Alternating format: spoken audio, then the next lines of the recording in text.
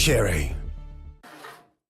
Exotic vibe like power, ons, wangi, tune, tiada, lawan, aura, boom, boom, boom, boom, boom. Beraksi dengan penuh keyakinan. Exotic vibe like power, ons, wangi, tune, tiada, lawan, aura, boom, boom, boom, boom, boom. Beraksi dengan penuh keyakinan. Find a really cheap Mobile Legend top-up but the diamond never come? Don't worry, Joydify is here. Your top-up? Dijamin instan. If we're late, you'll get a voucher. Want to get more? Want to grab 1,000 diamonds and get Mobile Legend skin like him? Log in on Joydify now and get a chance to try Joydify MPL Lucky Spin. What are you waiting for? Try the MPL Lucky Spin on Joydify now.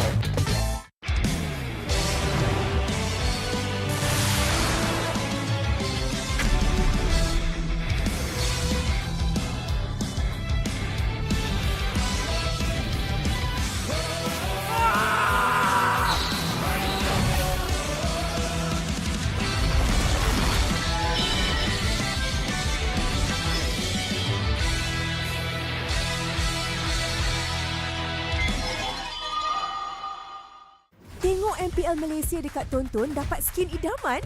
Stream MPL Malaysia musim ke-18 live ditonton mulai 14 Ogos sehingga 1 November ni boleh menang sampai 40,000 diamonds. Siapa nak bagi? Senang je. Stream perlawanan MPL Malaysia di live TV Tonton untuk mengumpul mata. Lagi lama korang tonton, lagi tinggi peluang untuk menang.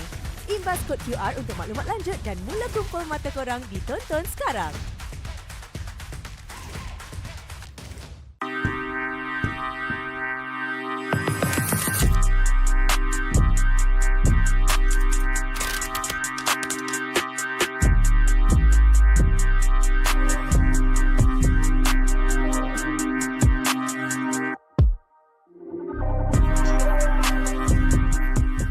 Hai guys, saya Sky. So hari ni saya nak tunjuk benda baru daripada MPL dekat korang. Which is satu features yang terbaru daripada website dorang. Kalau korang nak tahu sekarang korang boleh pilih untuk pembelian tiket. Tapi yang best sekali dia ada view. Contoh lah kalau korang nak beli tiket. Kalau korang scroll ke bawah sikit, korang akan nampak tau ada benda ni. Korang akan nampak bahagian 3D. So benda ni apa function dia guys? Korang boleh tengok POV daripada seat korang yang korang pilih. So kalau korang duduk belah kiri sangat, korang boleh nampak dekat mana screen tu, dekat mana stage tu, dekat mana players. Vibe cun tak cun dengan seat yang korang pilih. I think this is really a good improvement lah daripada MPL. So that bila korang beli, korang dapat kepuasan and then korang dapat juga keselesaan yang korang nak tu. So korang boleh pilih lah ikut cita rasa korang mana rabun dekat, rabun jauh ke apa. Senang korang nak pilih. So guys, tunggu apa lagi? Jangan lupa dapatkan tiket di bio MPL MY. Nak lebih power? Jom!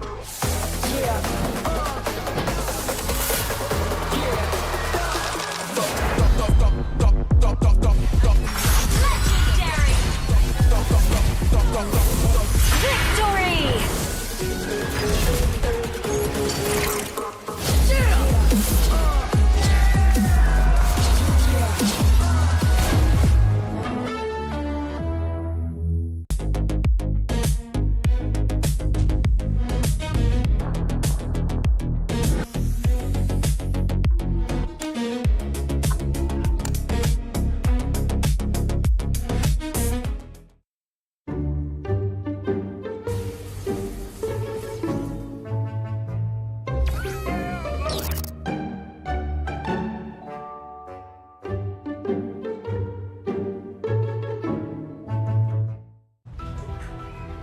Gunakan dunia digital anda di sini. Di Toda Academy, anak saya berpeluang untuk belajar dan eksplor minat dia. Akademi kami mencorak masa depan industri game. Di Toda Academy, saya boleh eksplor banyak ilmu baru. Yeah! Akademi kami merayakan juara e-sport masa harapan. Cipta impian anda bersama kami di Toda Academy. Cultured by Toda.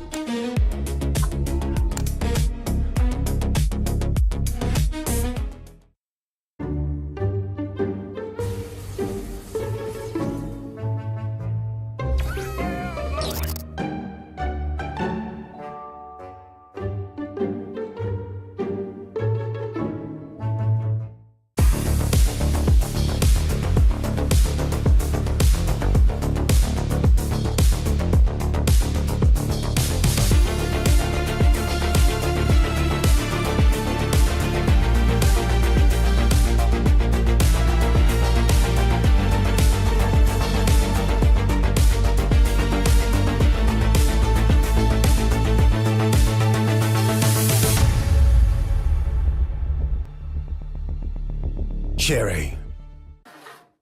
Exoki vibe like power on wangi June tiada lawan aura boom boom boom boom boom beraksi dengan penuh keyakinan.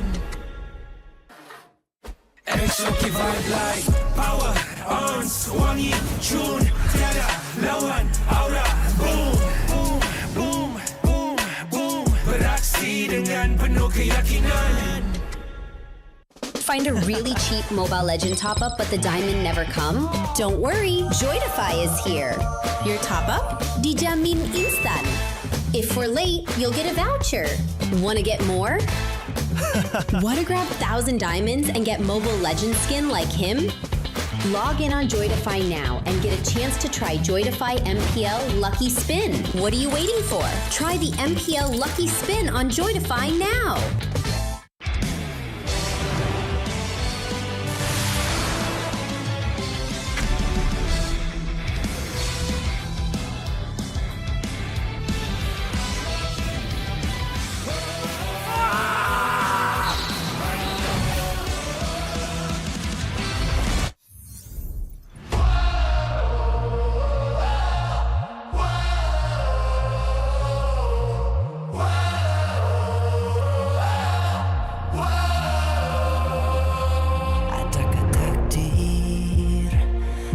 Ditelan air mata, selamanya ku takkan di bawah perjalananku sampai ke puncak. Dalam perjuangan, bila hati terang menyala, setiap luka jadi kekuatan, pengorbanan yang jauh ujungnya. Sudah tiba masanya melangkah takdir, jalan yang gentir ku tempuh. Bangkit bersama kita juara, membanggakan negara. Kita kawan pentas dunia, Wira Arena. Bangkit bersama kita juara, membanggakan negara. Kerana di ujung cerita pastinya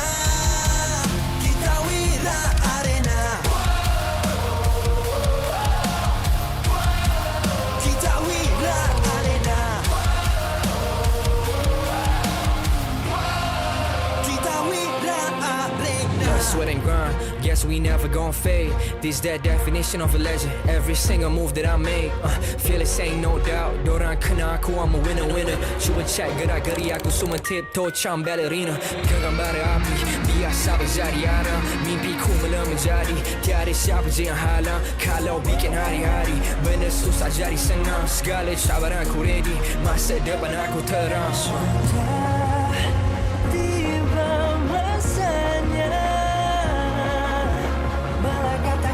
Jalan yang gentir ku tempuh. Bangkit bersama kita juara, membanggakan negara. Kita kawan pentas dunia, Wira Arena. Bangkit bersama kita juara, membanggakan negara. Kerana di ujung cerita pastinya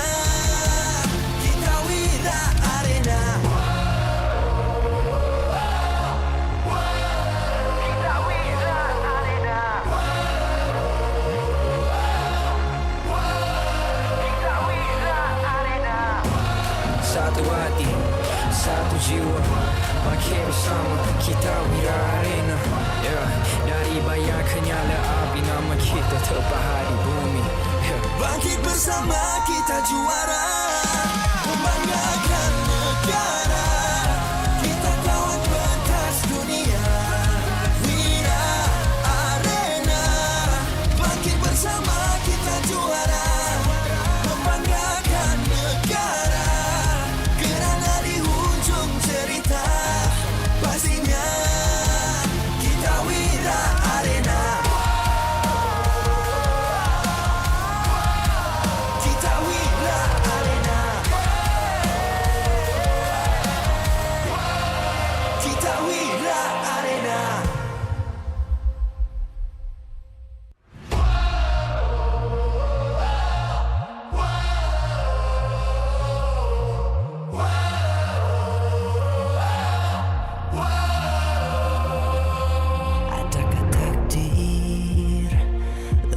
telan air mata. Selamanya ku takkan di bawah perjalananku sampai ke puncak. Dalam perjuangan, bila hati terang menyala, setiap luka jadi kekuatan, pengorbanan yang jauh ujungnya. Sudah tiba masanya melangkah takdir, jalan yang gentir ku tempuh. Bangkit bersama kita juara, membanggakan negara. Kita kawan pentas dunia, Wira Arena. Bangkit bersama kita juara, membanggakan negara. Kerana di hujung cerita, pastinya kita Wira Arena.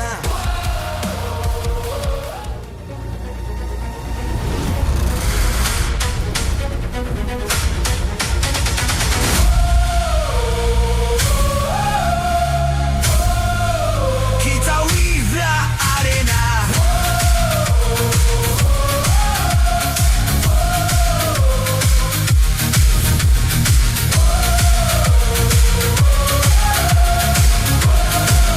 Kita Wira Arena.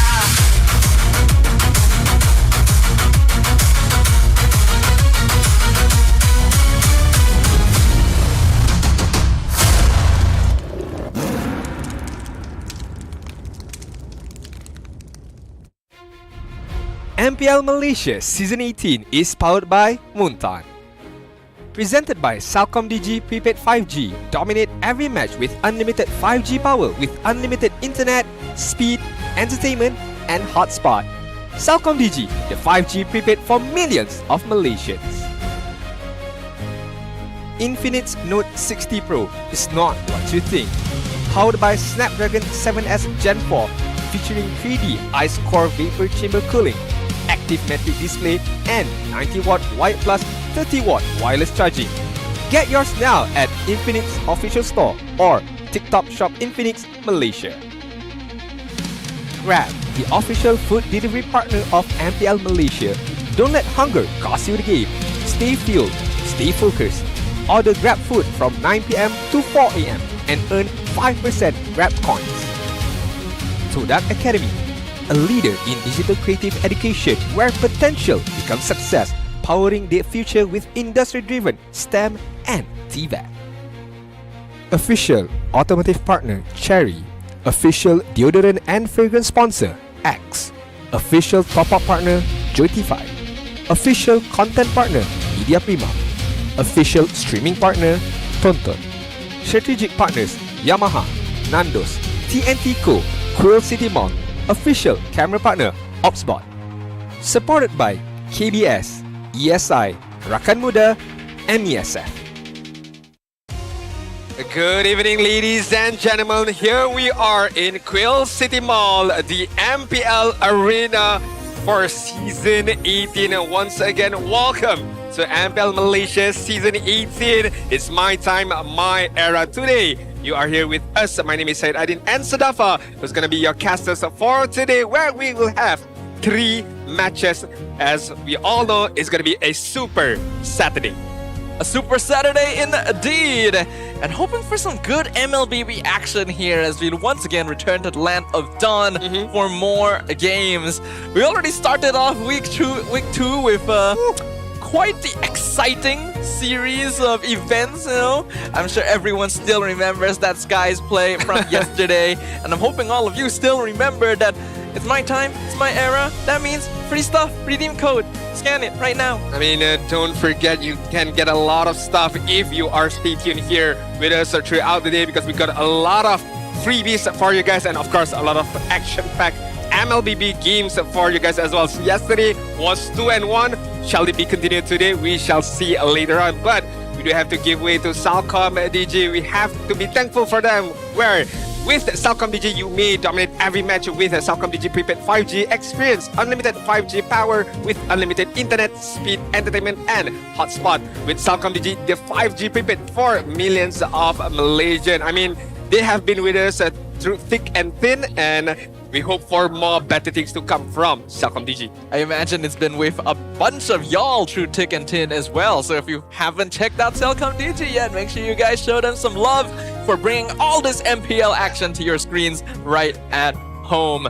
But this is going to be a fun one. We got 3 matches today. I think they're all pretty interesting. But our very first match, Team Rey versus Vamos. How do you feel about that? I mean, coming on from a loss yesterday for Team Vamos, where it was quite a thrilling match as well. It was not a one-sided of a loss. I would like to see them bounce back. And also, I would like to see them go again with the same kind of strike with this Hanzo pickup. I think like there is a potential to be explored there.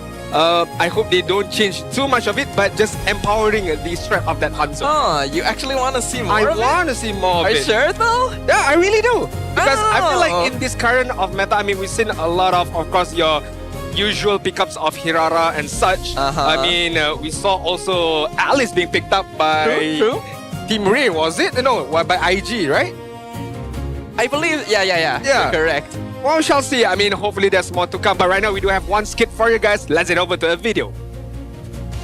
Semalam Vamos kalah kepada Invictus Gaming 2 berbalas 1 kena reverse sweep cuci habis. So kita hari ni logik lah kalau nak kena interview Mos, nak tanya dekat diorang sendiri apa yang dah berlaku sebenarnya semalam. Jom kita tengok sikit gaduh. Asal gaduh-gaduh pula ni? Bukan orang kawan baik ke? Jom tengok. Apa? Kau rasa inspiration? Mak Datuk tengah gaduh lah weh. Peliknya macam. Tengok balik. Nangis pula. Aneh-aneh diorang ni. Kenapa ni? Gaduh balik. Saya rasa cukuplah sampaikan sebab player e-sport ni susah sikit nak faham. Dah lah. Kita hantar balik lah masuk dekat dalam major caster. Pening. Wow. There you go. We got a sneak peek of what's going on in the player room. And it's like it's not so peaceful back there. Apart from the 2 members who are behind Siska and back there, just chilling looking at his phone. This is the day-to-day. This is normal, yo. Probably it happens in their gaming house as well. If both of these players fight, the others are just gonna chill. I mean, it will die out. They will cool down. They will be chill after the game has been commenced, most likely. I wonder if that's the case though. They really seem to be going at it over there. You can literally hear them from outside the player room. True. Koji couldn't even get an interview done. True. I mean, what's there to be blamed, right? I mean, if it was an experiment from Vamos yesterday, I feel like it's an experiment that can be continued on, but we shall see. Maybe a different kind of a lineup will be brought upon a Team Vamos, because we all know Arrow 44, the potential is definitely sky for that player right there. Assassin upon assassin has been used up, but we want to know what you guys think. Who do you think will win? Will it be the Team Rey or will it be the Vamos? Do cast your vote, and I'll hand it over to you. Who will take the victors today? I would say on paper it should be Vamos. Okay. They definitely have the experience, but you could tell that from yesterday. Their gameplay did leave a bit to be desired. You said earlier you wanted to see more Hanzo. Personally, I don't. Okay. I love seeing new heroes, niche picks. I didn't really see the Hanzo working yesterday, so I don't feel like they should go for it. Alright, we shall see. I mean, with the lineup of Team Rey, Clive, Nova Escova, Kim, Dolin, as well as Smooth, shall be the main 5 for Team Rey, who, if I'm not mistaken, have only played 1 game as of week number 2, and that was up against SRG. So their season actually starts as week number 2 right now. So actually, they did have a game before that. Oh, really? Yeah. They started, their first match was against RRQ Tora. Oh, my bad. So hopefully they can get some momentum going on as of week number 2, day number 2 right now. Team Rey definitely looking to be worthy challengers right now, because they're going to be facing off against our defending runner-ups, Team Vamos. We got Siska, Error 404, Kalkun, Zekeef, and Natko yesterday committing pretty notably to the Hanzo strategy. Today, will they try something different and bring it to the table? The only part where I don't like about the Hanzo maybe is because Error 44 is limited to the things that he can do, most likely. Maybe if it will be changed to something like a Hirara, a Harley, I feel like there's more playmaking abilities from the side of Arrow 404 can be done. So we shall see. We shall definitely see. I don't like the way he was looking at us there. Really? Yeah, that was a... man. I did not catch it. What's going on? Maybe it's best that you didn't, you know? Okay, alright. Y'all don't need to go back a few seconds to see. I mean, even if you can, you shouldn't. Yeah, definitely not. That was an error. Got it. It's gonna be very, very interesting, to be fair, to look at both of these teams gonna be battling it out. I'm predicting it's gonna be a 3 games. Feels like it's very gonna be quite close from the side of Team Rey as well as Vamos. I mean, both teams have something to prove to be able to start their season very, very well. But we shall discuss more when the draft commences. But right now, we're gonna head over to our main stage to introduce the side of Team Rey as well as Vamos. Let's go.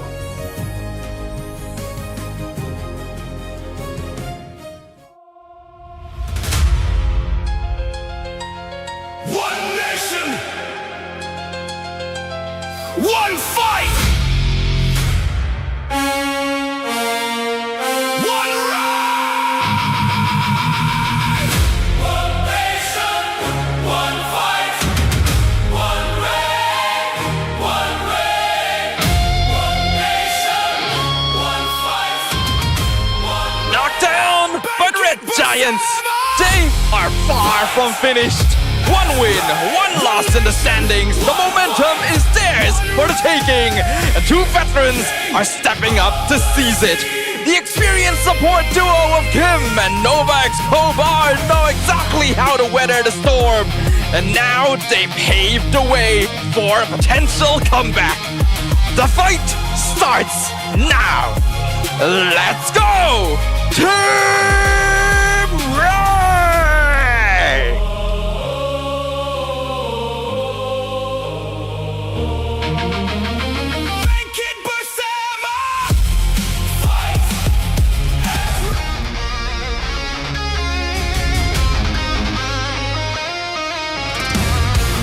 The last match did not go their way.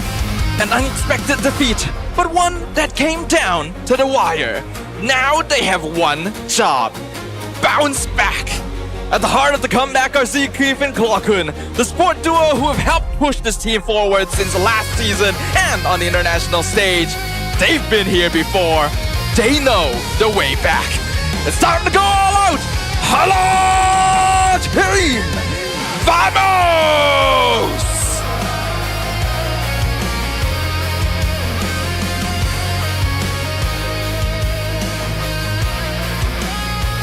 Next, we welcome the coaching staff of both teams, the masterminds behind every match. Joined by the League Ops Eric, who ensures every game runs fairly and smoothly. From the side of Team Rey is Saint Lucas as head coach, Zinhan as the assistant coach. Meanwhile, Vamos is going to be head coach of Valdo. Let's keep it going with the fist bumps between the teams. A true sign of professionalism. This is how we roll. This is the Malaysian sportsmanship. Both teams have something to prove. Both teams want to be able to bounce back in week number 2 and to improve their odds to make it off into playoffs. I know it's still early days, but hey, you cannot count anything out because every single point matters. Every single game is very much crucial. I'd say that week 2 has already given us some pretty surprising results, starting with IG being able to take down Vamos and then SRG is barely clawing their way through against BTR. Goes to show that the previous records in week 1 maybe not as reliable as we would have liked to think, and that's exactly what we hope for. But we did reach out to Dolan for a quote about no more overthinking. He said, "In our match against SRG, we got the timing of a lot of our team fights wrong. I also couldn't enter the fights because my teammates died while setting up. We were also training with a different meta, but we changed our game plan in game 2 and started overthinking the fanny pick. I hope that in this match, we can use the heroes we've already trained with in scrims." I like the point where he mentioned about, where is it? Okay, my teammates died while setting up. I feel like this issue happens a lot to not just Team Rey, to all of the teams here in MPLMY. When they are preparing for a team fight, Lord Dance, Turtle taking, objective taking, for instance, a lot of the players will die in the process of setting up, and that will definitely ruin the overall outcome of that particular team fight. So it's not just about being able to take the objective downs, be it your turtle, your turrets, or the lord, but it's also very much important to stay alive while setting up to not take a good amount of damage from the opponent's side. I mean, communication is important. We've already established that, and there have been some teams that have met their demise as a result of bad communication, where initiation happens too far apart, the follow-up is not there, or there's different thought processes happening. I do agree with Dolan's thought process. It definitely felt like Team Rey looked a little different when they were playing against SRG as compared to when they had a very comfortable victory against RRQ. It's obviously SRG, a much more difficult opponent, but it's good that he has a mature enough mindset to realize, like, okay, this is what went wrong, this is what needs fixing going forward. Now, what do you think about the current state of MLBB right now in terms of meta, right? Because a few seasons ago, we noticed a certain of a pattern for the side of the junglers, EXP, what kind of heroes are being used, and that is going to be translated into their scrim, so they know that, okay, we got to practice tank junglers, we got to practice damage dealing kind of EXP laners. But right now, with the ever-changing of meta, as we see in MPLPH, Atlas being brought upon on the EXP lane. Here in Malaysia, we brought back Alice into the jungle. How does this change the preparation of a team going week in, week out in terms of scrims? Personally, I think a big flaw that I'm seeing still in MPL Malaysia is just a lack of willingness to be creative in the draft. We're starting to see it a little bit again, like you mentioned with the Alice jungle. We saw Kaja being picked up as well, Eve returning, but not exactly going the way they expected. I feel like this meta still has secrets that we have yet to discover, and I just hope that someone here on home ground is able to pave that way forward, open some doors. Is it the unwillingness to be creative, or the scared of judgment from the netizen if something doesn't work out, if you bring up something very they're creative? Not scared of judgment. These teams have known it.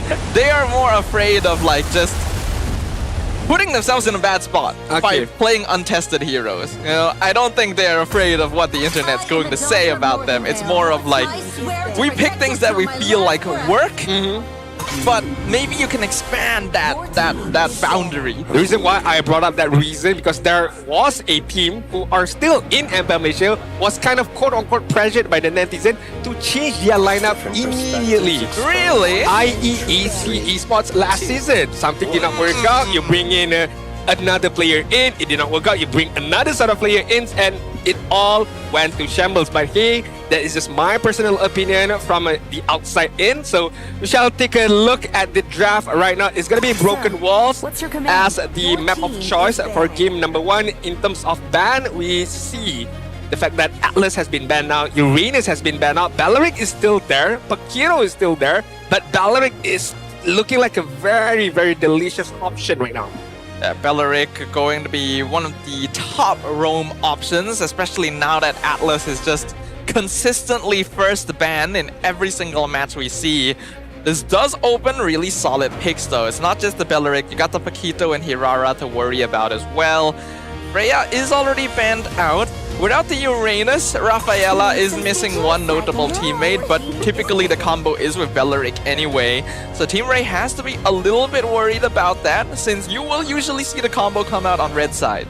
I feel like if Team Rey opt to go for the Balearic and Vamos answer with the Rafa +1, Rafa Pakiro maybe, or they go for the Hirara as well, not afraid of the crowd control from Balearic, I feel like it's still quite even Stevens. No definite advantage being given upon either Team Rey or Vamos. Really depends on the first choice right now, because it's well wide and open from the side of Team Rey, and the option to go for Barats as the first pick. So no Balearic, no Rafa for now. Barat so far has been a pretty consistent EXP lane pick, but can also be fairly divisive depending on who actually plays it.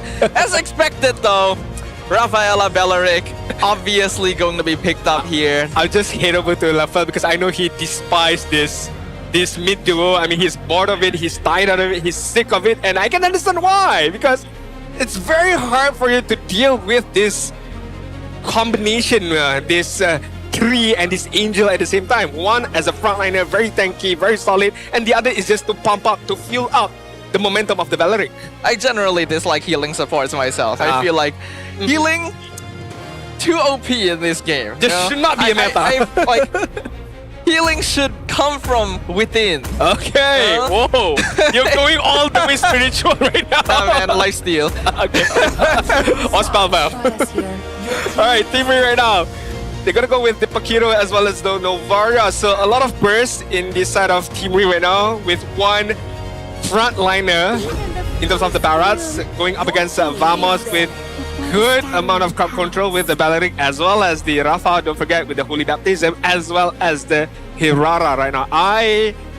In the first 3 picks, I'm leaning towards Vamos. I'm sorry, I know you dislike healing, but it's just, it ticks all the boxes right now. You got damage, you got crowd control, you got movement speed.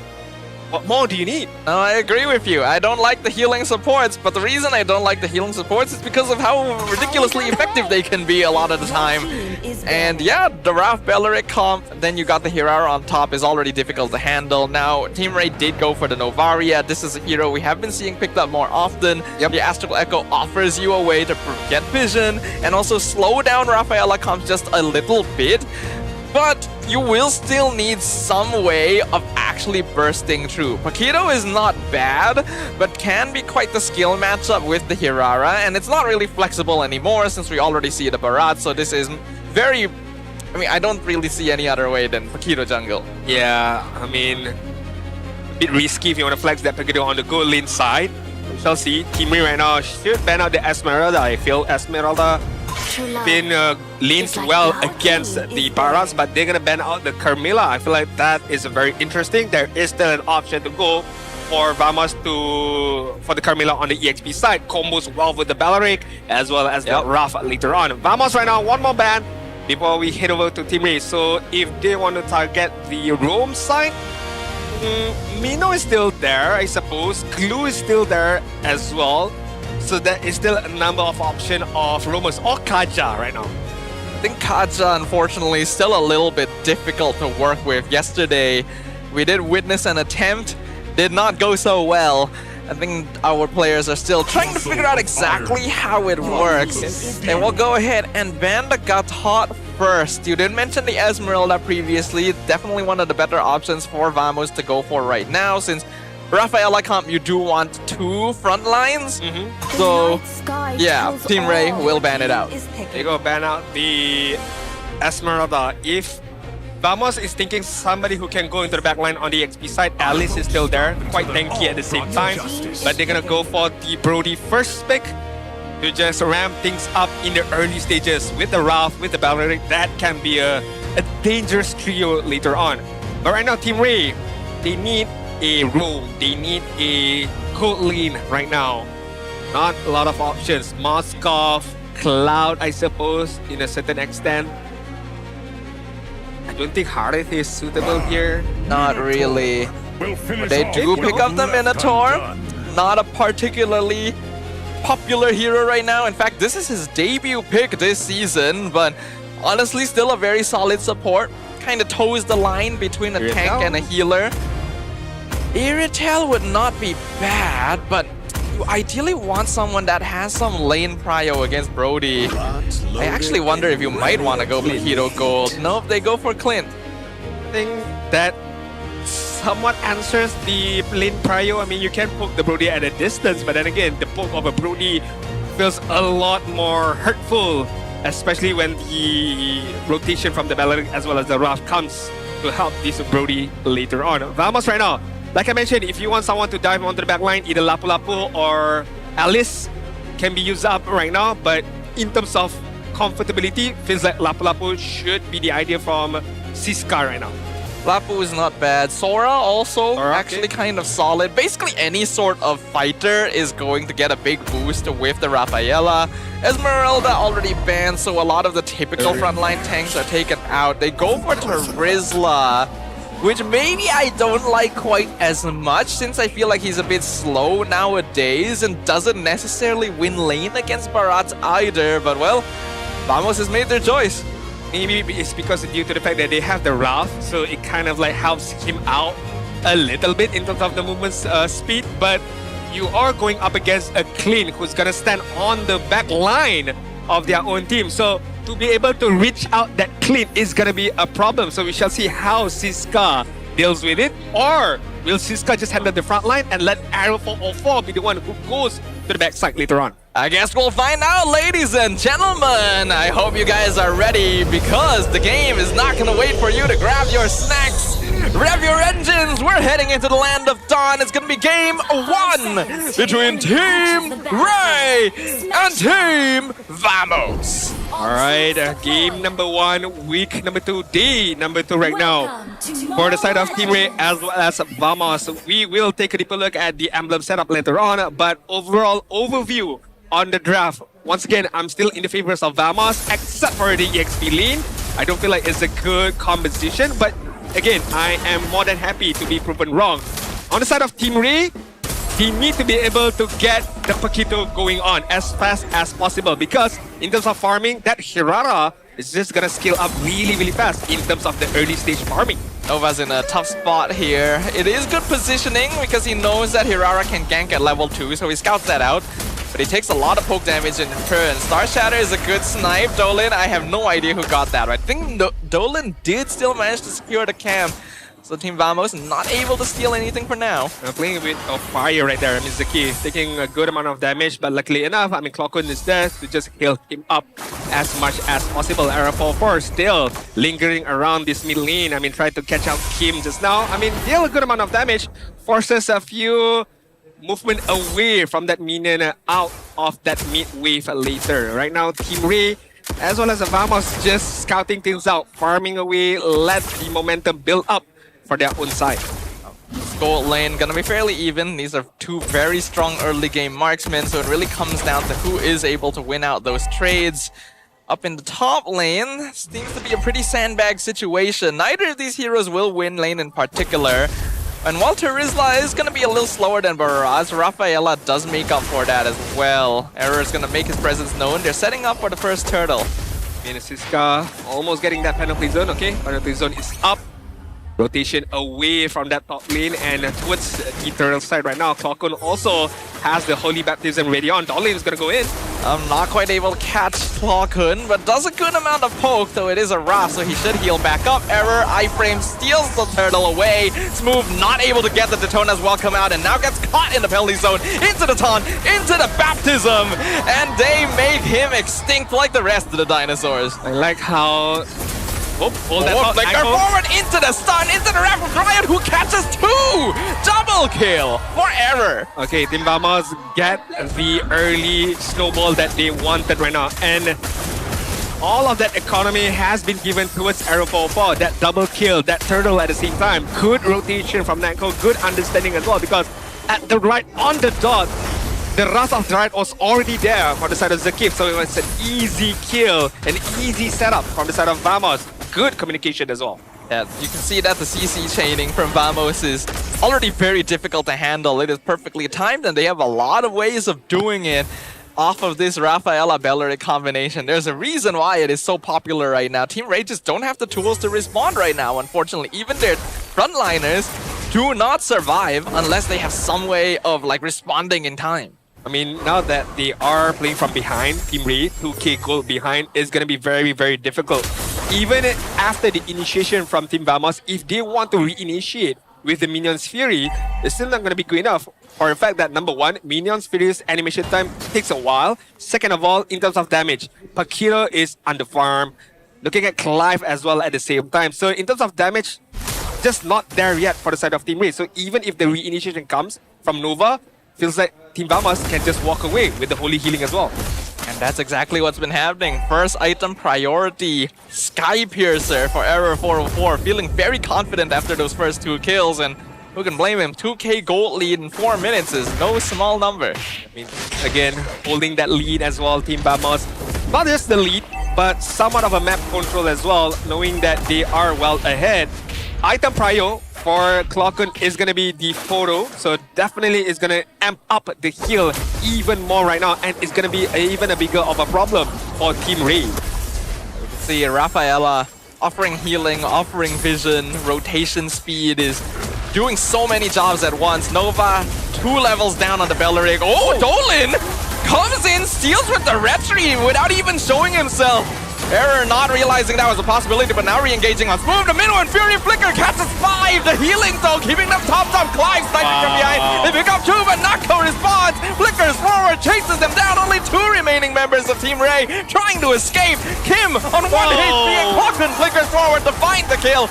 Clive, the only remaining member of Team Rey left standing, trying to hold on under the tower 1v4, but he cannot. Double kill for Clockhood. The Holy Healing, literally by its name. What a way for you to be able to save your teammates. And not just one, not just two, all of your teammates right there. Because honestly, it was a very good initiation from Nova Escobar. And like I mentioned, Team Rey would not have enough damage to kill Team Vamos off. Not with the Holy Healing plus the flash of the Oasis. That flicker for Kim still got killed by Clockun. Flicker forward. And then there was nothing can be done by Clive. Perfect execution from Vamos. I hate healers, man. Healers are so dumb, dude. You try to do so much hard work, doing all that damage, and then Clockun is just there and saying, how about no, you know? Yep. Like, how about all your hard work just doesn't mean anything in the end? And it's even made even worse by the fact that Team Rey is mostly skill-based DPS. Kim nearly died just from that poke. The goal lead is massive. What hurts the most is an AoE heal as well. So Team Rey cannot singly target anybody out because of the AoE heal coming in from Clockun. And right now, Team Rey are definitely in a desperate position. 8-0 up until 6-minute mark. There's nothing can be done on the side of Team Rey right now. I gotta be hypercritical of Smooth, missing out on multiples of Tetanus Welcome. This is a very, very unlikely of a Smooth, because if not, there are no other ways for Team Rey to be able to initiate a team fight, apart from, of course, your Minotaur. But then again, we saw what happened. The Holy Healing is the great counter to that Minion's Fury. Man, I'm gonna be honest with you. I feel like even if Smooth got a Daytona's Welcome, they ain't killing anybody. Unless they catch someone out of position, notably, I highly doubt Team Rey has the tools needed to actually execute people. They need to somehow find someone isolated, land the Star Shatter, insta-burst with either Dolan or Clive. Yep. And they gotta hope that Clockun's just not nearby enough, and he's not gonna be doing that. This is a rough comp. You're just going to be sticking together. Yeah. Unless the Tetanus Welcome hits Clockun, then maybe. I mean, there is a chance for you to do something about it. But then again, it's not going to be easy enough because you ought to face the Wrath of Dryad from Zakif. You also ought to face the penalty zone from Siska at the same time. Right now, the Star Shatter is not shattering anybody out. I mean, he's just shattering his own heart out from the side of Kim. Still needs a bit more item right now. Flicker Wrath of Dryad catches 3 into the baptism. 3-man taunt. The Midwind Fury comes out. Does catch 1. Daytona's Welcome. Spits them into the tower. This guy gonna get caught. Not enough healing this time. He finally goes down. The first kill for Team Rey all game. But Clockun just brings him right back. Ever actually goes back in for some poke. Vamos basically walk out with no casualties.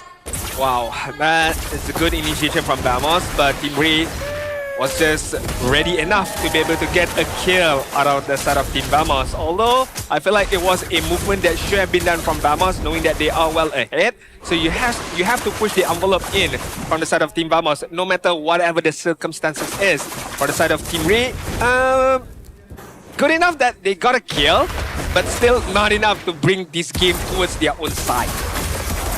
Things are tough.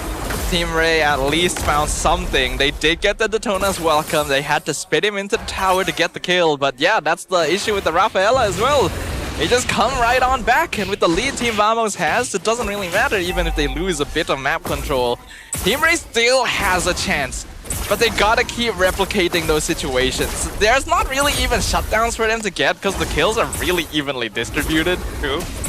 Plus, they would also have to sacrifice a lot of resources, especially on the side of the Barats. The Daytona's Welcome as well as the Flicker at the same time. So 2 big resources that you need to be able to sacrifice to be able to get one member of the side of Team Vamos. That also doesn't guarantee you the kill because the Holy Healing, the Wrath of Dryad, the Holy Baptism at the same time. So Team Rey, the odds are definitely against them right now. Now that the lot has been taken from the side of Vamos, what shall Team Rey do in terms of their defensive gameplay? I mean, I don't know, dude. What are they supposed to do? Like, what are your thoughts here? Is there comeback potential? It's very, very hard. Even with the Detona's Welcome, the Flicker, yes, they are able to get a member off from the side of Team Vamos, but that's not gonna be good enough. Unless with the initiation from the Detona's Welcome and Flicker, and then Vamos follow up with a blunder, then maybe. But then there is a big blunder from the side of Vamos, which I don't think will happen. You have to blunder pretty hard to... Well, they get the taunt for now. They're gonna focus on the mid tower. The minion wave is cleared up. So Vamos not able to take that yet, but the Lord is now gonna be pushing in. Dolan all the way shoved up on the top lane, trying to get some split push pressure done. Relieve some burden on the base. Lord will collide in. They do get the Tordona's Welcome on the Beleric. Spits him back. But Stiska jumps forward. Penalty zone zones them out. Midwind Fury comes out. Zkeep going to end up biting the dust. So Team Rey holds on for a little bit, but they'll still lose the tower. I think that's a good sacrifice from the side of Vamos. I mean, yes, the cave was the one who got swollen by the Barats, but he still managed to pop off the Wrath of Dryad. So showcasing that, even with the Detona's Welcome, it's still an ample of time for Zakif to pop off the Wrath of Dryad to be able to reinitiate back against Team Rey. But then again, Team Rey, that is the only option that they can do. It's gonna be the Detona's Welcome with Flicker, or the Detona's Welcome to just spit back towards his own teammate and to be able to kill the members of Team Vamos off. I don't see any other ways for Team Rey to be able to initiate a team fight. Because Nova have to keep his minions free to be able to re-engage back after the Wrath of Dryad has been used. So you cannot rely on minions free. Then you are only left with the Detona's Welcome. Team Rey may have to just try and turtle in their base at this point. They have a Novaria, so they can scout and poke from afar, but they're still pretty behind in gold. The Astral Echo will slow down this tower take attempt. And honestly, Team Rey is doing a good job of stopping the momentum right now. Team Vamos wants to end the game if possible, but it's gonna take him a little bit more time. They gotta wait for more Lords to come out, slowly take down the structures one by one. I mean, I do have to say, Kim's Star Shatter is definitely, hurting a little bit right now. I mean, hitting upon Clockon, I mean, almost half of his health was taken upon right there. Second Sky Piercer on Vamos. Because Arrow Alpha has one already? Yeah. Oh, okay. So just ensuring the kill will be registered upon Team Rey right now, because we know that counterpart memory, but hold that thought. There's the Astral Echo. They've already caught Smooth. I don't know if he got a Detona's Welcome, but Nova's gonna jump into the Tri-Brush. Midwind Fury only catches one. No casualties yet, but Team Rey has used too many resources. They gotta back off, and Arrow will secure the Lord. Now, not too sure about that Detona's Welcome from Smooth right there. I mean, yes, he did manage to gobble up someone, but spitting it out towards the side of Vamos, not towards the side of Team Rey. Maybe he knows that if I were to hit that target against my own team, it's not gonna be good enough in terms of killing that members off. So maybe it will help out Team Vamos later on. So it's looking a little bleak right now from the side of Team Rey, even with the Detona's Welcome being used from Smooth. This is giving me some PTSD from my ranked games. Healers, man. I hate him. Lord's crashing in bottom lane. No tower. But Team Rey doing a good job of clearing the other minion waves for now. Maybe they'll be able to stop this since it is still fairly early on. Only 13 minutes in. Vamos not able to find an entry point. More minion waves streaking in. Here's the conceal play. They might look for an engage. Penalty zone only finds Clive. He dashes out. Midwind Fury flickers forward. Stops them. Gets the two-man knockout into knockout strike with Wrath of Dryad. Locks them down. Here's the Tornapart memory doing great damage. Healing free for Nako. Dolan goes down, but Clive snipes Error 404 in return. Nako will pick off the top inhibitor. And looks like that's going to be all from Vamos. The fact that only Arrow 404 died in the initiation, where it could have been a lot more, just showcasing the immense power of this healing, right? It's only coming in from a Clockwood. So dumb, man. It's only coming in from the side of Wrath right now. Here's another Astral Echo. Oh, two-man missile knockback. Not bad, but Nova taking so much in return. Torn apart memory faces well. What?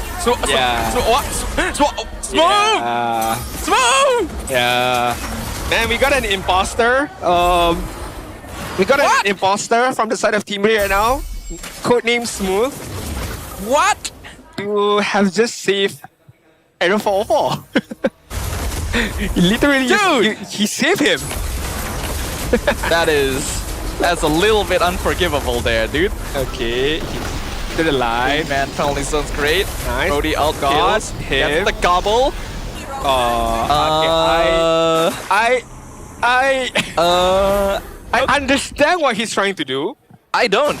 He wanted to he wanted to spit Arrow 4-4 into another member of VMS so that he gets that double stun off. Really? Yes, he did. Because there was another member, I'm not too sure who was it, but the distance was just too far apart. So far. The distance was so I get the idea, but the distance was too far apart. It was just be better for you to spin it backwards right there.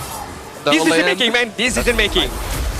Decision making is awful from Smooth right now. I feel like I need to see that again just to see how viable the spit back actually was, but that definitely could have been a much bigger W for Team Rey. A kill on error would have been huge. Yep. But Team Rey have still been able to hold pretty well. They've only got one tower left standing though, so they're not going to be able to keep doing that unless they get a notable lead. Star Shatter Snipe does half of Ever's HP, so that's a good start. I mean, definitely shattering the health of Arrow 4 right now, but honestly, he does not care that much because with the Holy Healing at the same time, right? So he can keep doing it over and over again. Just ought to be careful right now. Alright, Move's gonna eat the broccoli. He's gonna spit it against the wall. Siska jumps in, penalty zone misses. Move instantly explodes. Minu and Fury comes out. Dolan trying to punch them forward. Clive snipes down ZQ, but the taunt connects Dolan. He finds Claw. Good double kills just down to Pagino with the 1-2 and Clive with the double kill. Error 404. He sees the opening. He's gonna try and go for the base. He's got a minion wave. Can Error end? No! Kim with the sniper blast to the face. Is that it? Surely not, right? Is that enough? Be it, right? Is that GG? I mean, Clockwood has 20 more seconds. The King 60 more seconds. That's GG. That's it. That is literally it. There's no way Vamos can defend this. In a single play to turn around. 5 seconds until ZQ comes home, and I don't think it's gonna be soon enough. Team Rey have made the miracle happen. Wow. The comeback. Team Rey takes game 1. Wow. 1/3 of events right there. I have to give the flowers to Dolan right there. The fact that he understood Arrow 404 is going to go towards my backside, whoever is on the back line, be it Clive, be it Kim at the same time, but Dolan's focus was just straight on forward. I need to be able to kill off Crocod, I need to be able to kill off Nako, and he did that. He did that with whatever help from Smooth, I suppose. I mean, he did gobble up the tree, but it did not matter. I mean, the fact that Zakif did not manage to land the Wrath of Dryad against Dolan just gives the room for Dolan to go in and wreak havoc right there. Yeah, that actually was slightly messy from Vamos, to be honest. They spent their ultimates in wrong places, not hitting crucial targets. Dolan and Clive were both free to do as they wished, and once the Rafaela went down, the entire team comp falls apart. That's the thing about relying on these healing supports. You gotta get that CC, you gotta layer it correctly and burst. Team Rey, they held on. I thought it would take a few minutes longer. I thought like, okay, we gotta play until the 18-minute mark, get all of your items, then you can fight, right? But no, they found the opening. We have to take a look at that last fight later on. I will hope we can get to see it later on. But right now we gotta nominate our MVP for that game number 1. It should be Dolan, right? Yep, it's gonna be Dolan with the Pokiro, that winning place on the later stages, the later team fight, or the last team fight, to be honest. I gotta say, I was not expecting this. I think most of us weren't, and week 2 continues to be the gift that keeps on giving. Dolan, a deserved MVP just from his performance in that last fight alone. Once you're not caught by the Wrath of the Dryad, once you see the squishy targets isolated on their own, Paquito, there's a reason why this guy is still busted. I mean, just the amount of damage it's been dealt upon the enemy. Of course, the itemization as well, the War Axe, the Hunter Strike at the same time.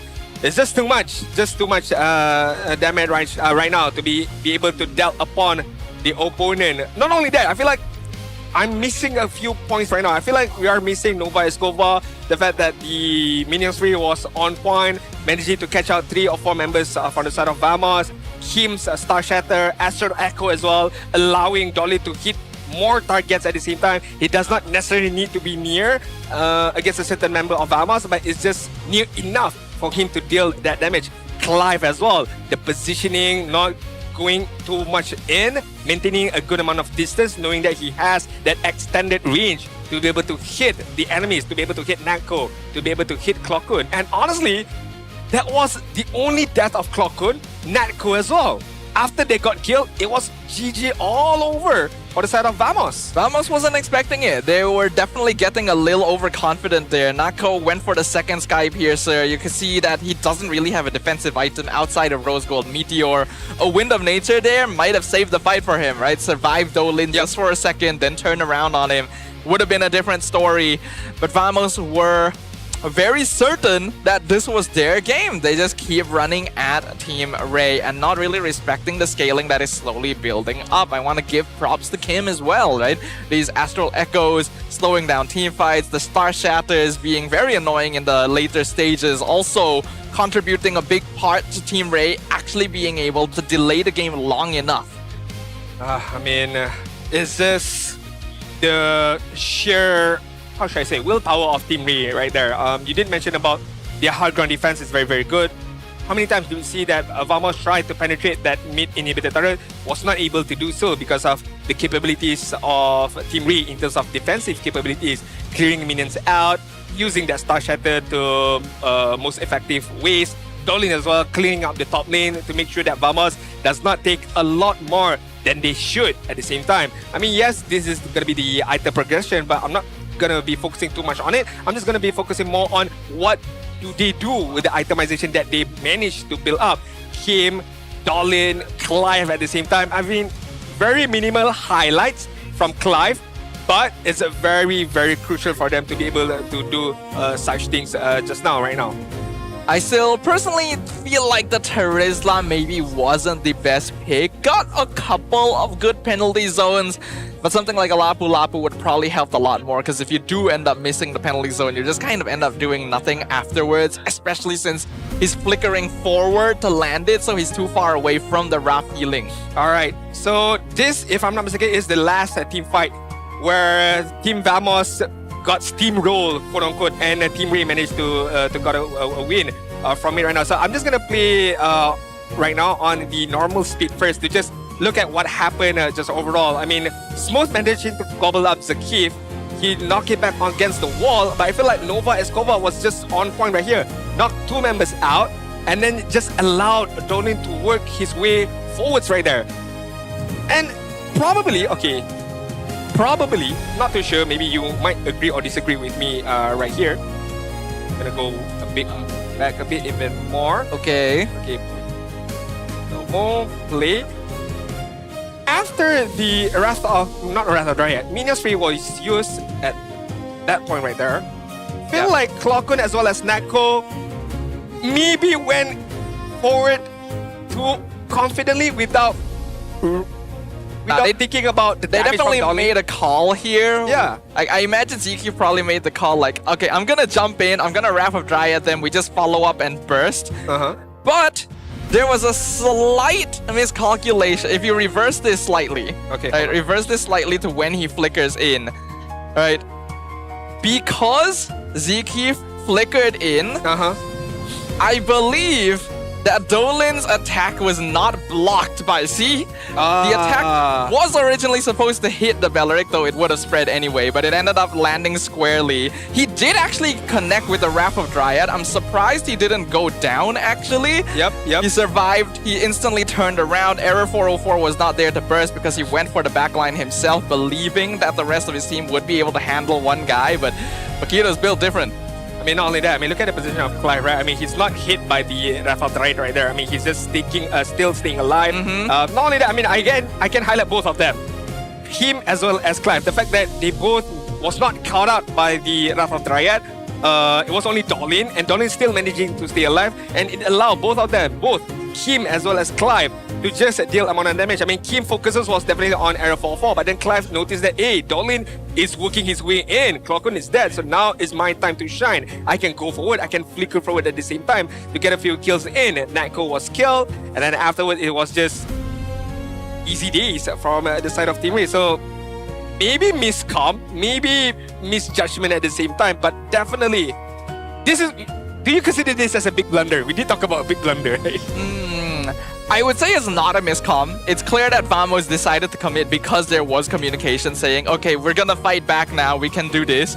It was definitely misjudgment of Dolin not realizing what he's capable of. Not to mention, Zyuki flickered forward to try and catch multiple people in the Wrath of Dryad, but ended up only hitting the Paquito.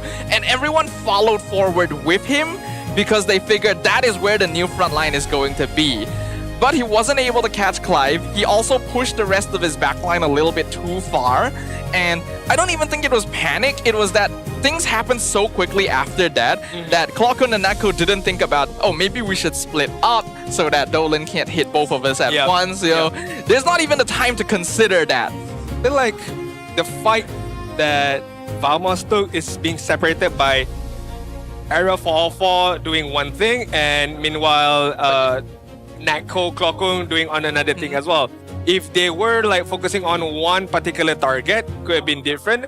But I can understand why the fight was being separated into two segments.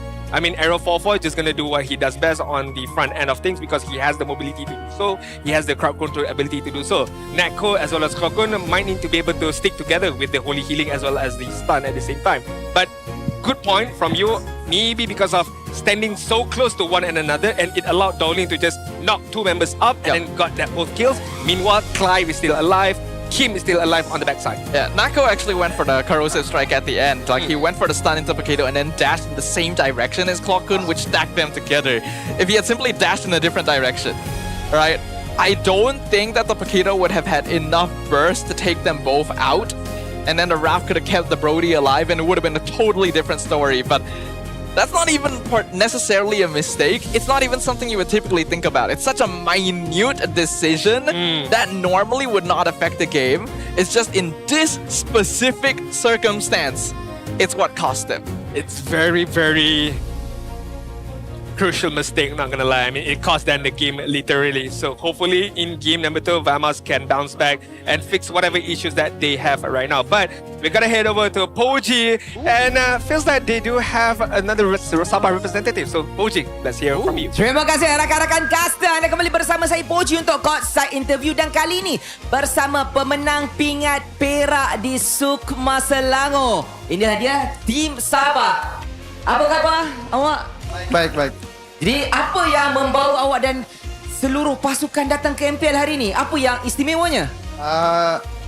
Si Yasin belanja. Kau tangan ni, confident. Si Yasin belanja tiket.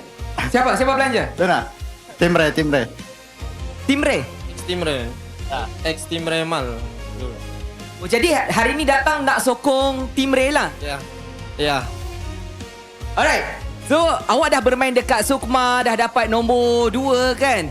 Jadi apa perasaannya? Macam berbakti untuk negeri tak? Rasanya happy ke macam mana? Jungler kita, Ken nama dia. Banggalah sebab dapat runner up kan. Sebab banyak haters tidak expect kami number 2. Kenapa ramai haters? Cuma boleh kongsi siapa haters? Di Sabah banyak haters kami. Kenapa Sabah banyak haters? Orang Sabah sendiri ke macam mana? Orang Sabah sendiri. Terlampau personal, saya tak campur. Itu kawan-kawan dia. Tapi untuk awak sendirilah, ini Rom, ini jungle dan rakan-rakan dia kan. Bila korang dah bermain dekat Sukma, korang dah dapat pingat perak kan. Ada tak macam long term punya plan macam nak pergi lebih jauh? Mungkin pergi ke MAL dulu, kemudian ke MPL atau bagaimana? Ada. Ken, panjang sikit. Saya nak jawapan panjang. Saya harap ada tim mau try out saya akan membuktikan. Okay, itu je. Sebab ramai, saya ini komen lah kita untuk netizen. Ramai cakap, oh Sabah ada sistem lah apa semua. Tapi awak buktikan negeri Sabah ni nombor 2 tau. Bolehlah, saya buktikan sudah. Kami nomor 2. Alright, ni bekas pemain Team Rey, mungkin ada apa-apa ucapan nak diberikan kepada peminat, penyokong bekas pasukan sendiri. Ada apa-apa tak nak cakap-cakap sikit? Terima kasih kepada semua yang sudah datang, sahabat-sahabat Team Rey. Datang. Okay, Ken, anything you want to say kepada semualah penyokong, mungkin peminat Sabah sendiri sebenarnya yang pernah sokong pasukan anda dekat tempat venue tu, dan hari ni awak datang membawa pingat perak, satu kejayaan yang memang patut dibanggakan. Thank you kepada support-support Sabah, haters, semua. Okay, thank you lah support kami. Itu je. Itu saja, diorang pun nak have fun sebenarnya kan, tapi kita pun nak enjoy lagi game yang seterusnya. Boleh ke Vamos comeback ataupun Team Rey akan tutup 2-0? Jom kembali ke Meja Caster. There you have it, is the Sabah representative for Sukma MLBB radar. I mean, a bit shy in front of camera, I suppose. I mean, maybe not familiar enough with the environment of MPL, but we do welcome them here. Maybe one day. Maybe one day, yeah. I mean, who knows? One of those players might be a part of MPL teams, because we all know that a few teams from MPL are starting their MAL academy team as well. I mean, for this season, SRG has their very own academy team in MAL, and I heard Gorgeous is in there as well. So who knows? Maybe those players right there could be the next future lineup for MPL, the teams. Got the new generation. The next generation. So we're already having quite the new generation this season, right? True. So maybe the ecosystem as a whole is starting to grow. But what about you guys? What was your answer to the fan talk zone? 72%. 72% voting for Vamos. Someone needs to tell production that that is not how high the bar should be at 72%. Yeah, are we going from left to right or right to left? Right? It doesn't matter if it's left to right, sir. That's too big. That's way too big. Okay, that 28% is like less than 10%, dude. It's okay. It's okay. It's all up to you guys to interpret. It's very subjective right now, but maths is not subjective. Maths is not subjective. And it's maths, an objective. Maths don't lie as well. Yeah. But these numbers, the fact that Team Rey won that game just now. That's true. That was not a not an objective result. Yeah, there you go. And it just showcased that, hey, MLBB cannot be predicted just like that based on stats, just based on so MLBB is not math. MLBB is not math. It's literature. It's literature, is it? I don't know. Is it history as well? I guess it has history. It has history. Everything has history. But it does not define who you are today or what's going to happen in the next game as well. It's theater. Oh, I like you're going absolute cinema. You are going to that literature theater pathway right there. I mean, they do have lore. They do have lore. There are some elements of literature right there, I suppose, in a way. I mean, imagine we get a new hero and he hits people with a book. We have? Do we have anyone that hits with a book? I mean, or like uses a book? Holding a book? I mean, there's a lot of people building enchanted talisman. That's a book. Holding a book? I feel like Estes holds a book. A scroll? It was a scroll. That's like an older book. I mean, he is old, right? I guess so. I hope so. I don't know the lore of Estes, but yep. It's time for Estes to retire. We don't need him in MLBB anymore. I mean, just because you hate healing meta, don't you go that extent to ban out Estes deserves it. Yeah, Estes? Yeah, you agreed with me. You agreed with me. I almost agree with him right there. But anyways, you ought to be very, very pleased with Infinix and Note 60 Pro right now. The new Note 60 Pro is here, and it's not what you think. Featuring the powerful Snapdragon 7S Gen 4 with a 3D Ice Core Vapor chamber cooling for smooth, lag-free team fights, and active matrix display for notification minigames and custom emojis. Plus, with a large battery, 90 wired and 30 wired wireless charging to keep you powered all day. And it's got a stylish design too, so it's definitely a phone you'll want to show off. So, if you're looking to elevate your MLBB experience, so you can get yours now at the Infinix official store or the TikTok shop Infinix Malaysia. Show them some love, because we are going to be jumping straight back into the Land of Dawn very, very soon. Game number 2. What are your expectations? Number 1, I would not like to be in the playroom of Vamos. Maybe it's time to ban Raf. Is it? It happened yesterday. Is it worth of a ban? Depends on whether you are on red or blue side. I feel so. Because if you are in red side... That's true. It's a little bit unfair which side you get, right? True. To make it fair, just ban Raf from the game. As well as Estes? Yeah, that too. Also Angela. No, I mean, okay, Estes is not a given. Estes is a bypass because we have not seen Estes for how many seasons, I feel like? Good. Alright. You are really that #1 healing hater right now. You are a HH. You are a healing hater right now. Why you hate healing so much, man? Come on. Everybody needs healing. Everyone needs healing, but you gotta find it yourself. Inner peace. Yeah, inner peace. Or, you know, War Axe. Okay, I do understand your favorite hero is Ruby. I mean, They pushed it, lifesteal. man. It's not the same anymore. Okay, fair enough. I have a lot of things to say. But we'll leave that for later. But hey, Ruby yesterday from Krem was intense. Okay, so... Yeah. It's just not the same though. Don't count her It's out different. as the ads. I would tell you about it, but then you would be as old as Estes. Okay. Expanded Rivers now, Sadafa is going to be the map of choice for game number 2. Vamos is going to be on the first pick side. I mean, they have banned out the Uranus as well as the Marcel, leaving out, once again, Pakiro, Baleric, Ra. But I don't think Ra will be banned out. I just have a feeling they won't ban it out. Because, again, Vamos have the capability to pick it and use it and maybe get a win out of it. They certainly do.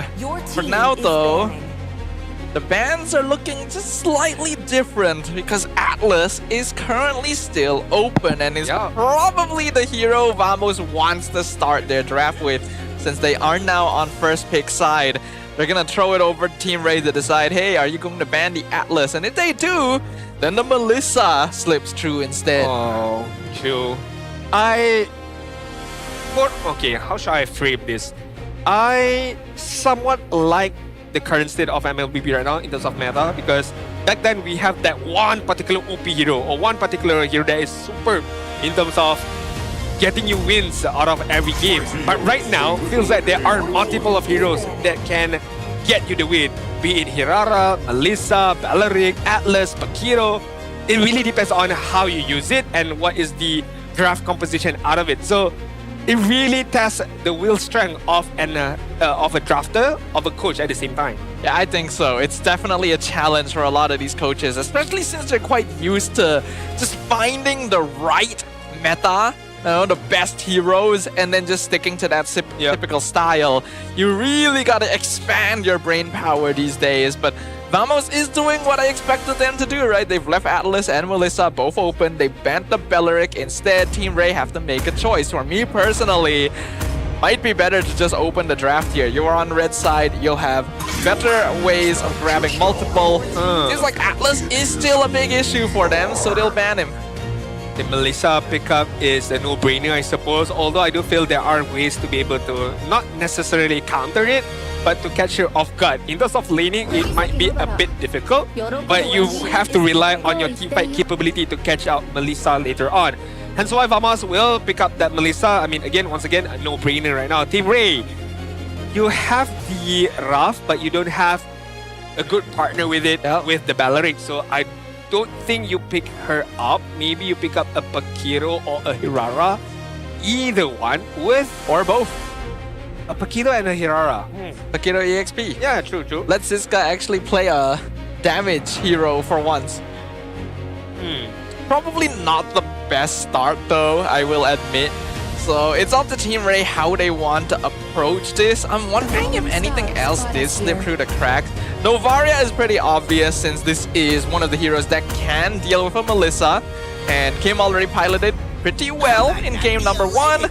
But they'll pair it with the Barats. You are still, quote-unquote, having the partner of a Raf with the Barats in a certain way. Maybe not the perfect partner like a Uranus or a Baleric, but still an option in the side of Team Rey. But Vamos right now, Lisa has been picked up. you want a front line that can, of course, absorb the damage. I'm kind of wondering if they might still be able to play a Raph comp actually. A Raph Carmilla. Oh. Carmilla EXP actually goes pretty well against Barats. We saw yesterday. I like the Carmilla, I really do. The Raph, not too sure.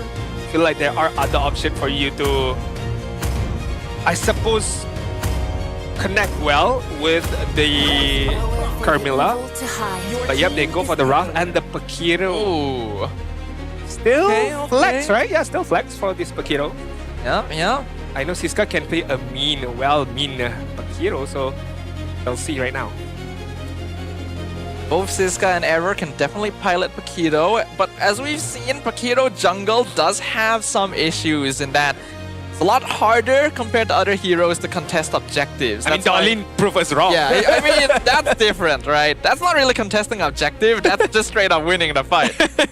I mean, he did stole the first turtle, right? Under the... He did, that was a definite misplay from Vamos. I think they didn't even realize he was there. True. Team Rey right now. What do you go for? A Carmilla, an Alice, maybe? Or do you want to go? I mean, but you need damage, I suppose, in a way. Moskov? The odds. Already? Yeah, already. Oh, okay. That makes sense. You go for Brody first, but it means that Hirara probably will get banned. Unless Vamos just feels particularly confident about playing against it. Team Rey going to be looking for their roam and jungle. In fact, both sides probably looking for jungle, unless again the Vakito gets flexed. I think for the side of Team Rey, they ought to ban out. They should ban Carmilla. And they will? Yeah, yep, they will. Good call from Yuda Sidafa. Vamos right now. In terms of Team Rey, they need another frontliner in a certain way. Gatot maybe can be banned out here, but Mino, similar somewhat of an idea, a frontline who has good amount of AoE as well as the healing capability as well. Team Rey. I would like to see a ban. Based on last game, maybe Terizla, but then again, based on Siska alone, maybe I think Lapo. ban Glue. Probably. Because you want your EXP lane to have priority, ideally. There's not a lot of heroes left that would give you an issue. Maybe, like we did see Hilda yesterday, actually. It's like your guess might be correct right there. But it's basically an EXP lane that will go good against Barat, so it's either like it's either Hilda, Glue, or Alice, I suppose. Vamos. I'm guessing a Gatot here. If not Gatot, what are the roamers can soak up damage as well as have a good amount of crowd control, or a single target ability and a high loss in a way? I mean, we haven't seen a high loss in a long time though, so I don't think so. Gatot does seem the most likely. Oh, they banned Matilda. They don't want the Matilda Barat's combo? Makes sense. Okay. Hirara is open for Dolin. If he wants to go for the assassin Hirara, if he wants to go for a fighter, we saw it yesterday. Leomon is still Depends viable. what they want to save for last. It's either you save Roam for last. If Matilda was still open, Team Rey could have considered saving Roam for last. Then it allows you to like pick up either a setter or a support tank, but they'll go for the safe option since Matilda is gone and save the jungle pick for last. Gatot Kacha has been picked up from the side of Team Rey, just in case of any single target ability from the side of Vamos. We're not too sure yet where this Raph might go. For all we know, she can go on the side of the roam, but we've seen a lot of mid Raph as of now. Also, the Pakito is still a lot of flexibility right now from the side of Vamos. If they want this Pakito to be on the jungle side, then for Siska, again, Lapu, please. It's not impossible for them to go Ling this game, actually. With Bellaric gone, there's not a lot of lockdown, and Ling is good at chasing Novaria, but it is still risky. You could go into like Nolan instead. The Glue will show up. This is one of the heroes I figured Rey should ban, but oh! Yeah, Esme. Esme as well, so it is indeed Pakito jungle. This is a very good front line from Vamos with the Esme as well as the Glue.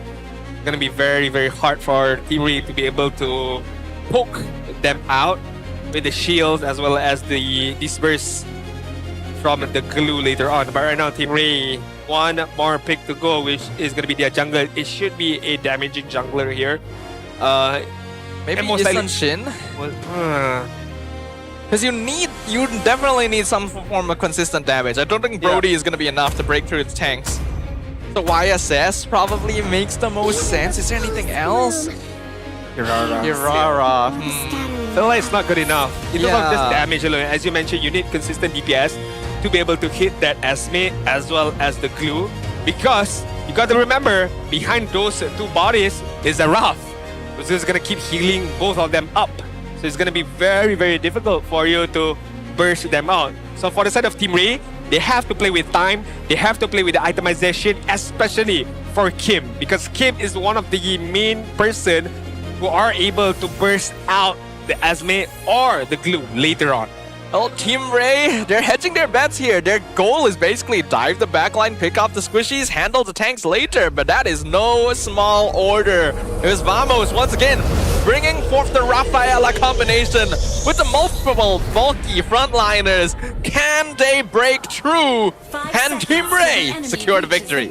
It's gonna be game number 2, ladies and gentlemen. And Team Rey has the upper hand right now. Won game number 1 on an incredible comeback from them. But right now, Vamos have vengeance to be settled against Team Rey. Should they be able to even things out, we shall go into game number 3 later on. On paper, Team Vamos definitely has the better lineup. I don't like healers, and I can admit this is a really good comp. Melissa is going to be able to shoot for free when you have this much bulk to play around with, and I'm not sure if Team Rey can very easily handle that. I mean, we did see the same thing for game number 1, but Team Rey proves wrong. Heal or no heal, it does not matter if you are able to pick and choose your target, as what they did in game number 1, where Krokun dies. Everything just collapsed for Team Vamos because you don't have the consistent sustain from the holy healing right now. Well, there's a revitalize into the snipe. There's actually a lot of damage. Error in the bad spot, but the healing comes through, and Dolan overcommits. First blood to Zekif, and they might find Nova as well. He cannot escape. Yeah, I mean, the mistake from Dolan right there. Thought he could get the kill, but miscalculate on the holy heal by Clockun to just let Arrow for afar stay alive, or just a little bit longer, and also allow him to get his first blood as well as Zekif gets another kill out of Team Rey. Still early days, still okay, not bad as of yet, but it can snowball out of control.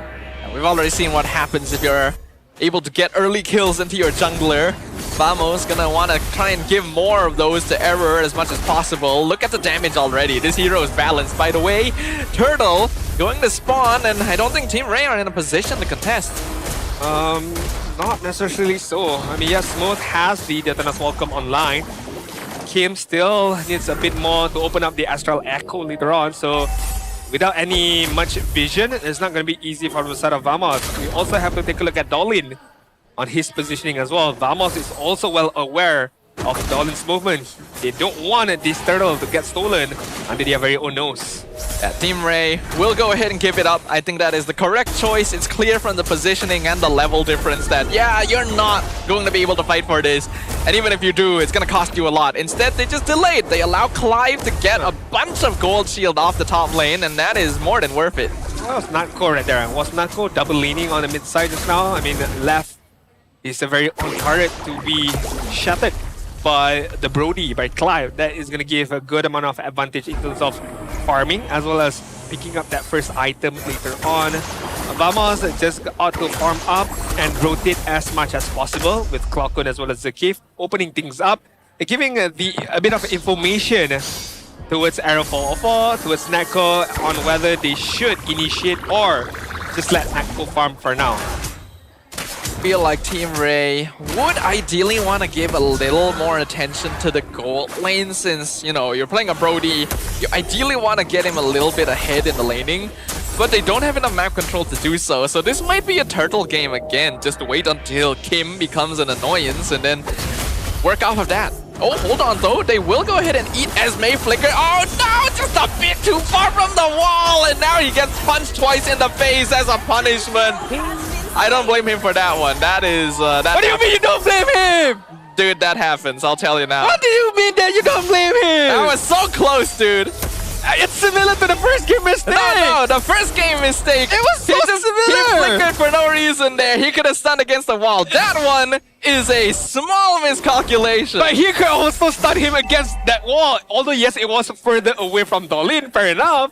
But still, if Esme was 1 pixel fatter, that would have worked. I don't blame him for that one. Golly, no, I blame him for all those reasons. Man, Smooth! Be better, Smooth! Come on! How many times shall we see this over and over again, Smooth? As a Barats player myself, this happens a lot more than you might think. I understand, but you are a professional player. You are getting paid, okay?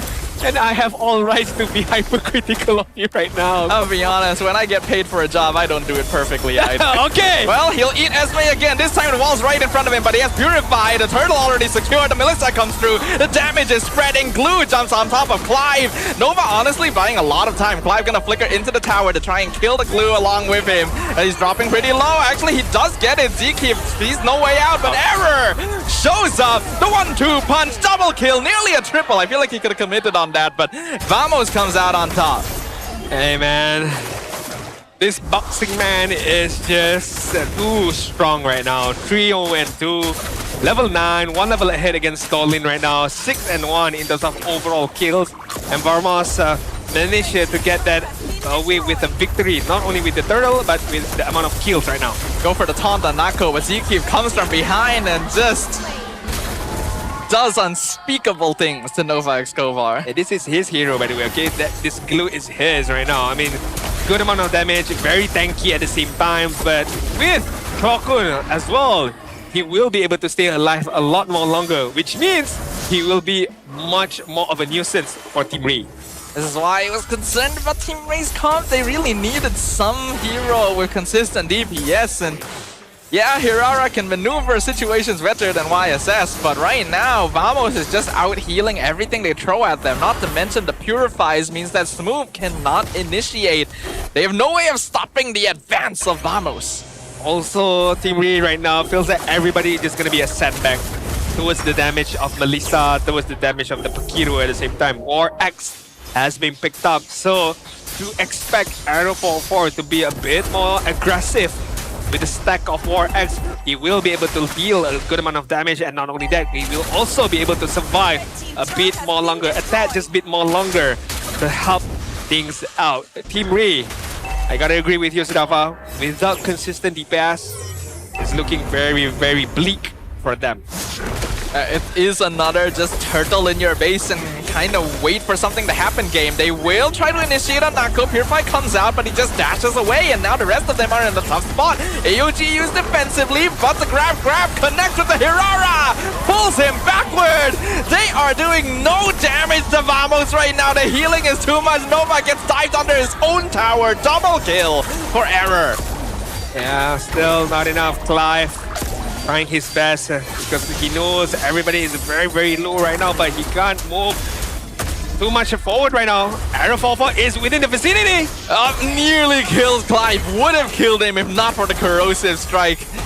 This is going from bad to worse. Another kill score similar to game 1, 10-1 right now.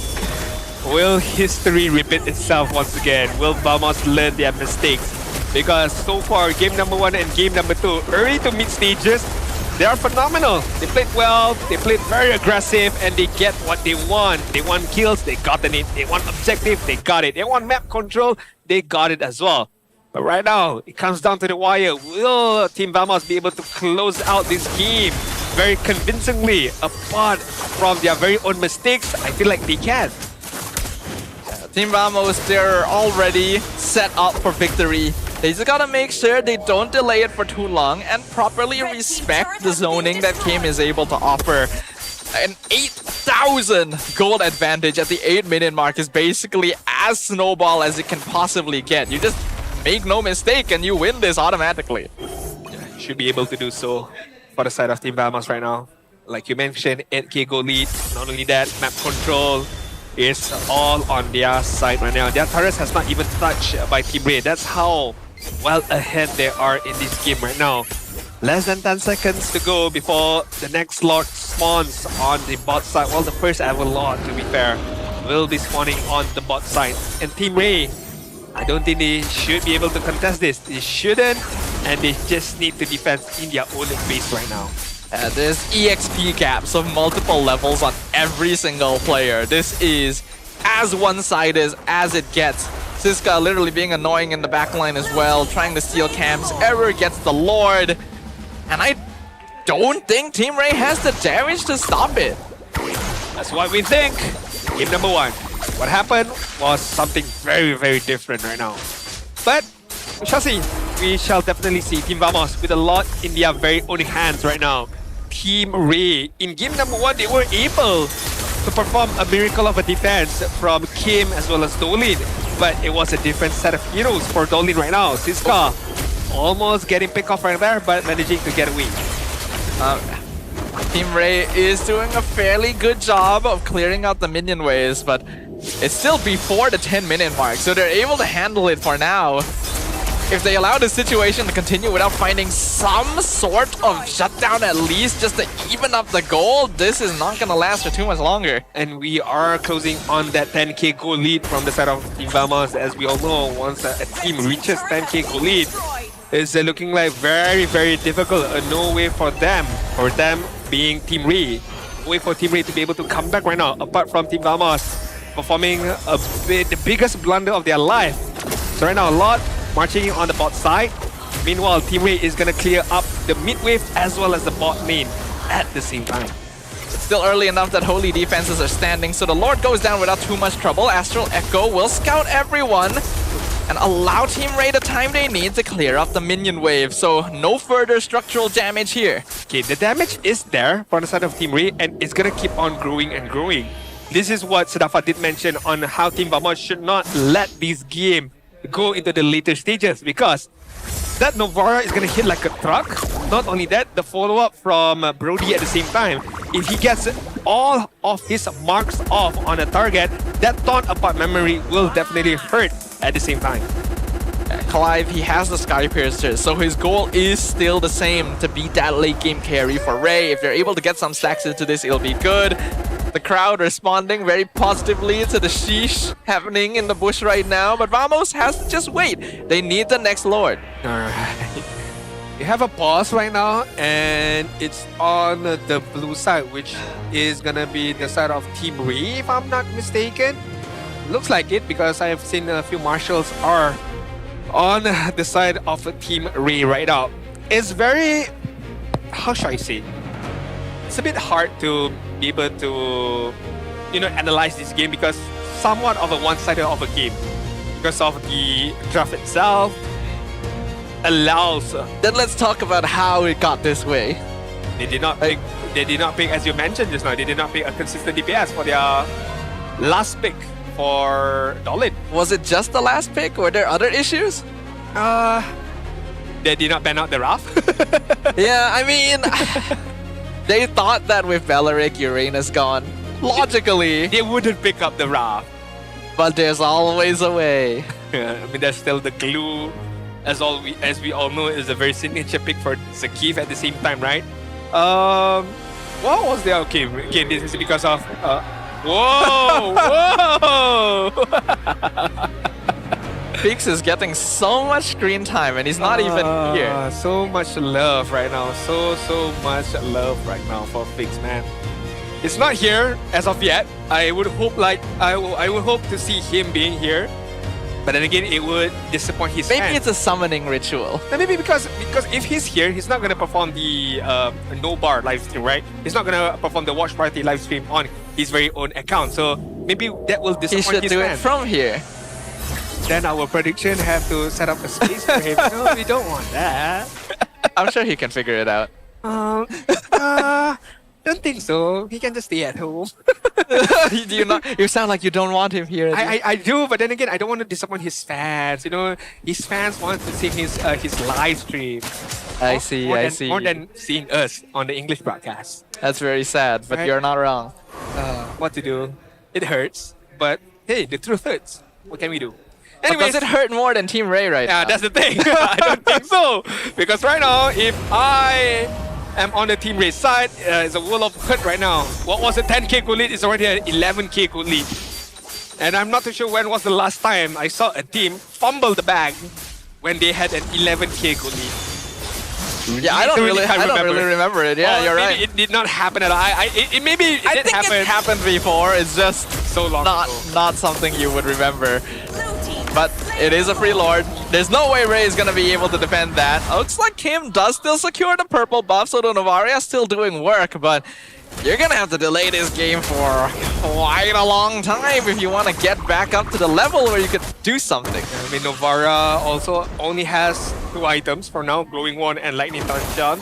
Still not good enough to be able to deal the insane amount of damage that Novara can do. Might need still that Holy Crystal, but still far, far away from completing that 3rd item. And I want to take a look at Darlin right now. It's more of a Wall Axe. He has the Malefic Roar. He has the Hunter Strike. Again, still not enough, because other than that, it's more of just controlling the team fight of the front lines of Nova Escova and Smooth. I'm kind of wondering if Clive should have skipped the Haas Claws and gone straight for damage, because at this point, sustain isn't going to help you too much. But that's a bit of a difficult decision to make. For now, the Lord will crash, the bottom inhibitor will go down, but the waves are not too perfectly synced. Perhaps Vamos is trying to play for the next wave setup. That does seem to be the case. The Lord will get taken out pretty simply. Team Rey has more than enough time to do that. Another set of minion waves will be pushing in now. They're still empowered, so they're difficult to handle, but Astral Echo is a good tool. They will stun Smooth! And Glockun lands the final hit. No front line left. Dolan goes in to clear the minion wave. Has to back off because of the poke. Flicker from Kim as well. Torn Apart Memory literally does nothing. It's just tickling Team Vamos. But Team Rey, their goal now is just to hold back the minion wave. And they're doing that admirably. Very, very unfortunate for Team Rey right there, because I saw the consistent damage from Kim as well as Clive was giving a hard time against a Natko, against Siska at the same time. But it was very unfortunate that Smooth was taken out, because I feel like Smooth could have gotten for that Dentonus Welcome out of nowhere. But hey, the damage is just too much from the side of Team Vamos right now. 14k gold lead. Let me repeat, 14-1-4. It's been a while since we've seen a number like this. My god. Talking about rich. But on another hand, a reason why we haven't seen a number like this in a while is because nowadays, if you're already like 8k in the lead, you can usually end the game. Yep. The fact that Vamos has not been able to close this out yet is also a concern. I feel like recently we've been seeing Vamos have slight issues with actually closing games out. Very, very much true right now.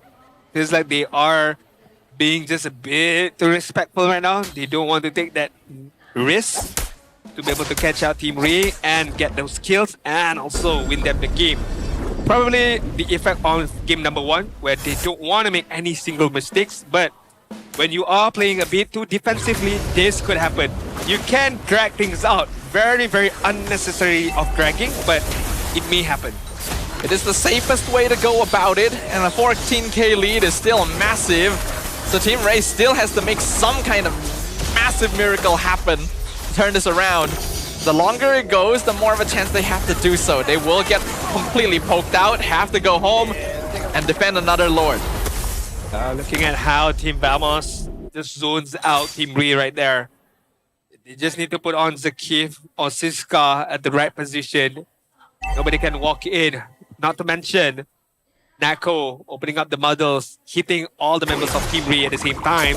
So Team Rey, if they want to go in, they can't go in as a team. They need to be able to pick someone off, but right now, Team Vamos also understands that. Hence why they are not splitting up. I mean, why should you split up? The fact that you have a raft, you should play together. Even so.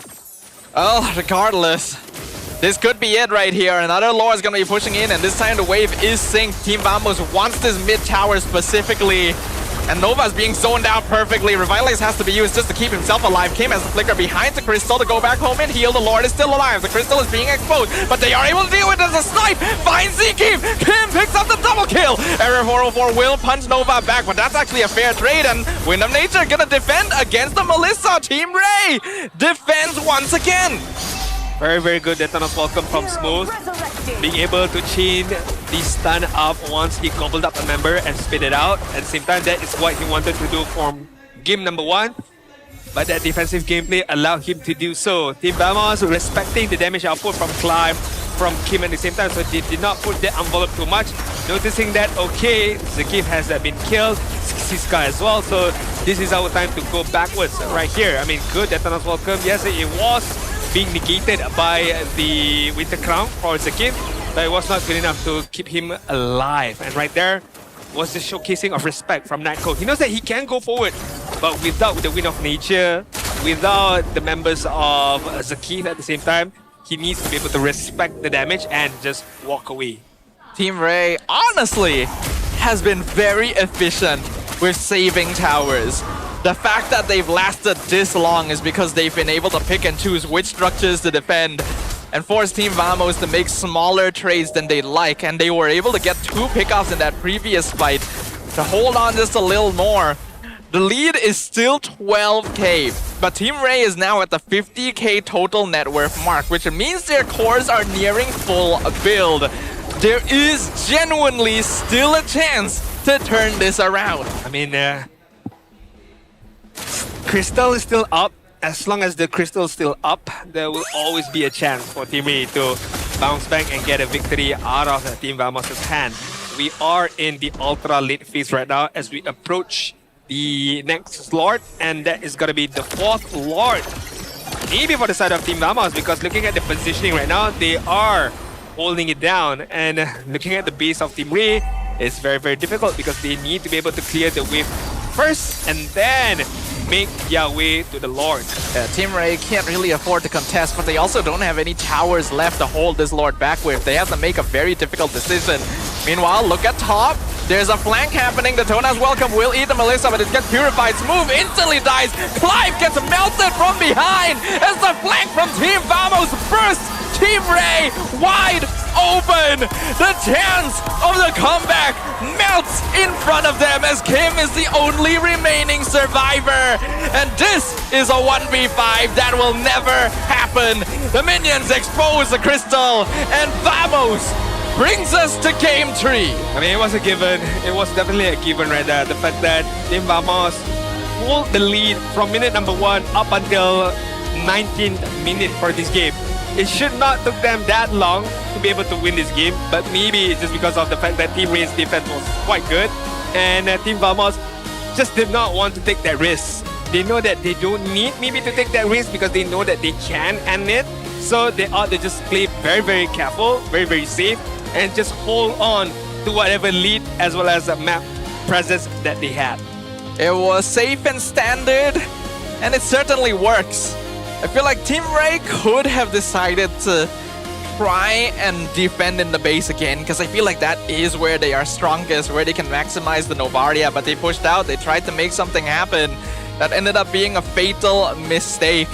Team Vamos back on the board, and now game 3 will be where it is all decided. It's like Team Vamos could have ended at 2-0, especially on that game 1. Mistakes happen and they bounce back in game number 2. As expected, to be honest, with the draft that they've gotten, that had given themselves, and just the amount of lead that they had. Again, from minute number 1 up until the end. What was a 10k goal lead became an 11k, became a 13k. What was a 1 kill lead became a 10, up until 1 or up against 1 kill from the side of Team Rey right there. So we're gonna see who's getting the MVP for Team Vamos. It looks like it is our very own Error 404 as the MVP today. 2 games in a row now, Paquito MVP. Perhaps this hero deserves a little more respect in the draft. Definitely. I mean, the obscure flexibility of Paquito as well. Being able to go to the EXP side, jungle side, and somewhat of a gold laner as well gives a lot more room for that team to play with. That is just about the lane presence. We talk about the hero himself. you can use your combo to get a kill. You can use your combo to get away from danger at the same time. Amount of sustainability that you have with the Queen's Wings as well, with the War Axe at the same time, gives you a good amount of time to just absorb all the damage, and it allows your team member to follow things up. But if you want your Paquito to single-handedly handle everybody, that can be done also, which has been showcased by Dolin in the last game from the side of Team Rey. Paquito is one of my favorite heroes in the game, and even I can admit he is way too strong right now, and that's by himself. Now he's being powered up by a Rafaela on top of it. Fighters love healers, and Vamos are able to make use of that. The Glue and the Esme perfectly fill in the slots that would typically be fulfilled by a Belleric, and Team Rey unfortunately just don't have enough damage to handle it. We already disagreed with the Hirara last pick, that picking up Brody into Melissa is also very risky since that's not really a winning lane. Yeah, I mean, it's very, very hard because you need to have the distance to be able to poke out the Melissa. But at the same time, you also need a hero to be able to back away if danger comes. And I feel like Brody maybe was the idea for them because Brody has a good amount of range, as well as if they are snowballing ahead, Brody can instantly take turrets out of the game. But that did not happen at all. I mean, if we take a look at the gold graph and the XP graph at the same time, it's going to be Team Vamos all the way from minute number 1 up until the end. There was not a single moment in this game where Team Rey managed to bring back, to crawl that graph towards their own side. They really needed to make something happen early with the Hirara-Brody combo, and if they're not able to do that, then there's really no opening. There's no timeline for you, because the moment the Rafaela comes online, the moment they start rotating, the moment the flash becomes available, you are not killing anybody. And unfortunately, Team Rey did not try to make that initiative, or in this case, couldn't really even attempt it in the first place. So they had to turtle, they had to play it safe, and admittedly, they did a great job of delaying the game, but that's all they could really do. I think it really boils down to the draft also at the same time, right? You did mention about, okay, picking up the Brody, facing off the Melissa, maybe not a good choice. The fact that the opponent has a Paquito who has the mobility very, very fast, and then how Vamos wrap things up with a Glue as well. And right now, we gotta take a look at the draft. The first pickup from the side of Team Vamos because of the bans that they did, and Stafa did mention this out because Atlas has been banned out from the side of Team Rey, as long as the Uranus as well as the Fanny, and it allowed Vamos to oppose the question of, are you gonna ban out the Atlas or are you gonna ban out the Melissa? They made a choice. We ban out the Atlas, and then they gave in a clear-cut choice for the side of Vamos to pick up the Melissa. This is a very winning matchup in terms of draft alone itself. And then they follow it up with maybe the fact that Uranus is no longer here. Also, the Atlas is no longer here. Maybe there is no way for you to pick up the Raph. So, Raph is not a big of any issue. But hey, who ever thought Raph is still viable to be picked up for the side of Team Vamos, because you can still pair it up with any single frontliner, and they pair up with a Glue as well as an Esme, because they themselves alone is very hard enough to kill if you don't have any single consistent DPS, where the side of Team Rey does not had any particular single target DPS that is consistent enough. +1 with the Raph is going to be a hell of a battle right there. Yeah, this is a little bit confusing to look at because it's supposed to be swap. Vamos had first pick, true. Team Rey had second. But yeah, as you pointed out, most of the things I do agree with, right? The Melissa was the opening, and then Team Rey had a chance to respawn, but personally I don't really like the opening they went for. The Barat is already proven to be a little bit inconsistent, and you open up the risk of a Carmilla being picked up. The Rafaela is still open too, so if that had happened instead, I feel like Vamos would still be in a good spot. There's so many ways of handling it. Novaria makes sense on paper to handle Melissa because they started with Novaria Barats. And it works on paper, but then you don't have that mid lane flexibility anymore, and it's not really able to handle other hero picks like the Rafaela, the Eudora in some cases. I feel like you could have grabbed the Paquito first. You could have left the mid lane a little bit later, right? Commit to maybe a safer gold lane pickup. You could have gone Clint, honestly. It would have been a slightly better matchup, or just play for late game instead. The mid lane could have been something like a Selena or Farsa, even if Novaria gets banned. So I don't feel like you needed to be forced to go into that. And then, like I already mentioned, the Hirara last pick already was something we didn't really agree with. True, because they pick up the Baras as well as the Novara first, and then they follow up with a Brody, if I'm not mistaken, before we move on to the second banning phase. And then after the phase ended, they follow up with a Gatot and then the last pick of the Hirara. So maybe that last pick could have been, you did mention about this hero, right? You did mention about the YSS. Could have been better, most likely, because there were instances in that team fight where everybody was very, very much low on health. And with the YSS, with the Traceless, with the Retribution spell as well, I feel like he could have gotten a few kills very much easily. Not to mention with the Mountain Shocker as well. Having Mountain Shocker to give vision would have helped a lot, but I will be honest, really, even YSS wouldn't have been the perfect solution. True. By the time that Team Rey got to that last pick, I think the game was already like 50% over, because there's no real good answer for handling this kind of lineup, right? YSS is just the best option you've got. Yeah, sure. Very, very much sure. I feel like the draft from Vamos, in terms of the banning phase, was very, very good enough, because it poses the question of Atlas or Melissa, and they pick the choice already. This is the first, let's go on a normal speed to see, just look out on one, but this is the first team fight for the first turtle, right? Yep. The first turtle setup was perfectly done by the side of Vamos. This was, nothing much can be done here, to be honest. Yeah. From the side of Team Rey, because again, they are not in the best position to do anything about it. Not only that, Kim does not have level 4 as of yet. Nova, of course, is going to be very, very hard. So you can only rely on either Smooth or Donnie to do something about it. But even so, they don't have necessarily vision, right? They can't really see what's going on here. I mean, you can probably see Siska here. So who's the target for the Baras? Are you going to go for Flogun? Are you going to go for Zakid? I mean, yes, you do have the Flicker, but then again, you are risking a lot of resources to be able to do so. You can see just from the hesitance in positioning, Team Rey also understands it. There's no real angle you can attack from, and Error hasn't even shown himself yet. No information on this because Nova is at half HP. He can't scout. He can't provide information. We've established at this point that Barats is not a good main tank. What? He's a secondary initiator. Not only that, I mean, Vamos even can collapse here. I mean, Siska can go for in the Fallen Star Moon. Can be followed up by Klokun's Holy Baptism. And maybe once a skirmish starts over here, Klokun can, Aaron Fofo can look for something over here. Or even over here at the same time. So this is just a prime position of Vamos to take advantage, but they did not, because they know, hey, we are not the ones who want to team fight. We just want this. But if we can get a few kills, hey, we are happy to do so. It's also just way too direct. Right? They're attempting to fight the turtle on equal terms when they clearly don't have the way of handling that equal terms. Yep. Why not play for the river instead?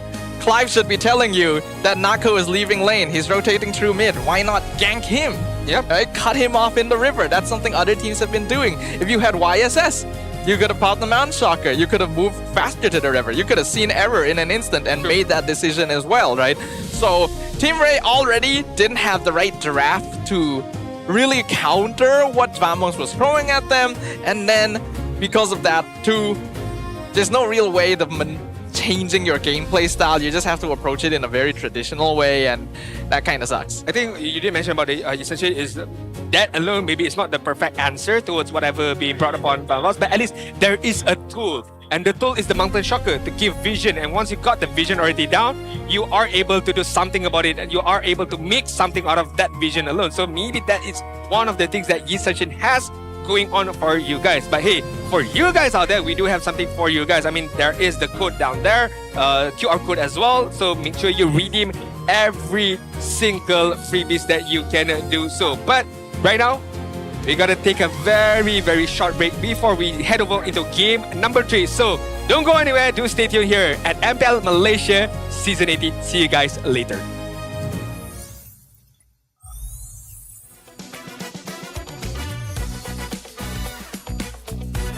Tapi sementara tengah rehat ni, anda kembali bersama saya Poji. Sebab sebenarnya saya nak interview dengan Clive. Tapi dia tak keluar lagi. Takkan saya nak paksa pula. So kita lepak dulu dekat sini. Terkejut je. First game, Team Rey menang comeback. Tiba-tiba second game, vamos, total domination. Macam-macam boleh jadi dekat dalam game. Sebab it's a game thingy kan. Kita tak boleh nak expect apa akan berlaku, macam mana diorang nak reverse dan pelbagai outcome boleh berlaku. Oh, dah keluar dah. Hello, Clive. Sila. How are you, Clive? Okay semua? Okay. Okay, Clive. Soalan yang pertama. Clive ke Cliff? Sebab ada yang kata Cliff, ada yang kata Clive. Sebenarnya Clive. Clive. Ya. Oh, okay. So, soalan yang pertama saya nak tanya dekat Clive kan. Minggu lepas awak kalah dengan tim SRG kan. So, datang dengan minggu ni maksudnya dengan mindset yang lebih ready. Dan untuk kemenangan yang pertama tadi, bila dah menangkan dengan Vamos, apa yang korang ubah dekat dalam mindset? In terms of game plan, execution, apa je yang korang ubah? Buat dari game 1 kita banyak adjust lah dari segi team fight-nya, terus sama cara mainin wave-nya.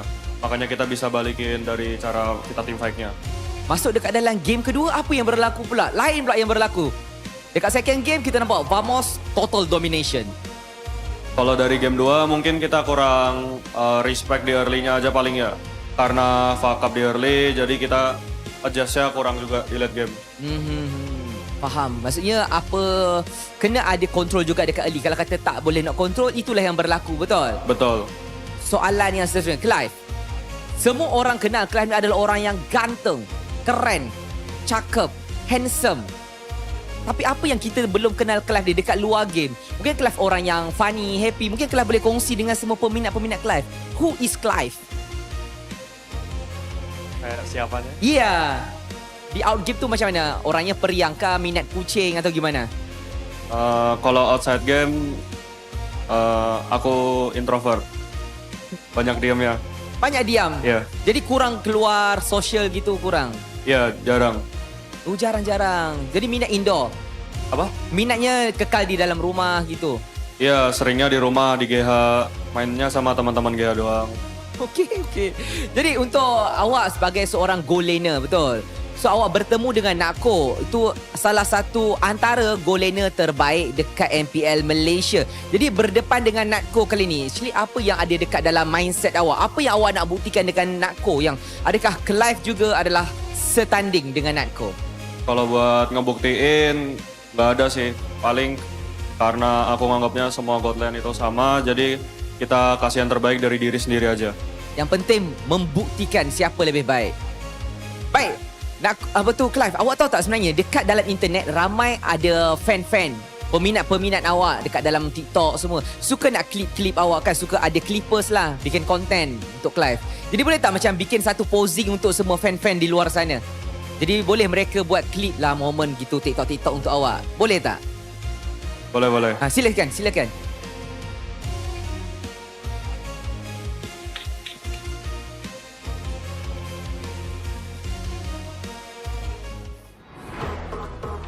Nak lebih power?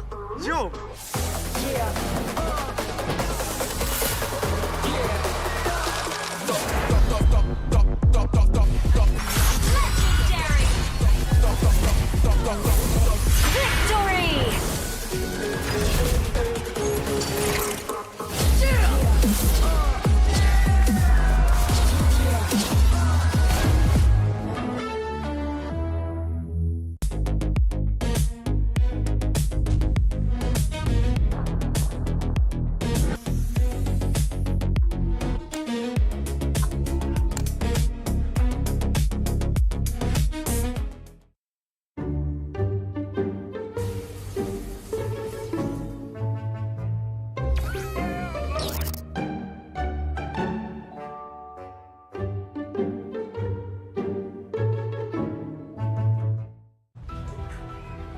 Gunakan dunia digital anda di sini. Di Toda Academy, anak saya berpeluang untuk belajar dan eksplor minat dia. Akademi kami mencorak masa depan industri game. Di Toda Academy, saya boleh eksplor banyak ilmu baru.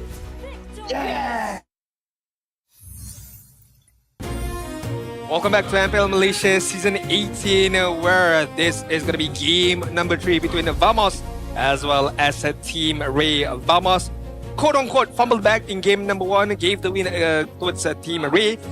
Again, in game number 2, it was a different case where Vamos hold their ground. 14k goal lead. Although it took them 20 minutes to end the game, but hey, a win is still a win. And right now, the deciding game number 3. I don't think they just held their ground, man. I think they held a grudge. There were some They held Team Rey's ground as well. They held them hostage. Don't go out. Don't go out. 14,000 gold lead. There is basically, I don't think we've seen a bigger advantage than that. I think that was the only game I've casted officially that had a 14k goal lead.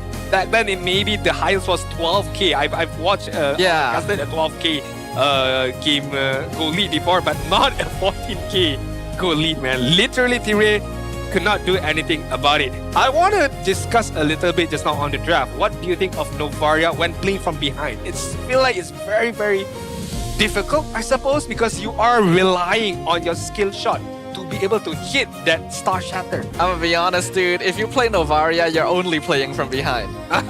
This hero can only snipe. Yeah. And it's not even like active sniping like Selena. It is, I'm gonna keep throwing these balls at you. Right. And once the game goes long enough, then the balls will start hurting. If you get a hit. That's the biggest. Not even. It's more of, you need items, no matter what. Okay, first of all, of course, you need items, right? You at least need 3-4 items to be able to get your pulse spike going on. The second part is to be able to hit your star shatter. Yes, I do understand. Some people might say, hey, they are pro players. They will be able to hit it. What if they have just had a bad day? They cannot land any star shatter. So you are literally playing with 2 hands behind your back. I already said during the analysis segment, like, I think Novaria was shown way too early. There's plenty of other mages that can handle Melissa. You don't have to commit to this. They just figured, hey, we won thanks to the Novaria last game. Let's just go for it again. And yes, it can be a solid pick. It's good at slowing down the game. It's good at getting information. The question is, what are you doing that for? Right? What is the goal of slowing down the game? You have a Brody, dude. Unless you are playing a hyper ultra late game carry, it's a different case. You are slowing the game down. You are building up towards a carry. You are building towards a Layla, for instance, a Mia, maybe. Like if you're playing, like, I don't know, Obsidia. Honestly, even Clint would be okay. And then you pair it up with YSS, double mark spin. Oh, then okay. Go Novaria, slow the game down. Give vision along with the Mountain Shocker, right? There's so many options you could have gone for there. But hopefully they are able to learn from that experience, because we're going to be jumping into game number 3 right now. And I'm really hoping it does not look like game number 2. I would hope for the same, to be honest. And I mean, this is twice. You know what? What? I think we have to be direct, Adin. Okay. Game 2 was boring. It was. It was very boring. It was very boring because we were just waiting for Vamos to end the game at any given time. And it just took that long. Yes, Team Rey slowed them down, but hey, you have a 14k goal lead, bro. You are to just do something about it, and they just waited for the right time to do so. But right now, Team Rey, my biggest question, apart from the whole Novara thing, is are you gonna give Smooth another Barat scheme? I think it's time to stop. The dinosaurs are extinct for a reason. Is Barat a good hero? Yes. Is he universally good right now? Not anymore. Not necessarily. Not anymore. Teams have figured it out. They know, like, okay, we can handle the dinosaur. But the case with Smooth right now is not just about being a good universal hero. He himself feels like the mechanics is just not there with the Barats. I'm sorry, but that's true, and hence why they banned the Barats out. That's all. They banned Barats. Okay, sure. Melissa is open.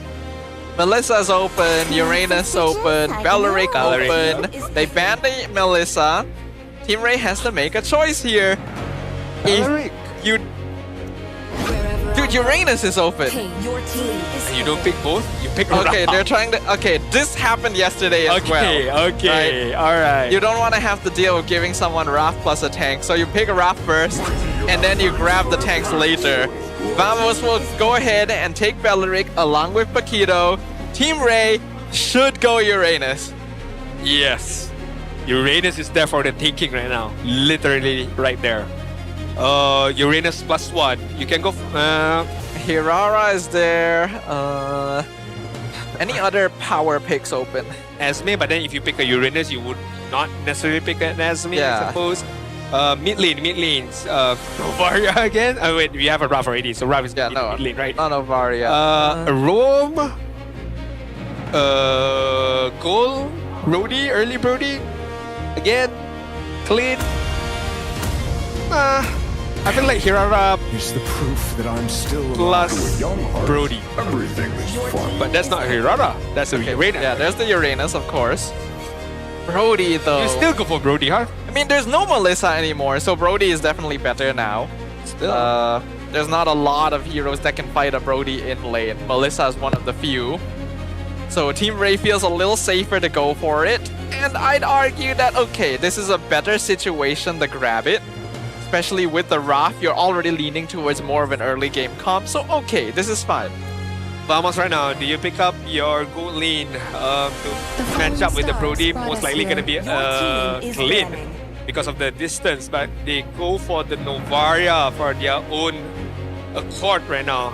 Again, I don't really like the Novaria, but maybe that's just me, I suppose, because you are playing with a lot of downside. You need to be able to hit your Star Shatter, you need itemization, and of course you need some synchronization with your very own teammates right now. Vamos! One more, no, not one more band. Two more bands to go before we head over to the meeting stage. Ling! Ooh. That out. Okay, I can get behind that.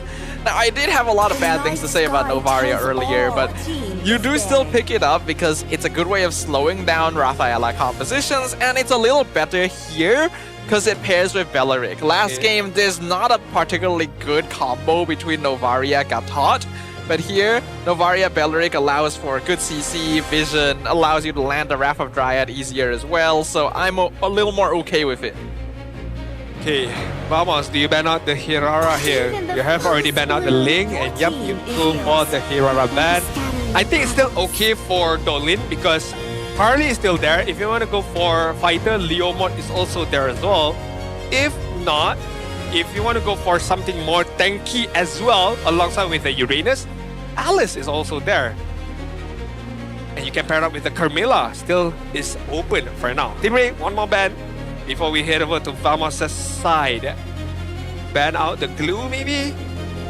Oh, wait, they haven't did the Beleric ban. I kind of wonder if they should ban Carmilla. They ban Alice, but Vamos honestly can go Carmilla still. Paquito jungle, Carmilla EXP works well with pretty Beleric. good against Uranus too. Yep, works well with Beleric as well. Your, what's the ultimate name again? Curse of Blood. Curse of Blood, okay. Curse of Blood can work well with the Wrath of Dryad, not to mention the Star Shatter as well, if everything hits perfectly. Vamos right now. Oh, that sounds like Ruby. Okay, talking about inner heal. Is there for the taking right now. Alright. Ruby got played quite a lot by SRG. In fact, up until now, only SRG has been fielding the hero, but now Vamos jumping onto the train as well. We did see that Ruby level 1 actually beats Uranus, but then around level 2, level 3, Uranus starts overhealing and is able to leave the lane, but Ruby still offers a lot of utility, so I'm actually okay with this. Vamos, whenever you play a Beleric, you want to pile on crowd control, and Ruby is a great answer to this. Team Rey, do they have an answer? They are pulling out the Hanzo instead, up against Vamos. Huh. A big question mark on my face right now. Hanzo, huh? With a Ruby, so it's gonna be a rough roam from the side of Team Rey. Lilia gets picked up just rough roam just for the sake of Beleric, I suppose. Very interesting. But you really want to punish the Beleric as quickly as possible, I guess. Lilia burns her health, and then Hanzo follows up to just be the cleanup crew. Interesting. Yesterday, SRG played one game of Wrath Roam. Did not go very well. I already expressed that I'm not a big fan of Wrath Roam these days, though of course I'm not a fan of Wrath in general. But this game might be a little easier since you have Lilia to provide zone control. The issue with having Wrath Roam is that you don't have a lot of ways to open up the map. But you got Hanzo, you got Lilia. But now Vamos pulls out the Ixia. The Chiku special making an appearance. This is very interesting. I like the idea. I really like the idea from the side of Vamos. Just imagine a Ruby. I'm offended anybody. Most likely Uranus is going to be up front. And then you get a stun from Zakif. You get Star Shattered as well. And then Ixia can be the cleanup crew. So the idea is definitely there. Unless a very, very miracle pickoff happens where I'm Offended hits multiple members. And then you follow up with the Wrath of Dryad. And then the Ixia combo as well. Honestly, I do like Vamos' draft. I think it's very fun to watch, very simple to play on paper, but they will have to deal with a Hanzo constantly running at them. And Ixia is pretty immobile. Could be a way for Team Rey to find angles and attack. Because right now, we're jumping into game number 3, ladies and gentlemen. The Land of Dawn shall bear witness. Will it be Team Rey or Team Vamos that secures the first victory of the day? Not only that, for Dolin's safety, right? He needs to be able to use that ultimate very, very careful because he will expose the original body of the Hanzo, and then that can line up well with Clockwork Star Shatter to just prepare that Star Shatter against him later on. Will that happen? We shall see. So Dolin, the mechanics has to be very, very on point right now. Dolin! Ouch, Dolin, you have made a mistake, my friend. The first blood to Error 404. Hey, I mean, they were the ones who picked up the Hanzo yesterday, so Vamos knows where he knows where Dolin is, where he might pump up, and Vamos punish Dolin immediately. I like it from Vamos. I really, really like it. I already felt like that could end in disaster when I saw Dolin with his real physical body walking into the enemy jungle against a Kido, and it instantly manifested. Now, it's a very early kill, so it has slightly less impact overall, but you don't want to be falling behind in farm as a Hanzo. Yeah, definitely don't. I mean, as any kind of jungler as well. This is going to delay your farm, delay your level 4. Once you are delayed, the damage output is not there for your team. So just imagine, Team Rey gets a good pickoff, and there's not enough damage to deal upon the enemy right now. One good thing about the pathing though is that he went for that camp before his buff, so he actually still got his purple buff afterwards to farm with. So it's not terrible yet. Very interesting. I mean, he opted to just farm up first. Not wanting to use the Pinnacle Ninja as of yet because he knows the turtle has respawn on the top side right now. Meanwhile, Team Vamos is just lurking around. This guy's level 4, Error 4 is level 4 as well. Oh, there's I'm Offended, pulls into Lilia, Purify into the Black Shoes instantly. Astral Echo comes to slow them down, but the Hanzo comes through, Siska falls, Error gets chomped on, and Team Rey secures the pit. If Hanzo is in his ghost form, right, the Pinnacle Ninja, and then gets healed from Nova Escobar, he himself gets movement speed. I'm guessing. Yeah, I would assume. The ninja, I mean, well, the ghost, I mean. Yeah, I'd honestly be surprised if somehow it didn't. Right.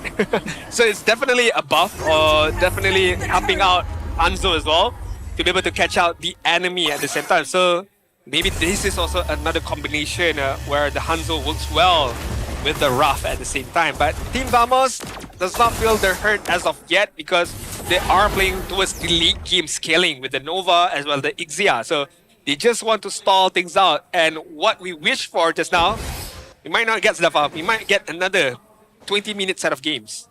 Well, as long as it's interesting, I don't mind. That's the thing. We don't want those boring one-sided games where nothing really happens. I will say, Vamos should not have fought that previous fight. Like, they have good heroes, yes, but early game zone control from Lilia and Rafaela is honestly really hard to handle. The Flicker Wrath of Dryad misses. Novak Kobar just walks out. That is a wasted cooldown on Vamos. Not only just the Wrath of Dryad, as well as the Flicker as well. Good idea, but not pretty execution. Error maybe commit a bit far. Oh, wow. Okay, just punches Kim in the face. Not even enough time to Black Shoes out. Dolin's just gonna be annoying. Kim will get respawned. Not something you would like to see from Kim. The fact that he had the Purifier as well as the Black Shoes right there, but just not enough time to be able to do so. That's how big of a damage Error 4 has, the Paquito has. I'm offended on Smooth. He has to purify as well. The Star Shatter. Uh-oh, Smooth has to back off. Smooth thought like, okay, I can take this. I can go forward. Bam! Gets hit by the Star Shatter. Meanwhile, though, gank down bottom instead. Here's the full barrage. Nako trying to survive through the healing, but it's not enough. Dolan finds another stack, and the Ixia goes down. Look at the gold shield, by the way. Clive getting a lot of money off of that. Okay, I mean, good for him. The fact that he managed to get a good amount of gold from that bot turret, but he needs to be able to do more with the gold that he has, with the damage output that he has. Right now, on the top side, Smooth once again. 1v3 situation. Kim is here to back him up. He should be fine. Siska has to be careful. He actually still commits the I'm offended. They want to kill the Uranus. One hit, and a point-blank Star Shatter takes him out. Clive also going to take down the bottom tower. They are able to do so. Noticing that Smooth does not have the consecration, does not have the purify, can't do anything about it, so they just commit to get that kill right there. What I would like to see from Team Rey right now is just more heavy rotation with Clive right now, with Hanzo helping him out, because I feel like this is a very, very deadly combo that they have between Hanzo, Ra, as well as the Brody. I think they're just gonna start doing that now, right? Like, he just took down the tower. He's gonna start joining the fights. Full barrage will catch two after like a Clive, why are you going in that direction, dude? He gets sniped and the I'm offended pulls in Kim. He's able to escape thanks to help from Hanzo as he goes in. Takes a bite out of Siska. Nova, why are you walking that far forward, man? He had to flicker to get out as well. Team Rey spending a lot of resources kind of unnecessarily. This is not good for the side of Team Rey in terms of positioning. I mean, multiple times we saw that Vamos punish the Team Rey's positioning. I mean, at first it was Kim who was caught up by the Pakiro, and now it was Clive getting caught up by the Ruby right now. Dolin, all he can do right now is just poke damage away towards the side of Vamos, and that's not going to be good enough. I mean, Zakif can just walk away, recall, re-heal, and then goes back in with the team fight. Team Rey needs to be able to gather themselves up and to be able to get these kills that they always wanted. Yeah, that was honestly weird pathfinding from Clive, because he could have ran backwards the same way as Nova and probably had a better chance of surviving, but he ran to the side and got blocked by the wall himself. I'm offended will miss because of black shoes, and now Dolan going in, taking bite out of Nako, but the full barrage into the Wrath of Dryad! Massive damage from Natko, killing spree for Vamos as they take out the Brody again. Sorry, man. That hurts a lot, but I'm sorry, man, but that is unforgivable mistake by Clive. He just walks in, literally walks in towards the full barrage, and then it allows the Zakif to also walk in with the Wrath of Dryad, and Arrow 4-4 just punch him away towards his own death. So again and again, Clive making these small mistakes that is causing them the game over and over. So got to fix it, and got to fix it very, very fast. Move trying to zone, but the Astro Ghost slows them down, and Kim just gets two-shot again. No black shoes to survive. Dolan comes through. They will respawn him, but the Lilia has to walk back home. And they just cannot sustain this. Too much DPS. Vamos should get this turtle. Yeah, I mean, Vamos once again playing with the draft, playing with their strength right now. Siska pulls somebody in, and then they have the damage output enough from the side of Arrow 4-4 or the side of Clockwood. Zakif just waits it out. Waits out for somebody to walk in, and then he will immediately commence the Wrath of Dryad. The main target for Zakif will definitely be Clive, but for the side of Siska, he can catch out anybody he wants. Anybody who is offside, he's just gonna I'm offended in. Star Shatter is on standby. Right now, Team Vamos definitely holding the reins to the game, but the goal difference is still not that large. Probably thanks to the big injection that Clive was able to get earlier on, but he's got to make something happen with it soon. He went for a Sky Piercer too. So Team Rey is hedging a lot of bets on this goal lane. They're making things happen. And Ashrako has been commanded. Kim got sniped. Press the black shoes, dude! Missed the black shoes, got sniped from a mile away, and that is another Sky Piercer stack for Natko. Well, the first, most likely. Yeah, honestly, Dolan is doing a lot of damage here, but Team Rey is making some fundamental mistakes. How many times has Kim died now with his ultimate available? Clive getting picked off when he needs to be picking Sky Piercer stacks. Team Rey are losing their composure. In a lot of cities. Oh, and here we go again. I'm offended! Beautifully played! The setup from Siska into the full barrage, and they melt like they never existed. Smooth can't do anything. Nako is low, but Dolan cannot continue because Error again punching down the throats of Team Rey. Man, if we talk about KDA, most likely the MVP is going to be Narrow 4-4. But if we talk about just the overall game sense as well as mechanics, I would like to give it towards either Zakif or Natko right now. Because both of these players are just combining very, very well. Synergizing really, really well. Zakif, he knows the positioning of Dolan right there. He was thinking about it, but now he just walks away. This ought to be a free Lord for the side of Vamos, but we shall see what is going to happen. Smooth, just not really able to tank anymore. It's only up to Dolan, and now the full barrage comes out. Nova gets taunted, the Kai's Piercer. Clive nearly gets sniped as well. Team Vamos is killing Team Rey from an entire map's distance away. This is just a very, very solid draft from Baldo. He knows that distance is the idea. He knows that long range is the way to go because Hanzo can only do a good amount of damage for a certain period of time. But if you maintain that distance as much as possible, it's going to be very, very hard for Hanzo for the duration that he has in his ghost form to be able to catch out Team Vamos. Hence why the Ixia, hence why the Novaria, also hence why the Ruby, to be able to crowd control the Pinnacle Ninja off out of Dolan. Honestly, we can see that Dolan is pretty tanky. Like, it's taking them a long time and a lot of resources to actually take him out, but it's not enough. Like, he needs the rest of his team to actually follow up, and right now, that's not happening. The goal lead already at 7k. Astral Echo again. Clawcoon has been so effective this game. This is going to be a free tower. Dolan will pop Hanekage from the opposite side. Gonna get CC'd instantly. He's tanky, but he's basically 1v5 because the rest of Team Rey amount to nothing right now. Sorry, Sudafa, but I feel like this is another copy and paste from game number 2. On the side of Team Rey, it looks no, it's different. It's only half the net worth advantage. Fair enough, but from what we're seeing, this is the template of game number 2 right there because Team Rey, what can he do right now? Only being helped by Dolans with the Pinnacle Ninja right now. Yeah, he's basically the only thing keeping them afloat because this full barrage nearly takes everyone out. Nako has probably like 3 Sky Piercer stacks at this point, which means that if you drop low enough, you're just screwed. The I'm Offended pulls move in, but they missed the Star Shatter, so he'll survive. Dolan once again goes in, but look at the crowd control. Can't really do much in those situations. I mean, that's the only thing that they can do. But what else is there to be done? Because the damage has been done from the side of Vamos. All what Vamos needs to do right now... Oh, hold that thought. Look at Error.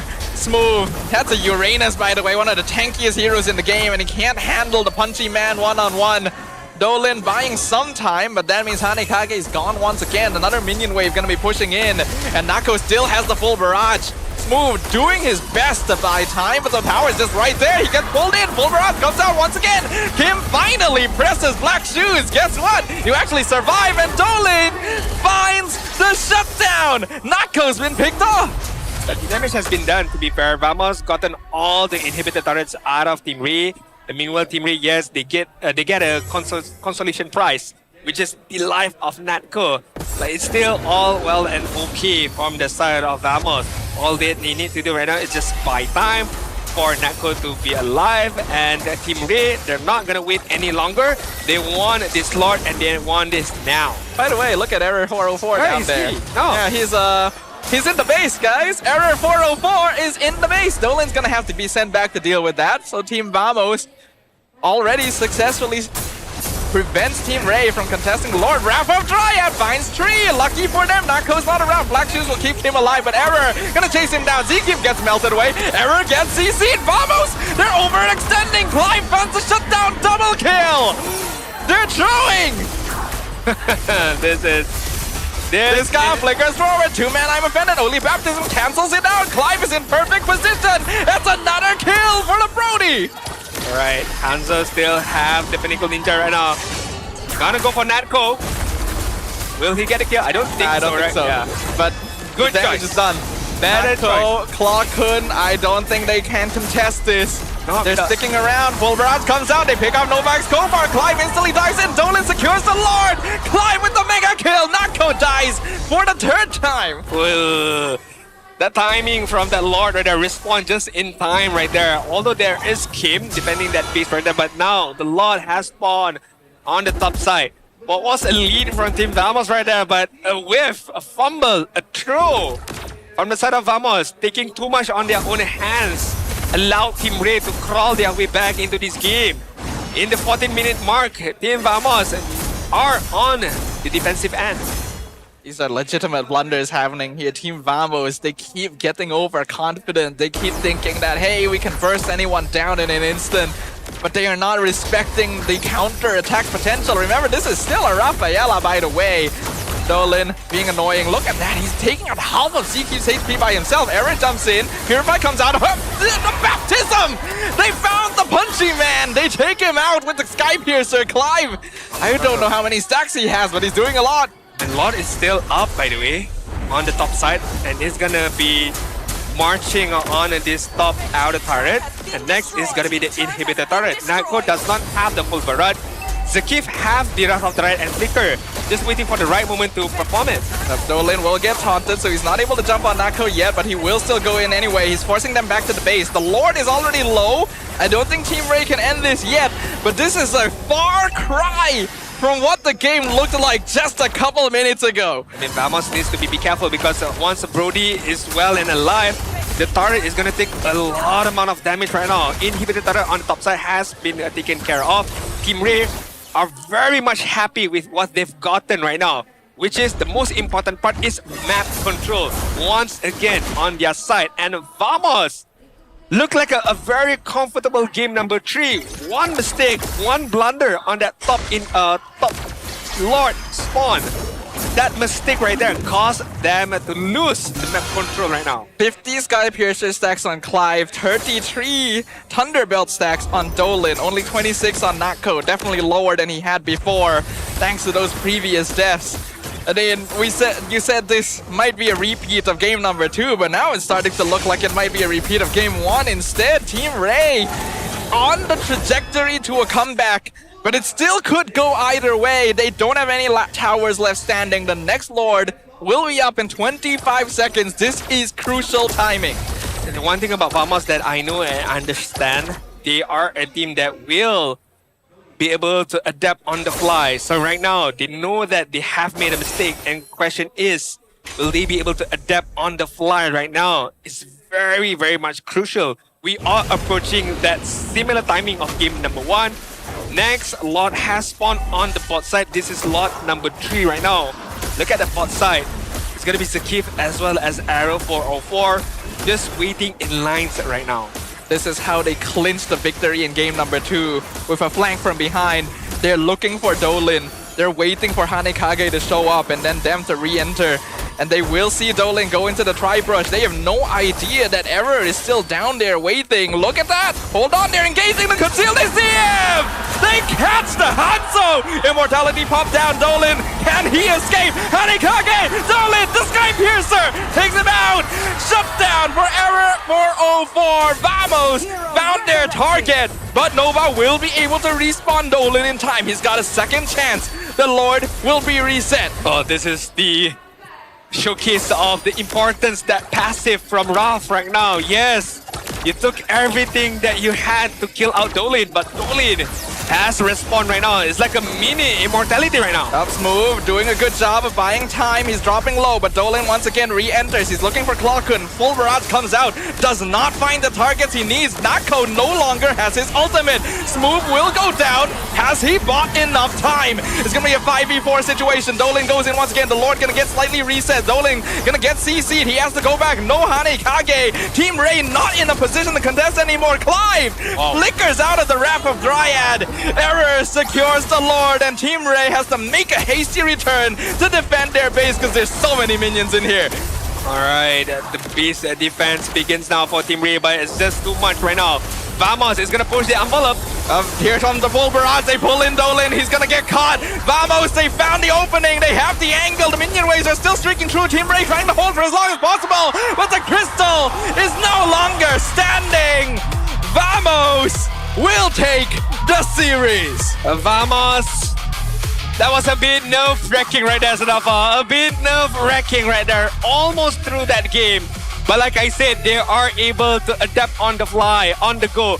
And what they did to win them game number 2, they replicated in game number 3, like you mentioned. Starting from that bush right there.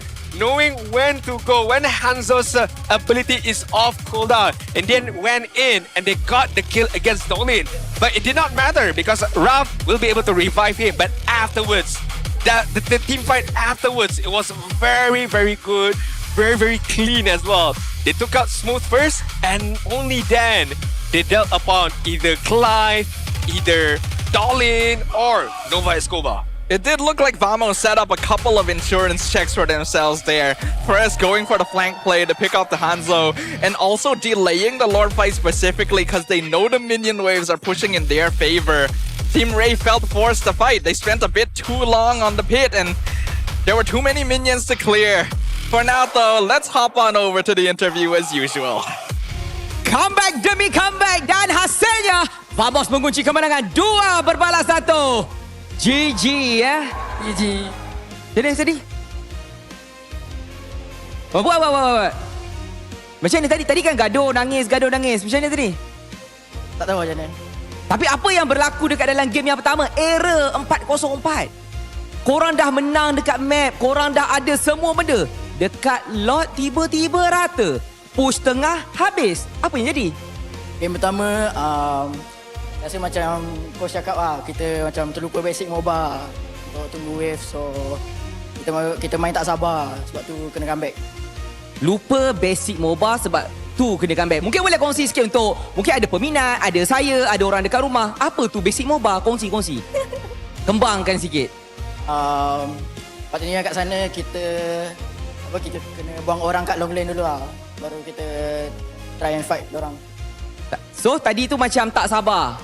Tadi tu macam kita yang rushing bagi diorang fight dulu. Lepas tu kita layan diorang pula, so diorang dapat space untuk fight.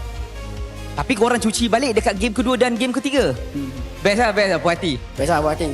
Tapi error, saya ada dengar cerita kan, adalah orang bisik-bisik dekat saya kan. Minggu ni mungkin jadi minggu yang last untuk awak bermain, sebab lepas ni awak nak berehat untuk fokus dekat study. Betul ke? Betul ke? Betul ke? Kalau betul, so apa jaminan, contohlah ni doa mana tahu kan, tiba-tiba korang layak ke M8. So macam mana nak pastikan performance, ketajaman, retry tak maret tu masih lagi on form bila lama cuti? Tanya Emal lah, saya nak retry nanti. Sebenarnya Emal lagi power Emal lagi power. Cuma kita simpan dia sebagai senjata rahsia. Good shout out to Emal Good game. Tapi Zakif, saya nak borak juga dengan awak kan.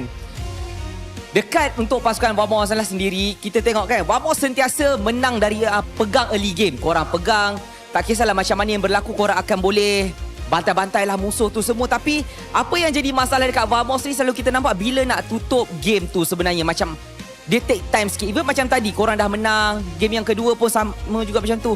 Dia macam apa masalah sebenarnya? Apa yang membuatkan Vamos ni macam tak jumpa jalan nak tutup game? Saya rasa sebab mungkin kita orang banyak rushing sangat benda sampai kita orang terbuat mistake and enemy bounce back daripada mistake kita orang tu. So kalau kita orang lebih disiplin, lebih tahan emosi, saya rasa kita orang boleh je tutup game dengan mudah. Korang rushing nak pergi mana? Korang tetap menang. Nak balik rumah. Niko nak kencing. Siapa tu? Nako. Dia nak cepat-cepat. So memang pace game tu bergantung kepada dia. Kalau dia nak cepat, okay, kita cepat. Betul. Okay. Tapi Zakif, awak adalah salah satu pemain yang dah pun bermain daripada season 17 non-stop untuk pasukan Vamos kan. Jadi sepanjang 3 bulan bermain ni kan, apakah pelajaran ataupun pengajaran ataupun apakah ilmu yang awak dah adapt sepanjang 3 bulan bersama dengan pasukan Vamos? Saya rasa yang banyak belajar kena cepat adapt dengan suasana in-game, out-game. Kena adapt dengan cara budak kecil juga. Sebab dia budak, perangai dia tak sama macam orang-orang tua kan. So banyak benda kena adapt. So macam awak kena cepat adapt. Salah satu pun macam awak cakap lah in game dan sebagainya. Adapt dengan budak kecil. Apa masalah dia sebenarnya budak kecil ni? Dia selalu menyakitkan hati orang lah. Contoh. Dia suka tidur dekat katil Siska. Lepas tu Siska tak ada tempat nak tidur. Tu Siska tidur mana? Dia jadi macam tak ada tempat lah. Lepas tu Siska datang kat saya. So dia nyusahkan saya pula. Punca dari dia. Berjangkit lah, berjangkit. Jangkit.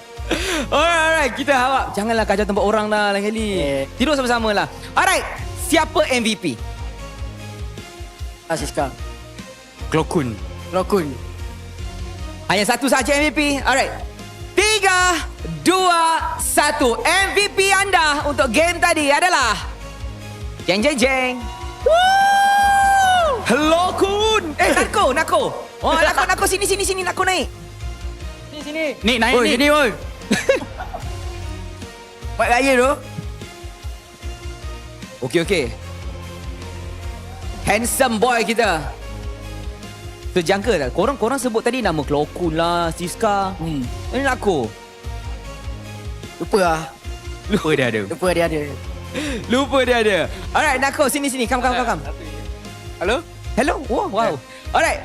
Kita tengok performance Vamos daripada minggu pertama kepada minggu kedua masih lagi agak goyang ataupun shaky. Jadi actually dengan penukaran jungler minggu yang depan. So macam mana Vamos nak adapt dengan game changers semua tu? Adakah Vamos akan terus konsisten ataupun masih lagi goyang-goyang lah? Harusnya kita lebih belajar disiplin lagi sih. Especially buat next week.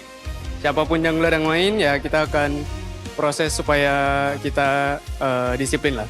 Untuk terus kekal improve lah. Kekal disiplin. Tak kisahlah siapa yang main pun macam tu. Tak kisah. Saya doakan yang terbaik juga untuk Vamos. Tapi Nanko, any last word pada semua peminat-peminat yang datang hari ni? Ini last word. Last word. Buat semua supporter Vamos dan juga semua yang udah dukung kita, thank you. Next week kita akan ada match lagi, so tetap sokong kami. Kami akan buat yang terbaik. Thank you juga buat sponsor-sponsor dan juga bos yang udah mungkin datang ataupun nonton. So udah, thank you lah. Terima kasih banyak kepada ahli pasukan Vamos. Maka dengan itu selesai kita dekat pentas ni. Kita akan terus hantar semula kepada meja analis. Marilah kita bincangkan. Thank you very much, Poji, as well as congratulations to Team Vamos who managed to get that win 2-1 victory against Team Rey. What could have been a 2 victory, but like Aerofofa mentioned, they just forget the basics of MOBA. They were too eager to end the game. They were not focusing on the long lane as much. Hence why they were beaten in game number 1. But they bounced back in game number 2. They bounced back in game number 3. Game number 2, it was more of a draft diff. But game number 3, I think it's really boils down to the mechanics of they themselves to fight, especially on that last team fight. I think that Team Vamos is a solid enough lineup, but at the same time, they're having difficulty finding a bit of a balance, because in game 2 they were playing a little bit too safe, and then in game 3 they definitely made many mistakes from overheating. But we also gotta give a shout out over to Clive this time around, our defeated MVP. It's thanks to the fact he was able to get those pickoffs later in the game that Team Rey was able to keep themselves going. Him on top of Dolan as well. It looked like they might make a comeback happen. The only downside towards Cliff's game was the early death that he gotten. Like I mentioned, he just literally walks into that team fight and he walks into the direction of or the vision of Zakif, who was able to use that Wrath of the Red against him. But other than that, afterwards he just adapted to the game really well. Got that 5 kills over towards Team Vamos. So I think it's just a matter of, again, give him more time to be able to gel well with his team. Of course, to gel with his very own gameplay at the same time. But I think it's a good prospect that Team Rey have with Clive. Hopefully, in the later stages, I'm not too sure when is going to be the next game, either tomorrow or next week, he will need to be able to improve even more, because I feel like the burden of to be able to carry the game has been brought up towards Dolan's shoulder, but I feel like he can ease the burden if Clive just perform a tad bit more better. I think there are definitely improvements that can be made for both these teams, honestly. True. Still a little bit of something lacking, but it's definitely a nice showing from Team Rey if they can fix up a little bit on their early game the fact that they are able to hold these late game based defenses so long is quite impressive, and then Vamos just needs to make sure they don't overheat as much and actually close out games properly when they have those leads.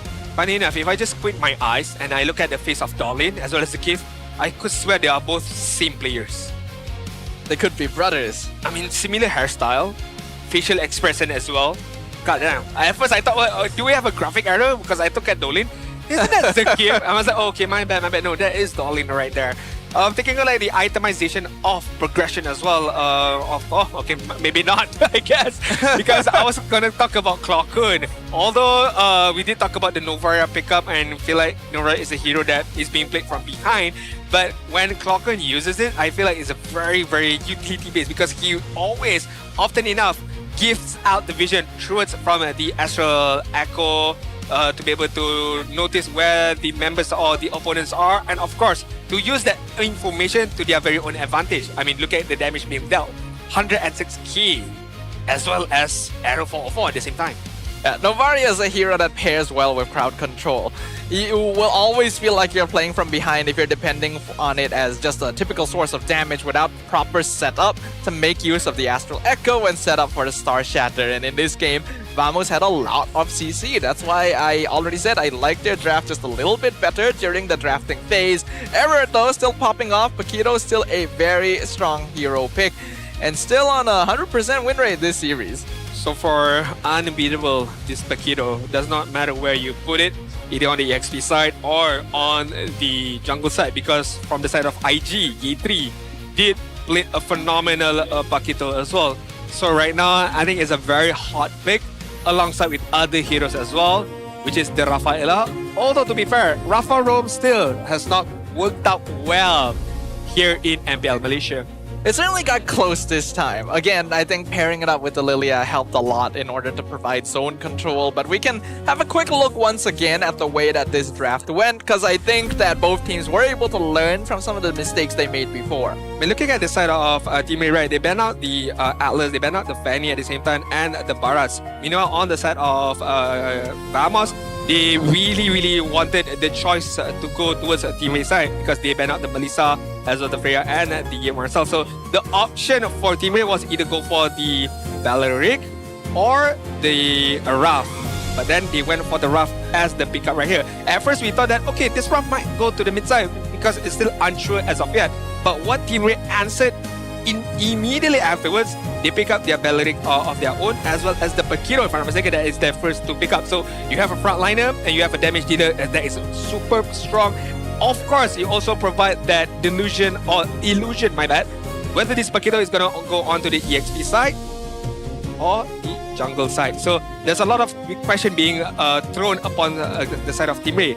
I just did not like when they flex their draft towards the later stages when they pick up the Lilia and immediately, oh, okay, this Ruff has to go to Rome, because it feels like the potential of Ruff as a Rome is hindered a bit in comparison to as a mid lane. I personally think the Lilia pick was good. Okay. I actually think that it was very necessary, and if they didn't go for Lilia, Team Rey wouldn't have been able to make it as far as they did. Because if they put Rafaela in the mid lane, then just pick the typical roamer, like say, I don't know, like Gatot or Badang, there's no real way of stopping Beleric or like Ruby from running at you. The idea here is zone control, right? Because Uranus alone is not going to be enough. Lilia is meant to be there to help melt down some of the tanks, help make sure they have control of areas. Unfortunately, the Ixia bypassed that because it outranges the zone control. So this is less on Rey and more on Vamos. This is the first clip that was going to be reviewed. It's on the 6-minute mark, where we take a look at Dolin. Of course, it's always going to go onto the backside and just try to wreak havoc right now. But being controlled, is this? Yeah, okay. This is the clip where a bit hypercritical on Clive. Look at Clive, right? Okay, this is gonna walk up here and look at Sif as well. Yep.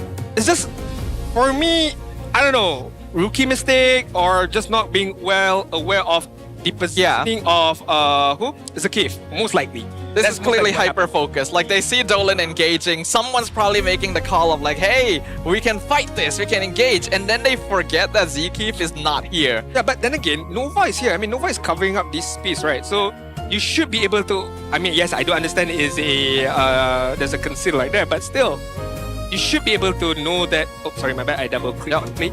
But you should be able to know that Zakif might come at a certain point, and it's not even without a flicker. He just walks in.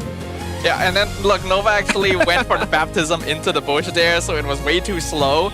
I get the feeling that he also didn't notice. I think that Team Rey just all hyper-focused on the fight happening in front of them and forgot about the angles, forgot that the Belleric is missing and they have no vision, because this is exactly the same thing that happened when in the late game, Error and Zkeep went for the backline flank, right? They keep thinking, hey, they're gonna fight us from the front, without considering other possibilities. Actually thinking of this situation, right? What are the heroes that can help out Hanzo at this point, right? Because he's just gonna be a nuisance towards Natko, towards Clockwood, towards Arrow 404, or even Siska. I feel like if there is a draft that can help out Hanzo, another +1 here could have been very, very strong, but still, there are no other teams that have found that recipe as of yet. Maybe it's just a matter of only Hanzo can do this thing, of course, with the skill set that he has, right? Yeah, I mean, it's very difficult to find another hero that can do what Hanzo does. In this case, I don't necessarily think that they were lacking a +1. I think that Team Rey should have just respected the angle. Like, you are literally running into an Ixia. True as well. That in the same direction, by the way. That pickup as well. This Ixia is just a destroyer, right? Because almost every members of the side of TV wants to walk forward. Brody wants to walk forward. Kim as well, and of course the Hanzo as well. So Natko can just distance himself very, very much, and then Siska can just be the nuisance to just disturb the movement of the side of Team Rey. But right now we're gonna take a look at another clip. This is from minute number 8, where look at the position of Arrow 404, man. It's just intense. I mean, not intense, it's just superb, honestly. Zakif went for it, and let's just slow it down a bit. Pause it right here. These two heroes right here. The amount of vision that you have right now, and also giving out the information to these 3 members right here is just a lot. Like, Zakif can just immediately communicate to be able to, okay, I'm just gonna flicker forward, get a Rahatraya in, and then you can open up the barrage over here. And that is literally what happened throughout this whole team fight. I don't know why Nova didn't actually skill 1 to check the bushes over there as well. They just saw Zkeep and walked away. They didn't think like, hey, maybe someone else is over there. They were just afraid of the initiation. But there's hesitation there. Compared to Vamos, their combo is so fast, right? In an instant, everyone's just CC. The full barrage comes out. The Sky Pierces pick off people, right?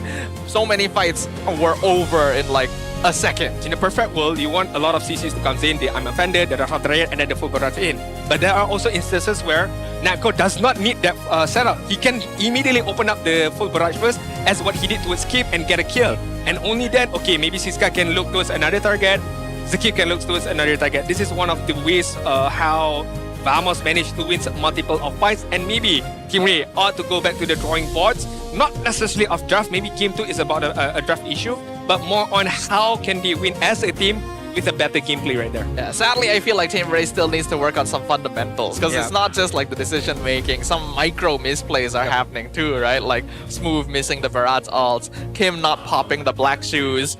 But that's gonna be it for our first series of the day. We will have AC versus IG as our second match right after this. We're gonna go on a short break. Don't go anywhere. We'll be right back with more MPL MY.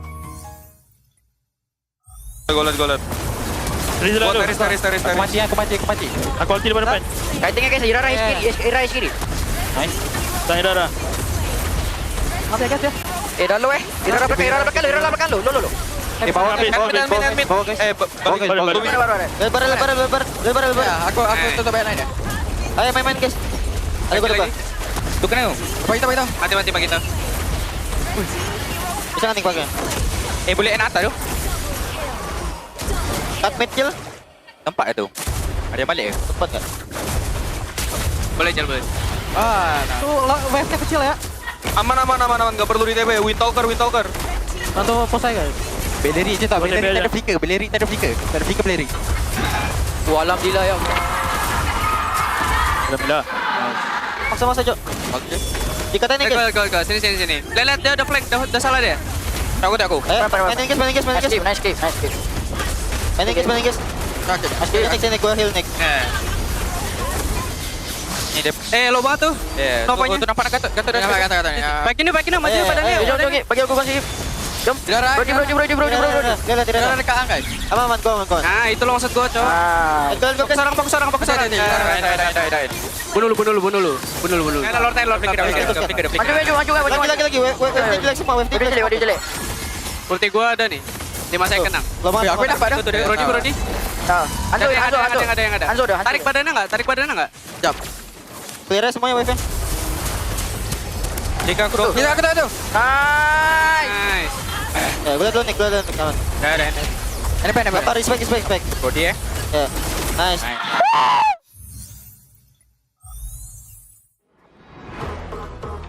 Nak lebih power? Jom.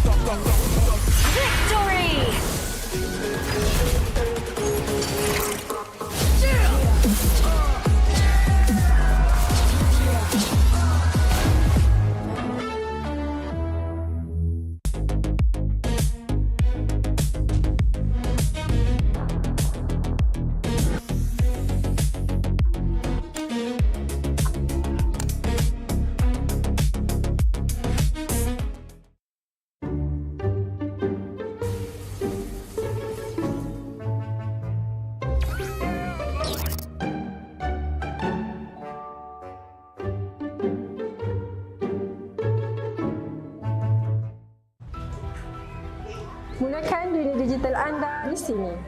Di Toda Academy, anak saya berpeluang untuk belajar dan eksplor minat dia. Akademi kami mencorak masa depan industri game.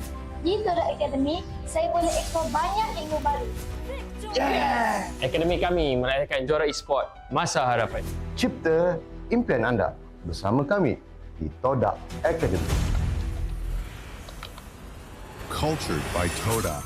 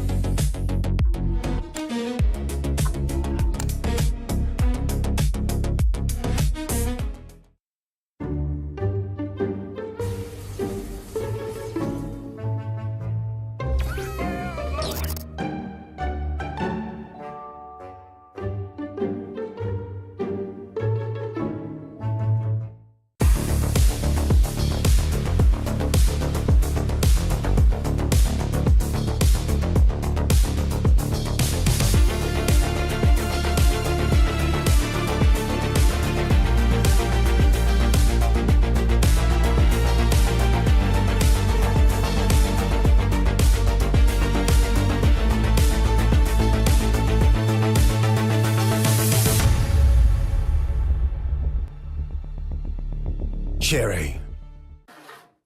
Exoki vibe like power on wangi tune tiada lawan aura boom beraksi dengan penuh keyakinan. Exoki vibe like power on wangi tune tiada lawan aura boom beraksi dengan penuh keyakinan. Find a really cheap Mobile Legend top-up but the diamond never come? Don't worry, Joytify is here. Your top-up? Dijamin instan. If we're late, you'll get a voucher. Wanna get more? Wanna grab 1,000 diamonds and get Mobile Legend skin like him? Log in on Joytify now and get a chance to try Joytify MPL Lucky Spin. What are you waiting for? Try the MPL Lucky Spin on Joytify now.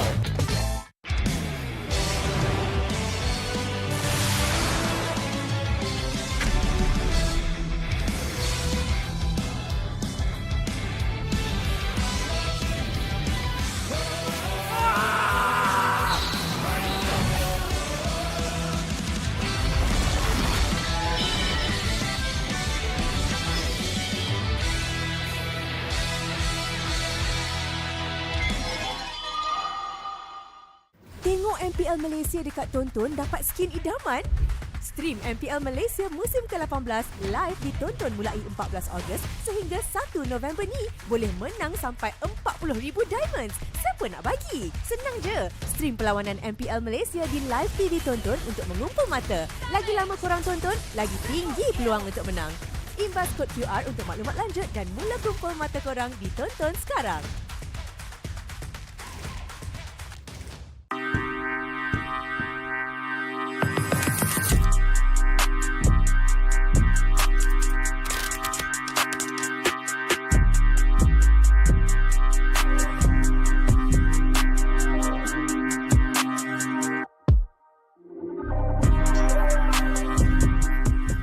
Hi guys, saya Sky.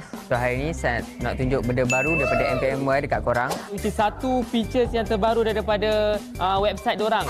Kalau korang nak tahu sekarang korang boleh pilih untuk pembelian tiket. Tapi yang best sekali dia ada view.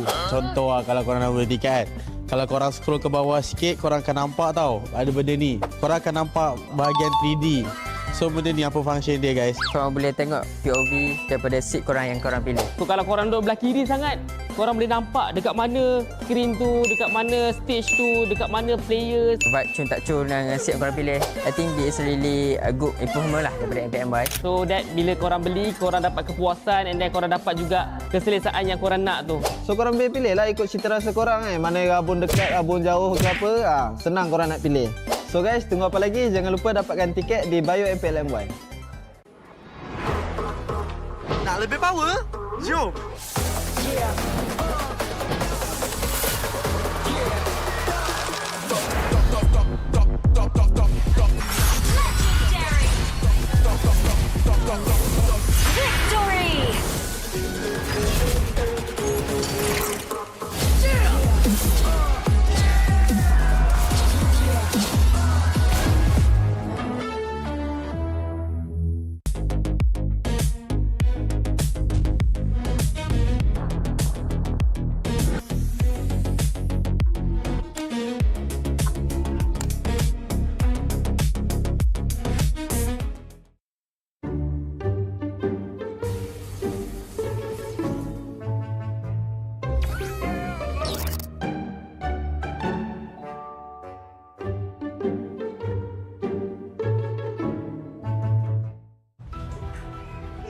Mulakan dunia digital anda di sini. Di Toda Academy, anak saya berpeluang untuk belajar dan eksplor minat dia. Akademi kami mencorak masa depan industri game. Di Toda Academy, saya boleh eksplor banyak ilmu baru. Akademi kami merayakan juara e-sport masa harapan. Cipta impian anda bersama kami di Toda Academy. Cultured by Toda.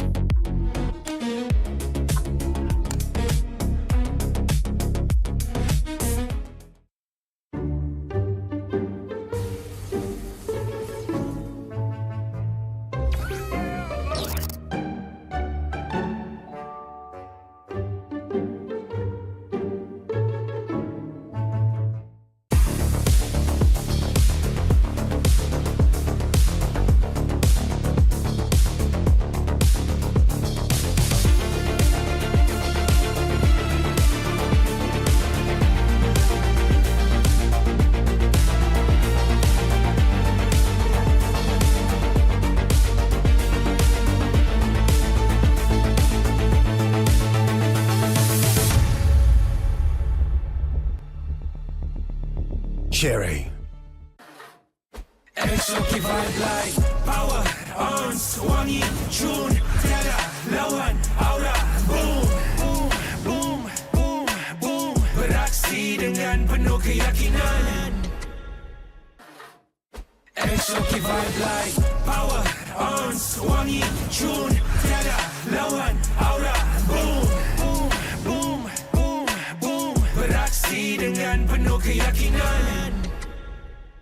Find a really cheap Mobile Legend top-up but the diamond never come? Don't worry, Joytify is here. Your top-up? Dijamin instan. If we're late, you'll get a voucher. Want to get more? Want to grab 1,000 diamonds and get Mobile Legend skin like him? Log in on Joytify now and get a chance to try Joytify MPL Lucky Spin. What are you waiting for? Try the MPL Lucky Spin on Joytify now.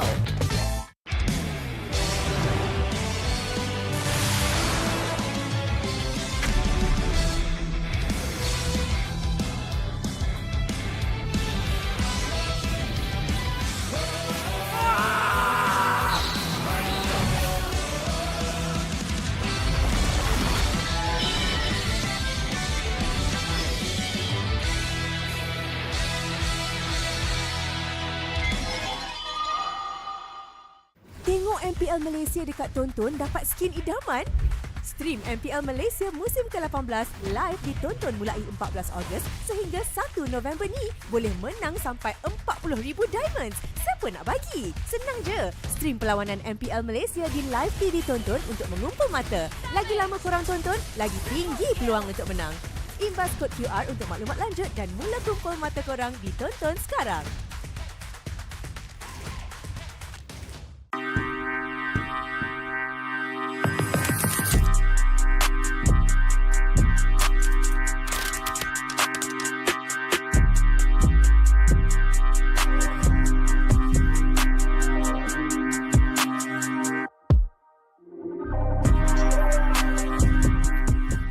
Hi guys, saya Sky. So hari ni saya nak tunjuk benda baru daripada MPL dekat korang. Which is satu features yang terbaru daripada website dorang.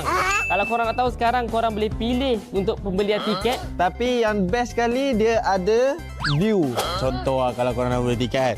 Kalau korang scroll ke bawah sikit, korang akan nampak tau ada benda ni. Korang akan nampak bahagian 3D. So benda ni apa function dia guys? Korang boleh tengok POV daripada seat korang yang korang pilih. So kalau korang duduk belah kiri sangat, korang boleh nampak dekat mana screen tu, dekat mana stage tu, dekat mana players. Vibe cun tak cun dengan seat yang korang pilih. I think this is really a good improvement lah daripada MPMY. So that bila korang beli, korang dapat kepuasan and then korang dapat juga keselesaan yang korang nak tu. So korang boleh pilih lah ikut cita rasa korang mana rabun dekat, rabun jauh ke apa. Senang korang nak pilih. So guys, tunggu apa lagi? Jangan lupa dapatkan tiket di bio MPLMY. Nak lebih power? Jom!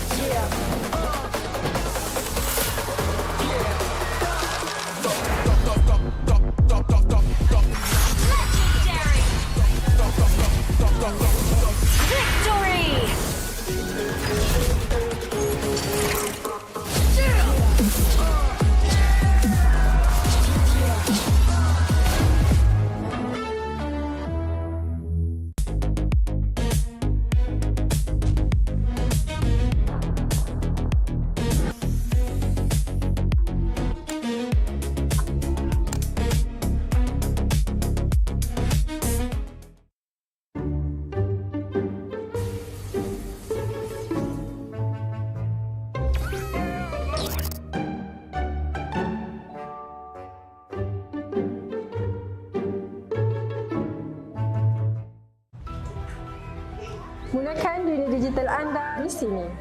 Di Toda Academy, anak saya berpeluang untuk belajar dan eksplor minat dia. Akademi kami mencorak masa depan industri game. Di Toda Academy, saya boleh eksplor banyak ilmu baru. Akademi kami merayakan juara e-sport masa hadapan. Cipta impian anda bersama kami di Toda Academy. Cultured by Toda.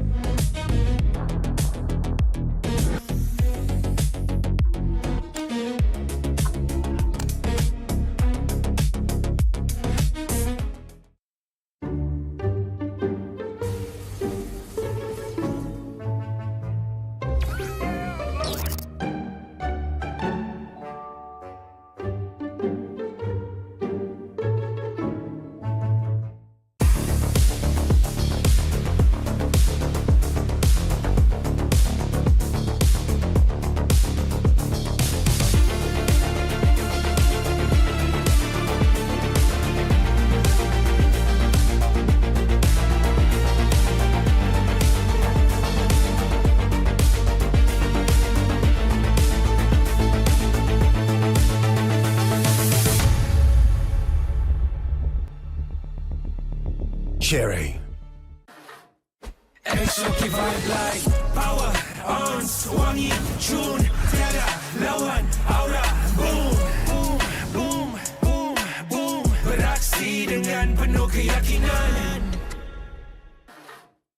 Exotic vibe like power on, wangi tune, tiada lawan aura boom, boom, boom, boom, boom. Beraksi dengan penuh keyakinan. Find a really cheap Mobile Legend top-up but the diamond never come? Don't worry, Joydify is here. Your top-up? Dijamin instan. If we're late, you'll get a voucher. Wanna get more? Wanna grab 1,000 diamonds and get Mobile Legend skin like him? Log in on Joydify now and get a chance to try Joydify MPL Lucky Spin. What are you waiting for? Try the MPL Lucky Spin on Joydify now.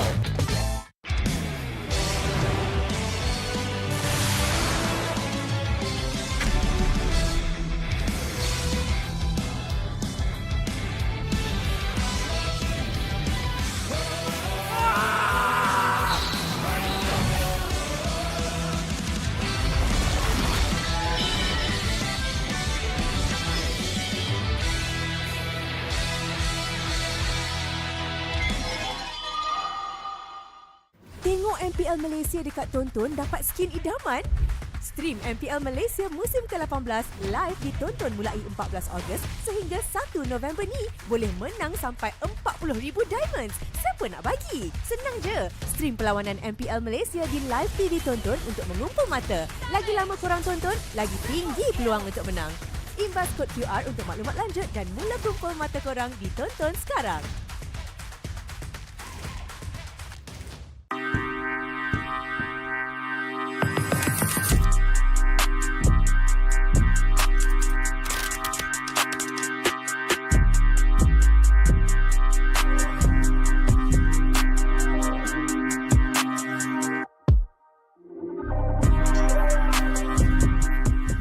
Hai guys, saya Sky. So hari ni saya nak tunjuk benda baru daripada MPL dekat korang. Itu satu features yang terbaru daripada website dorang. Kalau korang nak tahu sekarang korang boleh pilih untuk pembelian tiket. Tapi yang best sekali dia ada view. Contoh kalau korang nak beli tiket. Kalau korang scroll ke bawah sikit, korang akan nampak tau ada benda ni. Korang akan nampak bahagian 3D.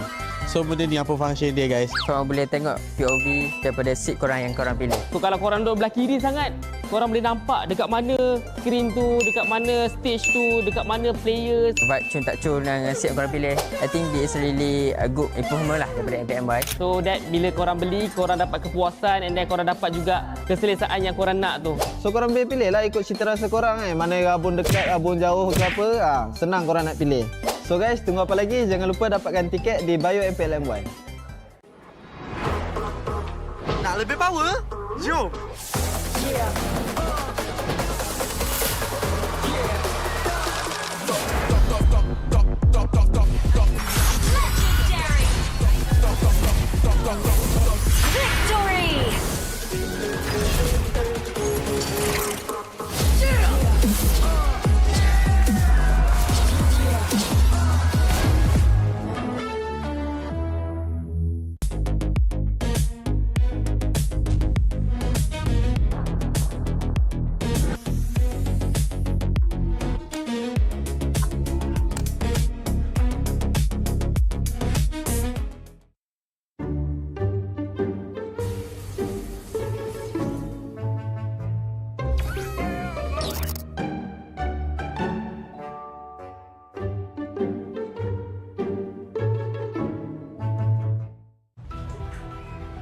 Gunakan dunia digital anda di sini. Di Toda Academy, anak saya berpeluang untuk belajar dan eksplor minat dia. Akademi kami mencorak masa depan industri game. Di Toda Academy, saya boleh eksplor banyak ilmu baru.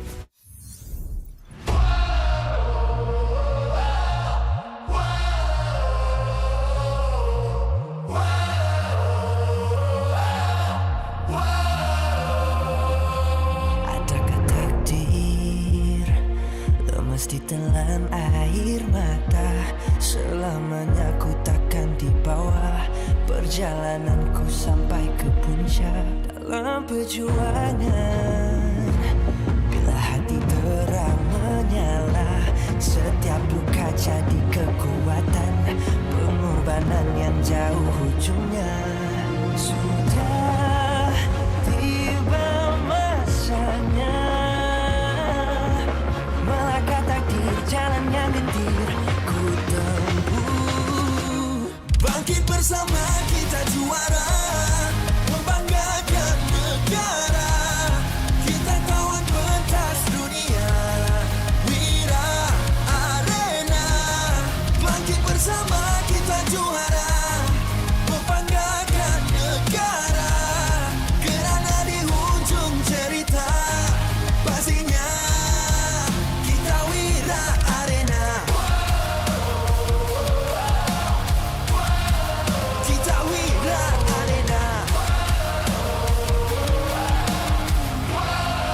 Kita Wira Arena. No sweat and grind, guess we never gon' fade. This that definition of a legend. Every single move that I make, feel it ain't no doubt. Dorang kena aku, I'm a winner. Cuba check gerak-geri aku semua tiptoe macam ballerina. Genggam bara api, biasa berjadi arang. Mimpiku mula menjadi, tiada siapa je yang halang. Kalau bikin hari-hari, benda susah jadi senang. Segala cabaran aku ready, masa depan aku terang. Tiba masanya melangkah takdir, jalan yang gentir ku tempuh. Bangkit bersama kita juara, membanggakan negara. Kita kawan pentas dunia, Wira Arena. Bangkit bersama kita juara, membanggakan negara. Kerana di hujung cerita pastinya kita Wira Arena. Kita Wira Arena. Kita Wira Arena. Satu hati, satu jiwa, makin bersama kita Wira Arena. Yeah. Dari bayang nyala api, nama kita terbahar di bumi. Yeah. Bangkit bersama kita juara, membanggakan negara. Kita kawan pentas dunia, Wira Arena. Bangkit bersama kita juara, membanggakan negara.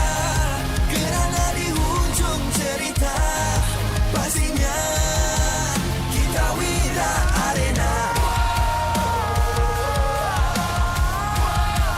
Kita Wira Arena. Kita Wira Arena.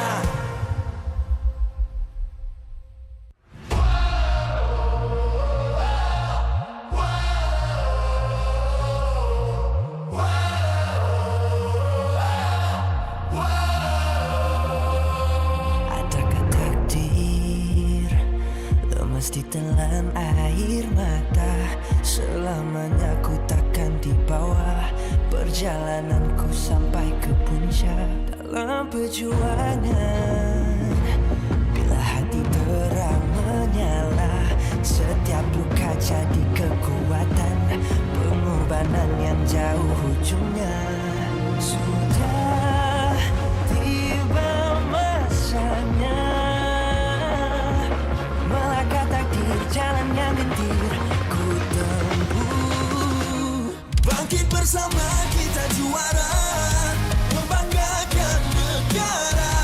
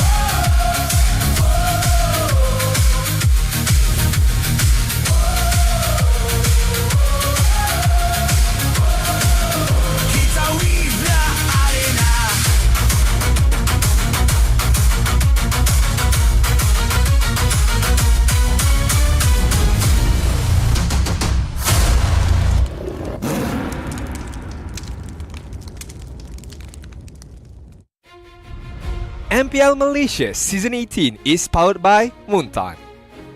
Presented by CelcomDigi Prepaid 5G. Dominate every match with unlimited 5G power with unlimited internet, speed, entertainment, and hotspot. CelcomDigi, the 5G prepaid for millions of Malaysians. Infinix Note 60 Pro is not what you think. Powered by Snapdragon 7S Gen 4, featuring 3D Ice Core Vapor Chamber Cooling, active metric display, and 90-watt wide plus 30-watt wireless charging. Get yours now at Infinix Official Store or TikTok Shop Infinix Malaysia. Grab, the official food delivery partner of MPL Malaysia. Don't let hunger cost you the game. Stay fueled, stay focused. Order Grab food from 9 p.m. to 4 a.m. and earn 5% Grab coins. Todak Academy, a leader in digital creative education where potential becomes success, powering the future with industry-driven STEM and TVET. Official automotive partner Cherry. Official deodorant and fragrance sponsor X. Official top-up partner Joytify. Official content partner Media Prima. Official streaming partner Tonton. Strategic partners Yamaha, Nandos, TNT Co, Quill City Mall. Official camera partner Opsbot. Supported by KBS, ESI, Rakan Muda, MESF.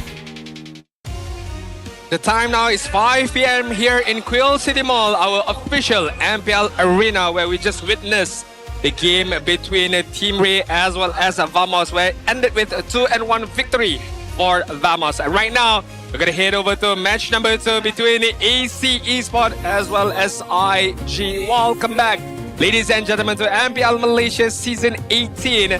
My name is Syed Adin. Together with me is Sadafa, who's gonna be your casters for the day as we approach match number 2, Sadafa. Match number 2. I'm looking forward to seeing what is going to be on display here today, because first match definitely left some things to be desired. Yeah, I think true. we can say for sure. But now we're going to start things with a fresh slate, right? AC, IG, both teams with something to prove. Especially AC, since I think like they're the only team still that has only played one match. Yeah, definitely true with you right here. I mean, also, don't forget our My Time IRA rewards for you guys to scan the QR code down below to get yourself free 5 lucky tickets. And yeah, I mean, only one match so far from the side of AC. And looking like their changes of roster, because we gotta know, we do understand that they have 2 mid laners, 2 potential good mid laners as well, between Izaname as well as Martizi. So who's gonna be the mid laner for today? We shall see later on. But you know what is always going to be consistent? What is always going to be the first choice of us here? It's CelcomDigi. You can dominate every match with CelcomDigi Prepaid 5G. You can experience unlimited 5G power with unlimited internet, speed, entertainment, and hotspot with CelcomDigi, the 5G prepaid for millions of Malaysians. CelcomDigi will never let you down, no matter where you are, no matter where you go. So thank you so much, CelcomDigi. We do have one content right now to show you guys. So let's take a look at it together right now, which is going to be a new season, a new chance. Can AC go further than they did last season? Well, they don't need to go that far. Right? I mean, all they need to do is survive the playoff spot. It's not a high bar to pass, sadly. Yep. AC, a team that came into last season with so many expectations upon them, many people placing them high up in the tier lists before the season even began, and then very disappointing performances to the extent that the team has decided on a full revamp despite having notable names on their previous lineup.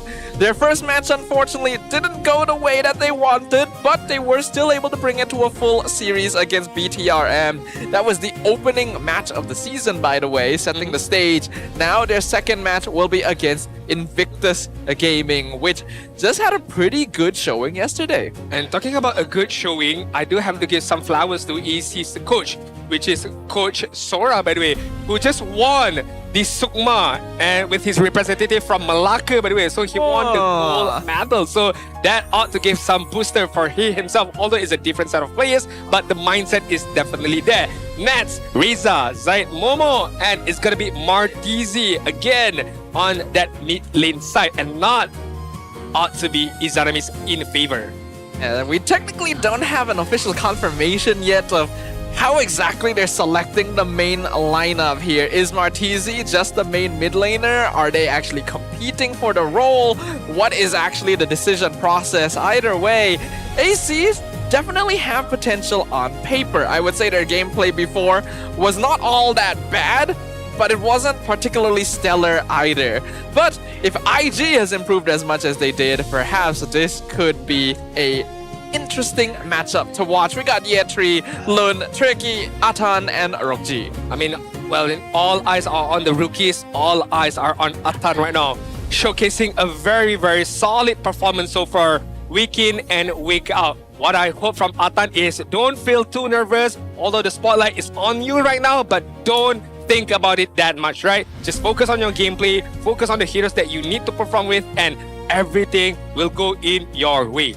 I mean, you gotta keep your head in the game, right? The less distractions there are, the more you are going to be able to make sure you are the team that reaches that finish line. We've already seen the dangers of overheating, of getting overconfident, and at the same time of being too passive or not drafting correctly, since this is still a very flexible meta that really rewards creativity and an understanding of what your players are able to do as a coach. Definitely so. The meta is wide open right now. So all eyes, apart from the players, are definitely on the coaches as well in terms of the drafting. Where are you going to put your heroes in? Is it going to be on the EXP side, jungle, roam, so on and so forth? And only then we shall see how your players are equipped enough with all that resources that they have to perform whatever that you have in store in terms of the aggression, in terms of the flexibility, as well as the strategy. Everything will be discussed even further when we commence the draft later. Indeed, we gotta look out for certain heroes. AC, we don't really have too much of a trend just yet since they've only played the one match, but IG seem to specialize in that Alice jungle. I'm hoping we get to see some of that. All right now we shall head over to our team walk-in right now between AC and IG. Lego.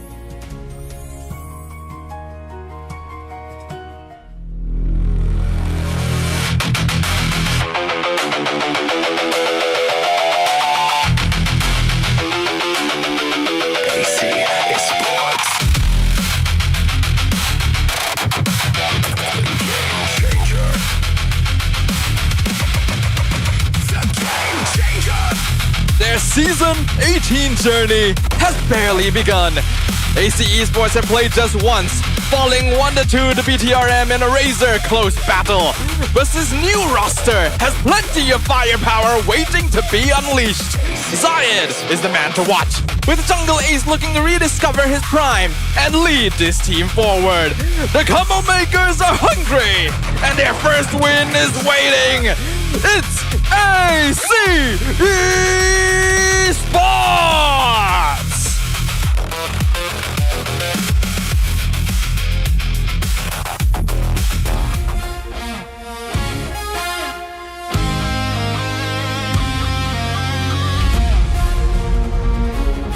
After a close battle against Vamos, IG walked away with a hard-earned win, and now they're swimming their way out to the stage with confidence building. They're back for more. Lun in the jungle with veteran gold laner Rokji will be key to keeping their momentum alive. Can the carry duo deliver another stellar performance? Don't stop believing! It's Invictus Gaming!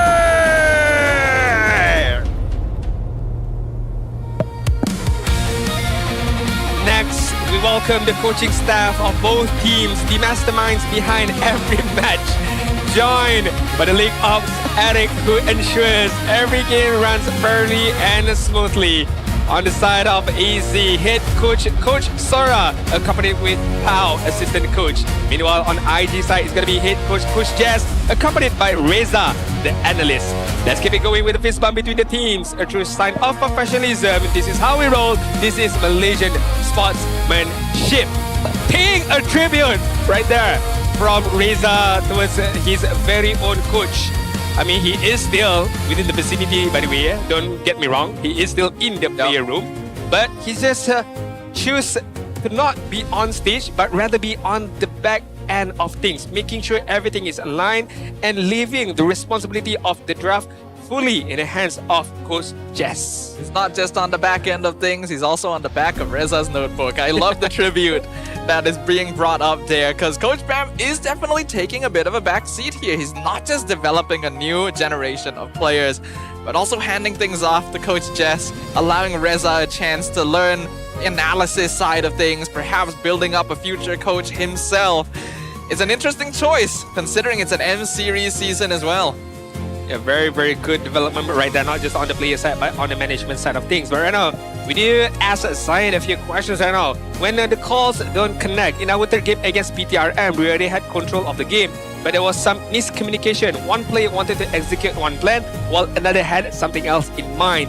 They probably couldn't hear each other properly because of the intensity of the game. Now, this is not much of a device issue in terms of their headset and whatnot, but it's more of your skill issue. Not literally playing the games, but how can you listen well to the commands right now? I mean, it's a heat of the moment thing, but it's something that not a lot of teams will deal with as well. So what really is the issue here? Is it that AC has too many shot callers? Do they need to dedicate to a specific team leader to make the calls? Like, some things need to be figured out, because that is something that you cannot allow to happen, especially on a stage like this, and even in the future, if you go internationals, that is going to be a killer. I mean, if we talk about intensity of the game, that was their first game for the season. If that is the intensity that they can't handle, imagine a grand finals stage, imagine a playoff stage, imagine a full packed house here at our MPL arena. So it's gonna be even more intense later on. So, okay, it's still fine, it's early stages, so they have to be able to adapt as quickly as possible. Just now, we did talk about adaptability, where it was brought up from Arrow 404 on how fast, how well can you adapt. So it's not just about the meta, but it's also about adapting to the environment as well. And there's definitely going to be a bit of pressure on AC to perform this time around as well.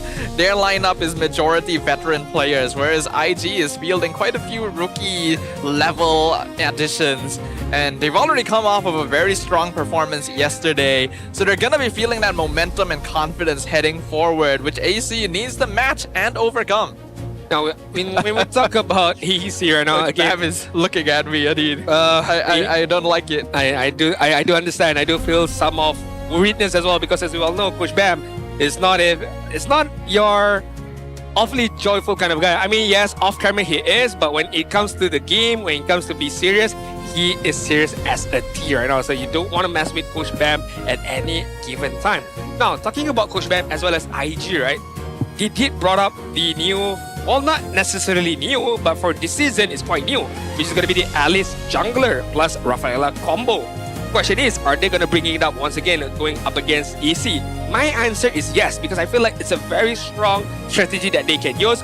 Plus, Ye3 is a formidable EXP laner damager user. You give him Pakiro, he can perform really, really well. You give him Lapu Lapu, he can perform instantly well. But if you would like to change it up a bit, still, you are able to do so. Uranus on the XP side can do so. Ballarat on the XP side can do so. Baras on the XP side can do so, because Lun also plays a very, very mean assassin heroes. Yeah, I think Lun is definitely one of the newer players that has been standing out in his capabilities, and I think he wants to continue that traction. IG overall seems like a pretty complete lineup right now. They were able to take down Vamos, which is one of the favorites of the season, and they were able to do so twice with the Rafaela Alice. This also means Rafaela going to be a hero that is quite hotly contested here. And that seems to be where the meta is leaning as well.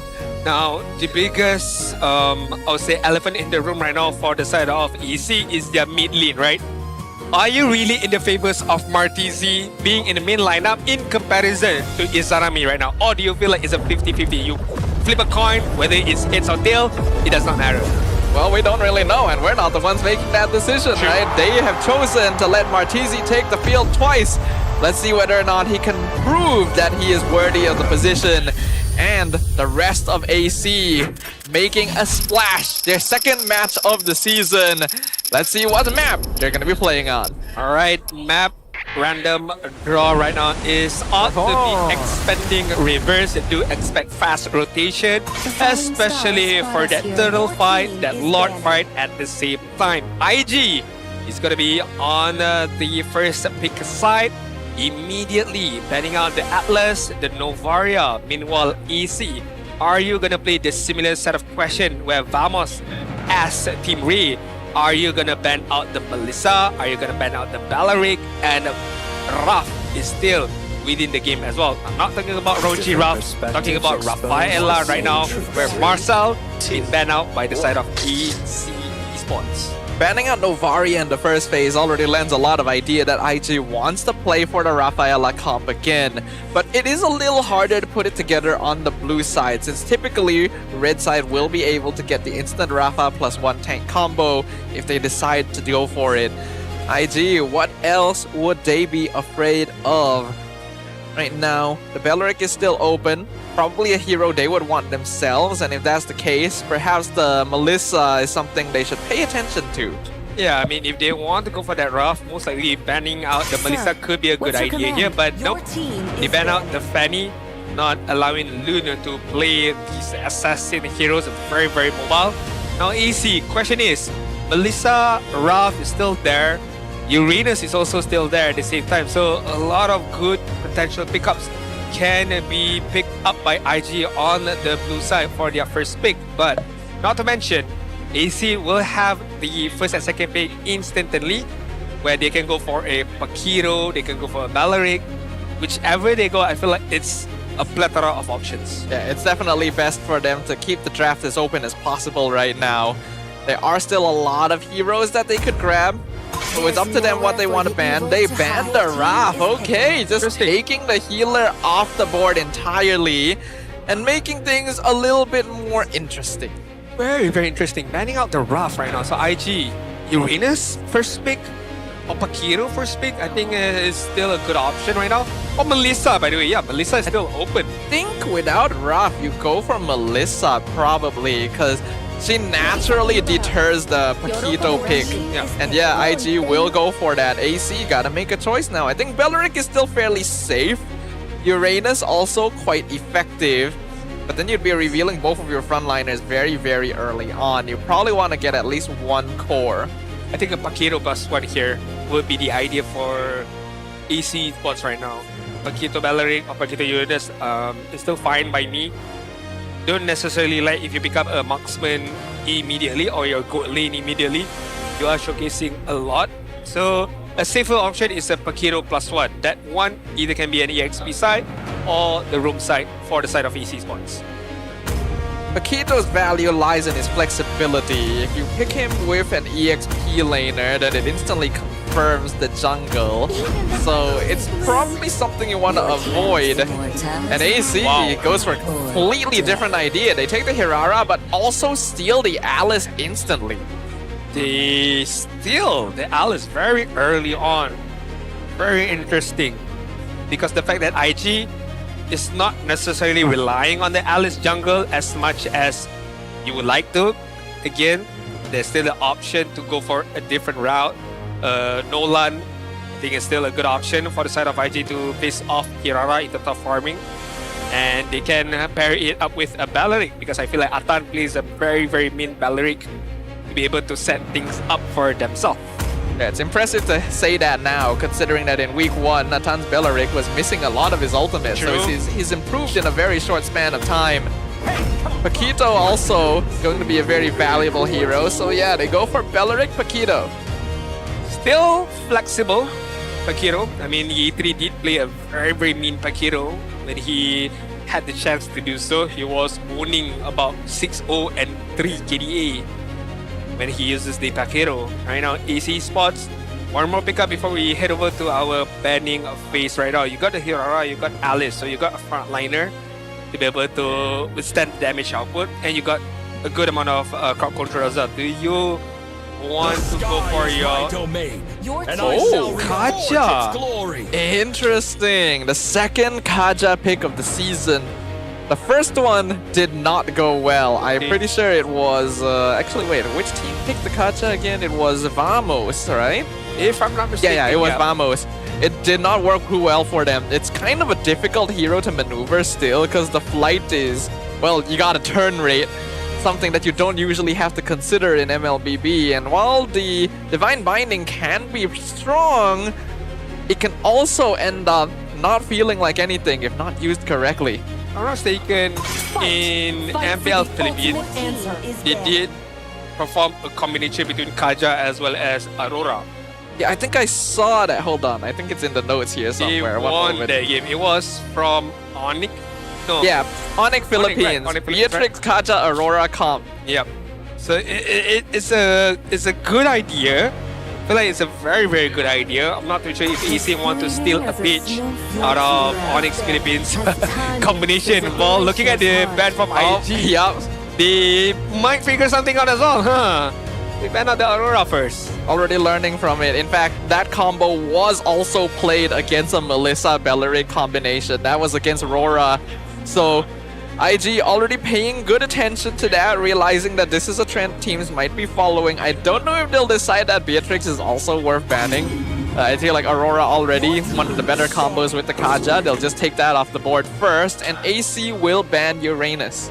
I feel like, I don't know, maybe this is just me, but I feel like you can put any kind of like AoE mid laner with Kaja. So your Barca, your Vexana, I suppose, in a certain way can work well. But then again, if the opponent picks up an assassin jungler, then your high ground mage are gonna be in threat. So maybe that's why you don't necessarily pair it up with a Farsa or Vexana.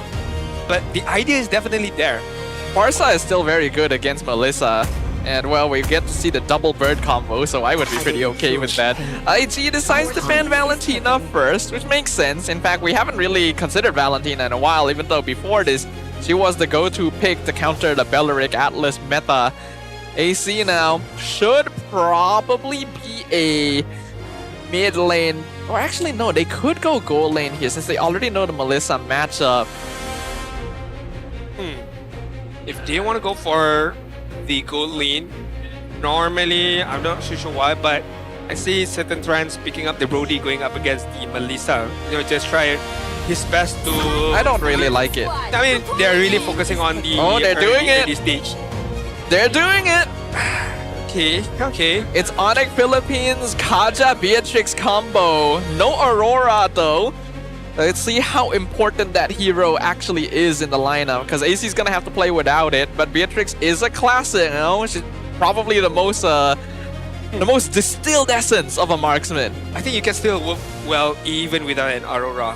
Maybe you pick up a Zitian to just add another layer of protection, or another layer of... It's kind of a bird too.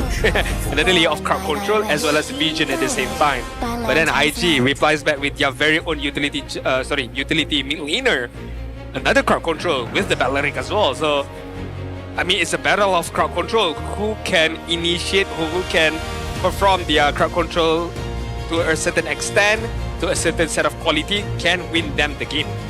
Zeus and Belleric would usually mean that you're lacking a little bit of damage on your team, but because of that, they have Paquito in the EXP lane to add up for that missing DPS. So there is a good amount of control, like you mentioned, in the mid duo coming out of IG right now, but the other heroes are just gonna be left on their own to make things happen.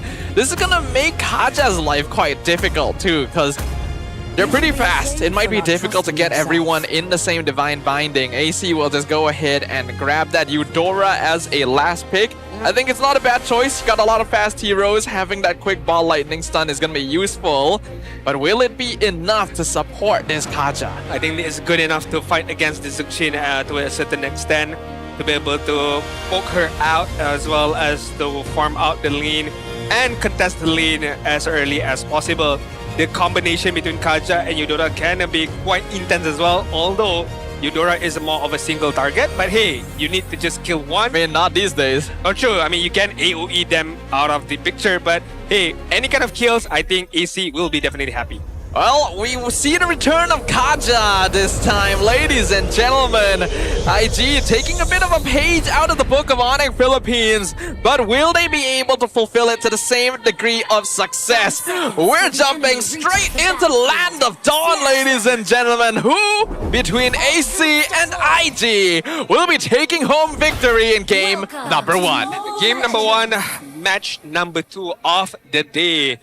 This Saturday, 22nd of August, right now, we shall see between the IG as well as AC, where AC's case right now, they need to be able to get a win right now to kick things off for this season, right? I mean, it's only been their second match for this season, so not a lot of momentum going into this game, apart from, I did mention about the coach winning Sukma as of recent with the Malacca representative, so hopefully that can give a bit of a momentum booster for the side of EC. Judging by their draft, again, it all comes down to the execution. If the execution is done to perfection, then I can see a world where EC can dominate. Then again, I could say the same thing about IG with the Zuxin as well as the Bellary.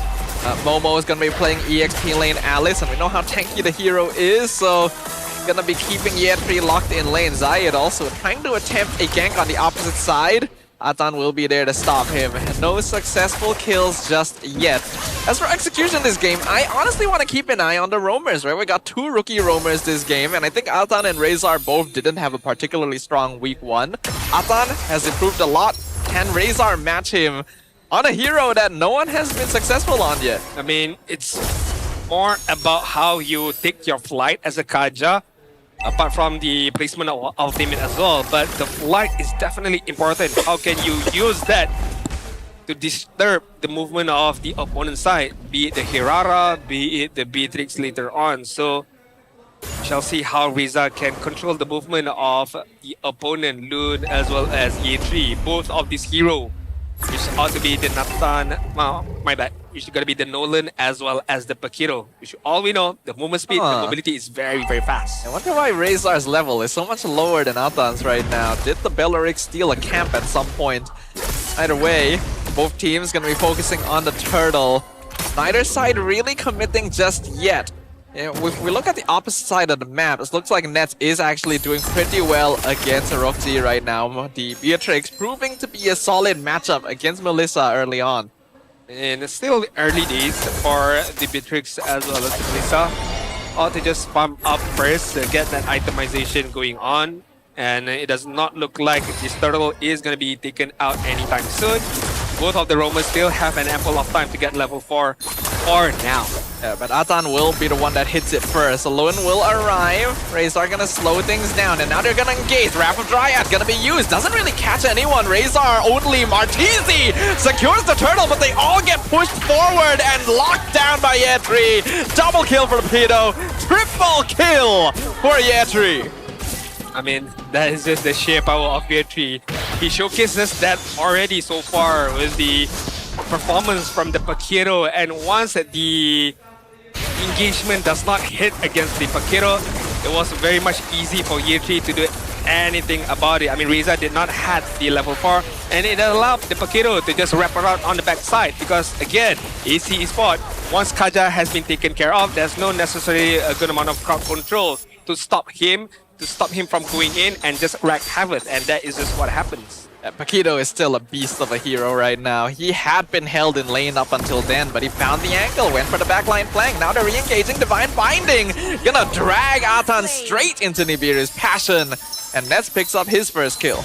Now, okay, we can see the idea, right? The Divine Binding into Nibiru's Passion or any kind of sort of skill from the side of Beatrix, but they need to be able to do that. He wants to kill the bird. Rockji actually lands the final blow. Tricky flickers under the tower to pull Nets forward, but they're not close enough to finish. They're not close enough. Like I mentioned, I mean, the idea is definitely there, but right now you need to be able to do that constantly. Every time there is the Divine Binding, he needs to be able to rotate with Ness to get a kill off.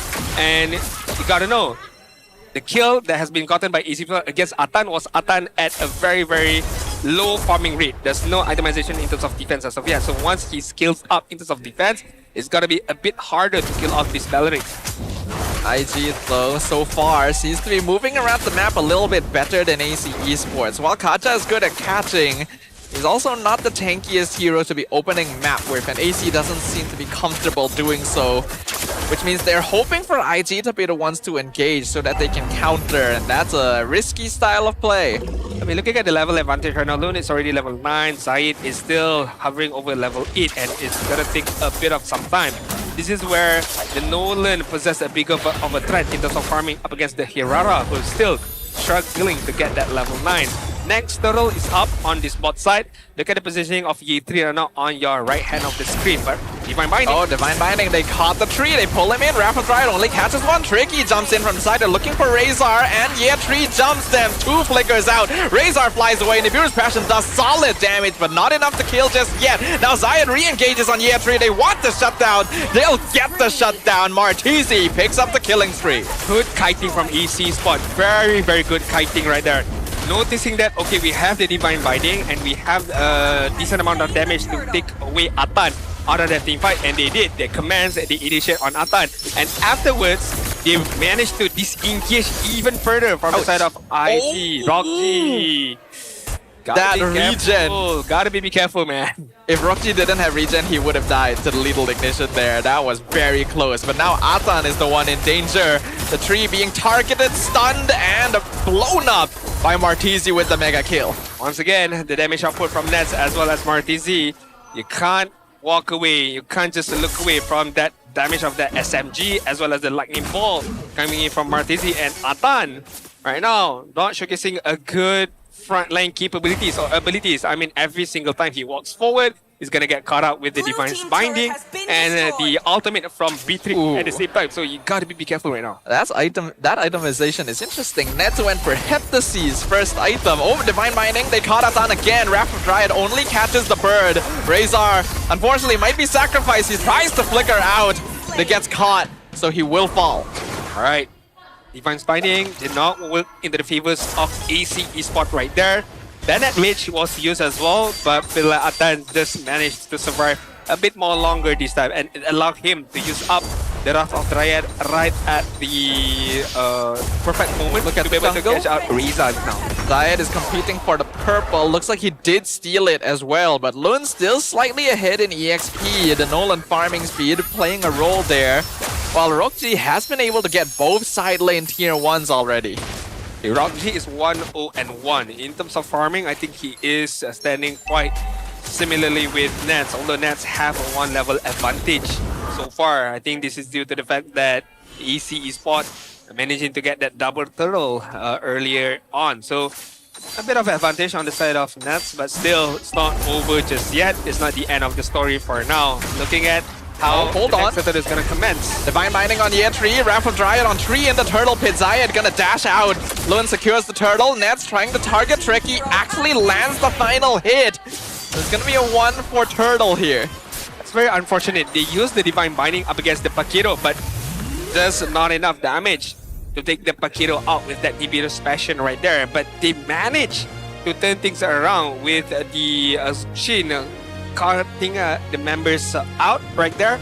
I mean, Zuxin tried her best to catch out the members of EC right there, but then again, the members of IG, but then again, IG just managed to, walk away right there. Looks like we're gonna have a small technical pause while we try to resolve the situation. It looks like it is on the AC side, so we're gonna give a moment for our marshals to check if everything's okay.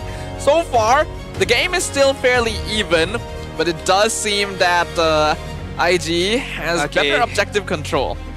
This will be another fixed moment. Well, this is not. This is a stormy moment. Okay, no fixed moment. I thought that was going to be another fixed moment where all of our fans just showcasing fixed. I'm sure we'll get to see one eventually. It will be there. It will definitely be there. What are your predictions so far right now? Is it still 50-50, or do you see any teams have a singular advantage towards one another? I think it's still 50-50, but it's slightly easier to execute for the IG side. Because AC is able to fight a little better, but it really relies on the Divine Binding being able to lock into the Beatrix ult, and there's no guarantee that you have enough damage to kill. if you're not able to achieve that, then IG has more consistent resources. Oh, Momo! Oh, that's Momo! I was like, who is that? Like looking at him. Whoa! Momo, what a throwback It's right small there. Momo. Look at that throwback right there. Momo's like Does looking he at see it. it? I think he sees it. Does he see it? Ah, he sees it. I'm gonna guess that's like, okay, Momo's somewhere in the age of what, 22, 23 I have no idea, man. ish. Okay, let's just say 23-ish lah, basically, right? So that is during SPM days, most likely. So that's like 6 years ago, roughly. Something like that, yeah. That's what a while. 6 years ago. 6 years ago, I'm still not in high school. I already done high school 6 years ago. We're old. My God! We're very old. 6 years ago, Momo was still in school. 6 years ago, I am in the office.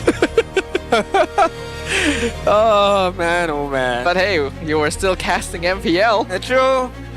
True. Right? Not gonna lie, true. Right? Hold on. We're season 18. Yeah. Yeah. 11, right? Yeah. Roughly, about the same. 1 year is like 2 seasons, so yeah, correct. So how's life so far? Life's alright, feeling very old. Same. Fatigue is getting the best of me right now, not gonna lie. Oh, what's getting what? Fatigue. Oh, fatigue. Yeah, fatigue is getting the best of me right now. Is that what I think it is? It's long. That's long, right? Yeah, that is That's long. It's like, oh, hi guys, I'm just gonna smile and wave. Smile and wave, boys. Just smile and wave. Smile and just randomly showing up in a t-shirt. No, okay. From the demographics of our fans, I can see there are like even number of fans on the side of IG as well as EC Sports, so it's quite well balanced. I think one thing that is nice is that the fan bases of all teams have really grown over the years, right? Back in the day, you only really had 1 or 2 teams that were Hey! Look at that. There's a Veki card? There is a Veki card. I didn't know there's a Veki card. I thought it was just players. I feel like that is a very rare occasion where a player card, once you pull it out, it's not even a player. Well, ex-player, I guess. Well, he was a player, I suppose. Ex-player, right? Now a coach. Interesting. But for now, we can have a look at what's going on in-game. Nets does have the BOD completed, slightly ahead in goal compared to Roxy, who's still working on finishing that Trinity. Otherwise, items are fairly standard. Yetri is going full damage right now. To a certain extent, EC Esports, right? After they are done with their combo, either Divine Binding into Banner's Rage or Nibiru's Passion, they have to shift their ways of playing into a protect the president kind of style, where the president is definitely going to be Nets, and you need to be able to let Nets free hit anybody who is in front of you. Whilst Zayed maybe have to go onto the backside, but not that far away, because you need to be able to connect with your teammates. Beatrix is honestly capable of a deceptively high amount of damage, and it surprises me why we don't see her as a bit of a fallback more often, but Atan flickers in, gets the 2-man Wrath of Dryad, Martisi gets lifted up and taken out, shut down over the Roxy. A huge pickup as Yetri now jumps Momo in the back, finishes off the Alex. Nibiru's Passion is not bad, but it's not enough. It's a double kill for Roxy. Zayed finds a single trade, but it is 1 for 3 in favor of Invictus. I like the tempo of Invictus Gaming. When they want to go in, they commit everybody in. There's no hesitation, there's no second guessing. Everybody goes in with their very own job desk, and they know what needs to be done, and that works well with them. I mean, Riza as well as Momo got a kill right there. Looking at the heart rate of the coach right now. I mean, we have coach heart rate? That's fun. 147. That's pretty high. I was gonna say like pretty chill, but nope, that's not chill. That's not chill, dude. That's not chill at all. If that's chill, I think we have some problem. Very, very big of a problem right now. Looking like EC is gonna be having a bit of a problem because the Lord is being sieged down by IG right now. Atan has been doing a great job of finding these catches, and it's been slowly but surely putting AC back. AC wants to be the one starting the fights. They want to instantly pick off 1 or 2 people with the Kacha Beatrix combo. Razor, Divine Binding misses! Roxy dashes away, and now Tricky jumps forward. He's looking to pick them up. Momo goes in. Throne of Ruin lands on 2, but the Winter Crown Tricky only delays his demise, but buys enough time for Lun to secure the Lord. Okay, hold that thought. Maybe there's more fight going on, no? Okay. When the Divine Binding misses, not too sure if Tricky needs to be that aggressive forward, right? Because There's no way for AC Sport to initiate apart from Momo right there, so you can just wait it out. Oh, Rapid Riot catches two, including Martizi. That's a big catch. He has to flicker up, but look at Lun comes in from the side. The Fracture picks up a double. That is intense. That is what we call teamwork makes the dream work, boys. How the Wrath of Dryad to begin with, and it allowed Rockji to go in to perform the go away at the same time. And then Lun notices that, okay, you're gonna run away, but you're gonna run away on the mid side, right? So I just cut you off on the mid side just now. I honestly have been loving the way that Lun has been playing in jungle here. The communication is good and doesn't really feel like it's a newer player on the stage. Invictus, that sequence of events has guaranteed an advantage. And now towers are falling left and right before the Lord even reaches the base. In fact, if they can delay the Lord another 15 seconds, the Holy Defenses will actually know there isn't even a Holy Defense down there anymore. When did that happen? At a certain time. Not too sure when, but probably along the side of this game, it did happen right now. Atan is gonna scout things out with the conceal. Notice Reza is there, just gonna walk away. And Invictus Gaming are happy with what they have gotten right there. They have gotten map control once again. AC Sport, they have to play from the back side of things. And it's not a fun place to be in. Especially Reza right now needs to be able to land the next Divine Binding. Divine Binding, honestly, not an easy ability to land, especially since there's a lot of mobile heroes these days. Nets hasn't died yet, so imagine his farm shouldn't be too far behind Rockji. And that gives AC wave clear and base defense potential. So they could wait this out, considering IG already holds on to a notable gold advantage. But we'll see whether they decide to be more active or more passive. I like how Atan is very chill, right? I mean, looking at the heart rate of him, especially as a rookie, very chill, 50. A notable improvement. Yeah, 60 heart rate right now. Because he knows, he understands that I cannot be too panicky or I cannot be too, over the edge, because the ultimate of he himself can change the outcome, can change the course of this game. So he needs to be able to focus down and land that Wrath of Dryad. Similarly with Reza with the Divine Binding. Looking at the itemization, Nats has completed the Malefic Gun, Razor, and Teak into Fleeting. Kaja does require that fleeting time to be able to use his ult more often. Momo's build is interesting though, going for the Chastise and the Oracle. No other defensive items as of right now, which explains why he's as squishy as he is. I mean, looking at the side of Martizi as well, needs that third item to be online for now to be able to deal a good amount of damage. Right now, it's more of a utility. I mean, he has a shield, extra shield right now to be able to survive as long as she needs, as well as the glowing one to be able to pick things off from the healing and the shield being gained by the Razor. Divine Binding on Yetri, but look at the Winter Crown. Great timing. He avoids the Beatrix ult. And Zayed, why are you entering from there, sir? It's a mega kill for Lun. AC Esports' plan has been dismantled. Oh, Yetri still died after using the Winter Crown as well. So I thought he could have stayed alive. He couldn't. Fight goes on right now. Momo still holding on to that Throne of Ruins as well as Flicker. So he is the initiator right now. Oh, they're trying to steal it, but they don't have a jungler even. Winter Crown gonna be used. Momo jumps in Throne of Ruin, lands on only one. Tricky survives with the Winter Crown. Momo gets lifted up. Razor gonna be the next target. He has to flicker out, but Nev's now in a bad spot. Divine Binding only pulling them closer. Roxy pops the ultimate, pins him against the wall to give Lun the unstoppable streak.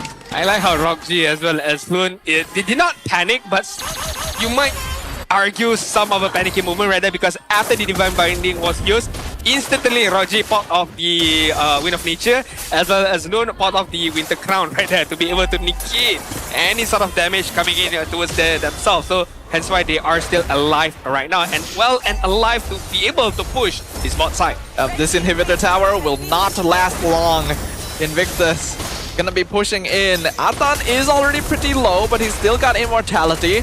Looks like they're gonna shift on over to the mid lane instead, but the Lord will be quite easily handled since Net is still alive, and looks like IG will be satisfied with that. Very much satisfied with what they have gotten so far. 13 and 9 in terms of overall kills. IG are on the upper hand right now in terms of their economic growth. 8k gold lead so far as we approach the 16-minute mark. Lot is gonna be spawning more or less than 100 more seconds to go right now.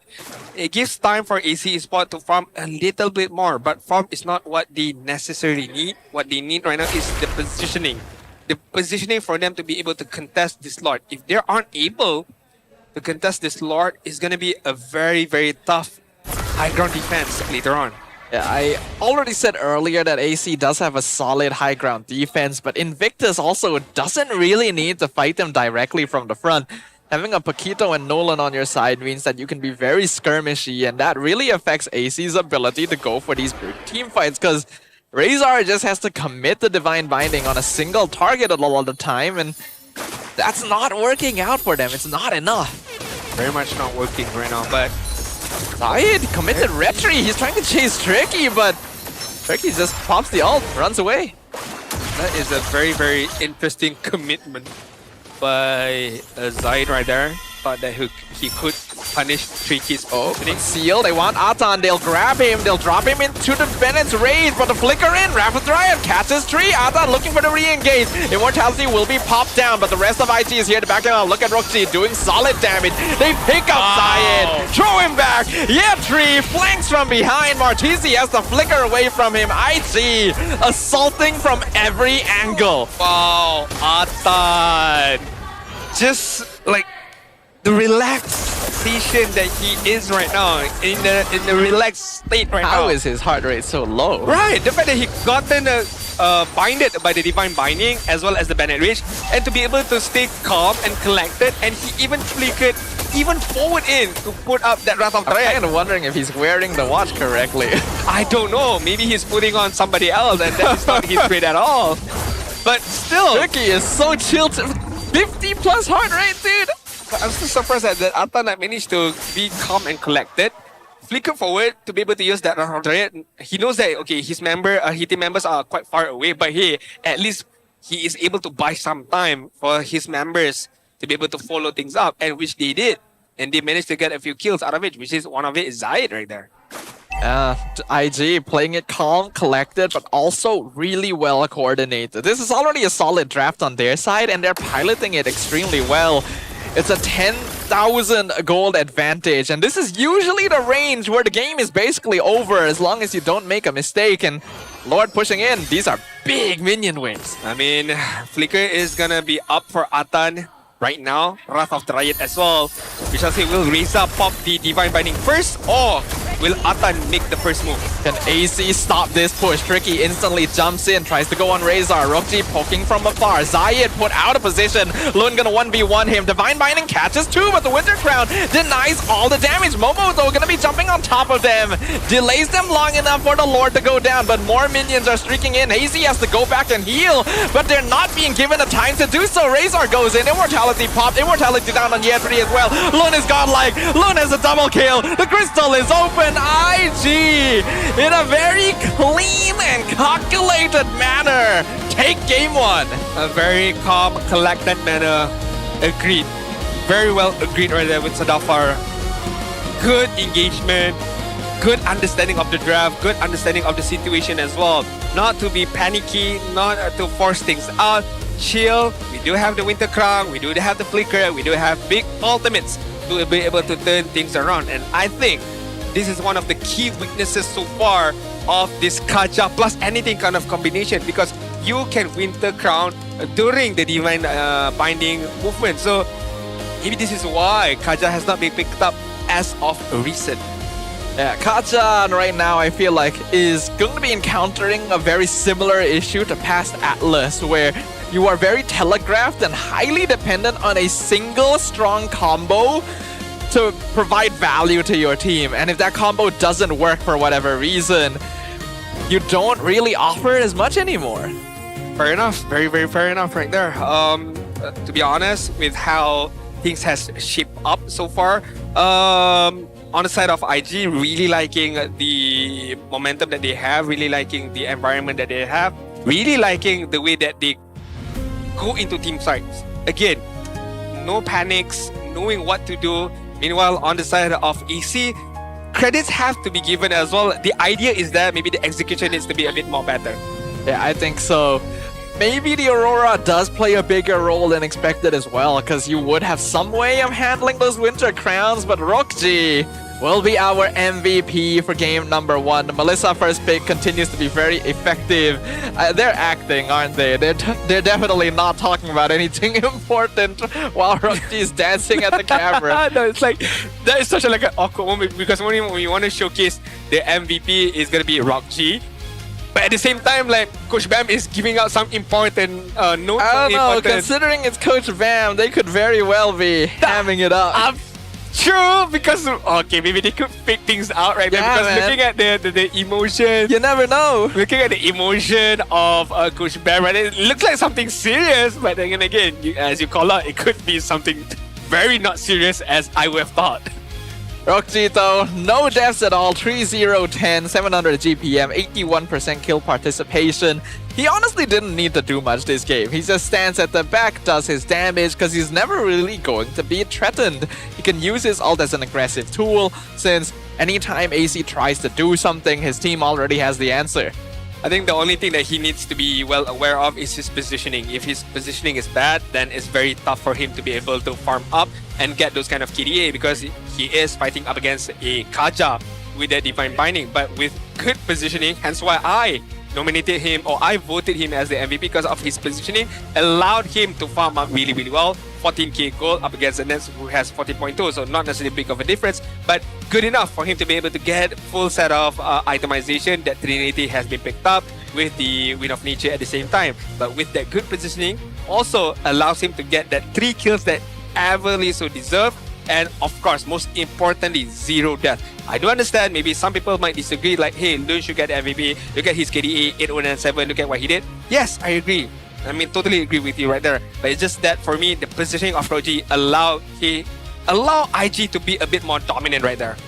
For me personally, I do feel like Lun probably deserved MVP just a little bit more, you know. Rockji, his life is not difficult. He just stands there. Lun had to find those angles. He got the great setups, excellent burst. This guy is really up and coming as a jungler, and we gotta keep more of an eye on him. True. Definitely agree with you right there. I mean, there are some instances where Lun went a bit more creative in terms of how the team fight should have gone. Go onwards to the backside, not showcasing himself much on the lane to make him as a true assassin user right there. Goes in, gets killed, walks out, away. Nobody noticed where he is, nobody knows where he is coming from, but he gets the job done literally right there. Looking over also the AC side, I feel like the combination is very straightforward, but can be dealt upon with Winter Crown, with Wind of Nature, because their combination is very straightforward. Divine Binding, Bennett Ridge, or Nebulous Passion, and that's it. After that, it's more of a positioning of a team fight, and allowed Nets to be on the back side, and it allowed at least Momo to be in the upside on the front end, but it did not work out well for the side of AC. I mean, look at Momo as well. It was 0, 5, and 5. It's a solid draft coming in here from the side of IG. They look very comfortable piloting it, whereas it's clear AC is trying out something that isn't the most proven, and IG even banned the Aurora, so they were prepared. Yeah, I would like to be able to draw, but unfortunately, I aren't able to do so right now. But hey, we do have a bit of an we got some technical difficulties. Yeah, we got some technical difficulties. Okay, you can imagine drawing. But this is the clip that I selected because of what you mentioned, which is Lun be able to go on to the back end of things right here. Because I was taking a look at the mini map, right? Lun is not showcasing himself at all at that particular team fight. This fight commenced after Atan went in with the Wrath of Dryad and Flicker. Rockji also followed up with the go away, and it forces AC Sport to be in a particular position that they aren't, or they do not want to be there at all. And once they aren't able to move around because of the Wrath of Dryad, the go away at the same time, it gives the room for Lun to go onto the backside and got a double kill out of this particular team fight. This is why I wanted to showcase why Sadafa did mention that Lun deserved maybe just slightly a bit of the MVP because of the positioning and the idea where he is coming from. They're telling you to refresh it. Well, I did. multiple of times. Oh, it's not working. Yeah. Okay, I'll let them know. But yes, I agree with you. I think the strength of Invictus Gaming's lineup here is largely the flexibility of approach, right? They are very skirmishy heroes. They can have Atan and Tricky handle the CC and frontlining. Rokji stands behind them. And then Lun and Yetri can enter from whatever direction they like. Whereas AC needs the position for the Divine Binding into the Beatrix ult, into the Eudora ideally. And Momo can zone, yes, but not quite as effectively as heroes like Uranus, Esme, Bellaric. So it becomes a little more difficult for them because AC needs certain conditions to happen, while IG can be very different in how they fight. Yeah, I mean, that's just how it is. And like I mentioned on how AC is a very, what do you call it? It's not a one-sided thing. It's a one-dimensional of a team fight because you are heavily relying in on the Divine Binding plus maybe the Passion or Bennett Range combination.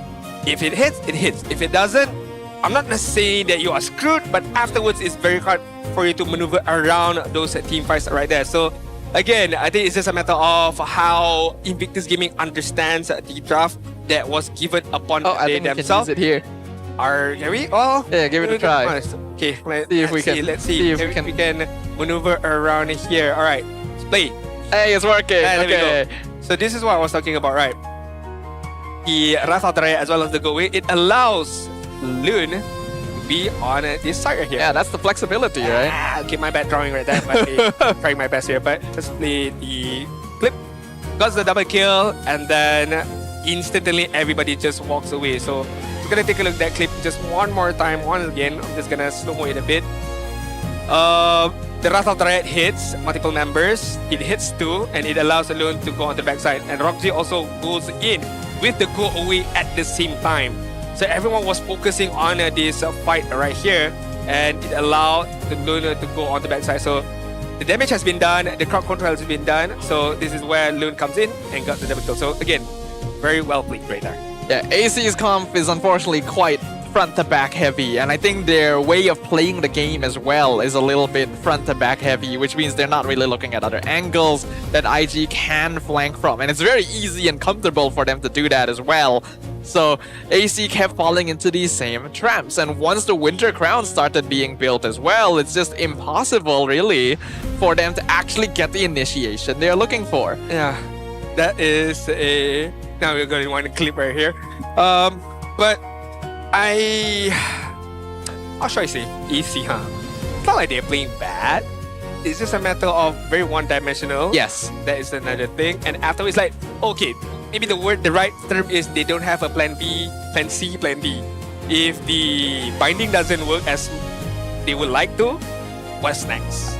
Yeah, I don't know if the Alice pick was something that they were planning to play around or it was purely to steal it away from Lun, but I feel like that could have maybe been a better option. And then the Eudora clearly not quite as fitting in the position here. That's why the Aurora was banned out. That's why IG felt like, yeah, we gotta get rid of the Aurora, but the Beatrix is fine, you know? It's that extra crowd control, it's that follow-up, because Aurora can technically space out her abilities, so even if you Winter Crown the Divine Binding, you might still get those in afterwards. So in a way, you're saying that the Aurora is still needed in that draft. I think so, or at least have some consistent CC AoE mage. Just to outmaneuver. There's not a lot of those. Just to outmaneuver the Winter Crowns. Yes. I think there is. It's just a matter of not exploring enough into it, I suppose. I mean, Vexana is still an AoE, Farsa is still an AoE, but you can't damage against a Winter Crown target, but you can still deal a good amount of damage towards it. Maybe an Odet, who knows? I don't know. Maybe there's some more exploration needs to be done with the Kaja combination. The idea is there, the fundamental is there, but you need to explore a bit more towards it. And if it doesn't work, you need to be able to have a second plan. What's your next step? What's your other step? Okay, this combination does not work at all. So hopefully that AC Sport does not give up in this draft. I just want them to explore a bit more into it. At this point, I feel like we have to ask the question. Is it worth picking Kaja? You know, is Kaja a good enough pick to be played? At first I thought it is, but then Winter Crown exists. Yeah, I didn't even realize like that was a possibility, you know? I played against Kaja in 1 or 2 pub games. I thought like, man, this hero is pretty annoying. Yeah. And then I played Kacha myself and I realized like, oh, this hero is kind of hard to play. But I figured, yeah, should still be pretty solid.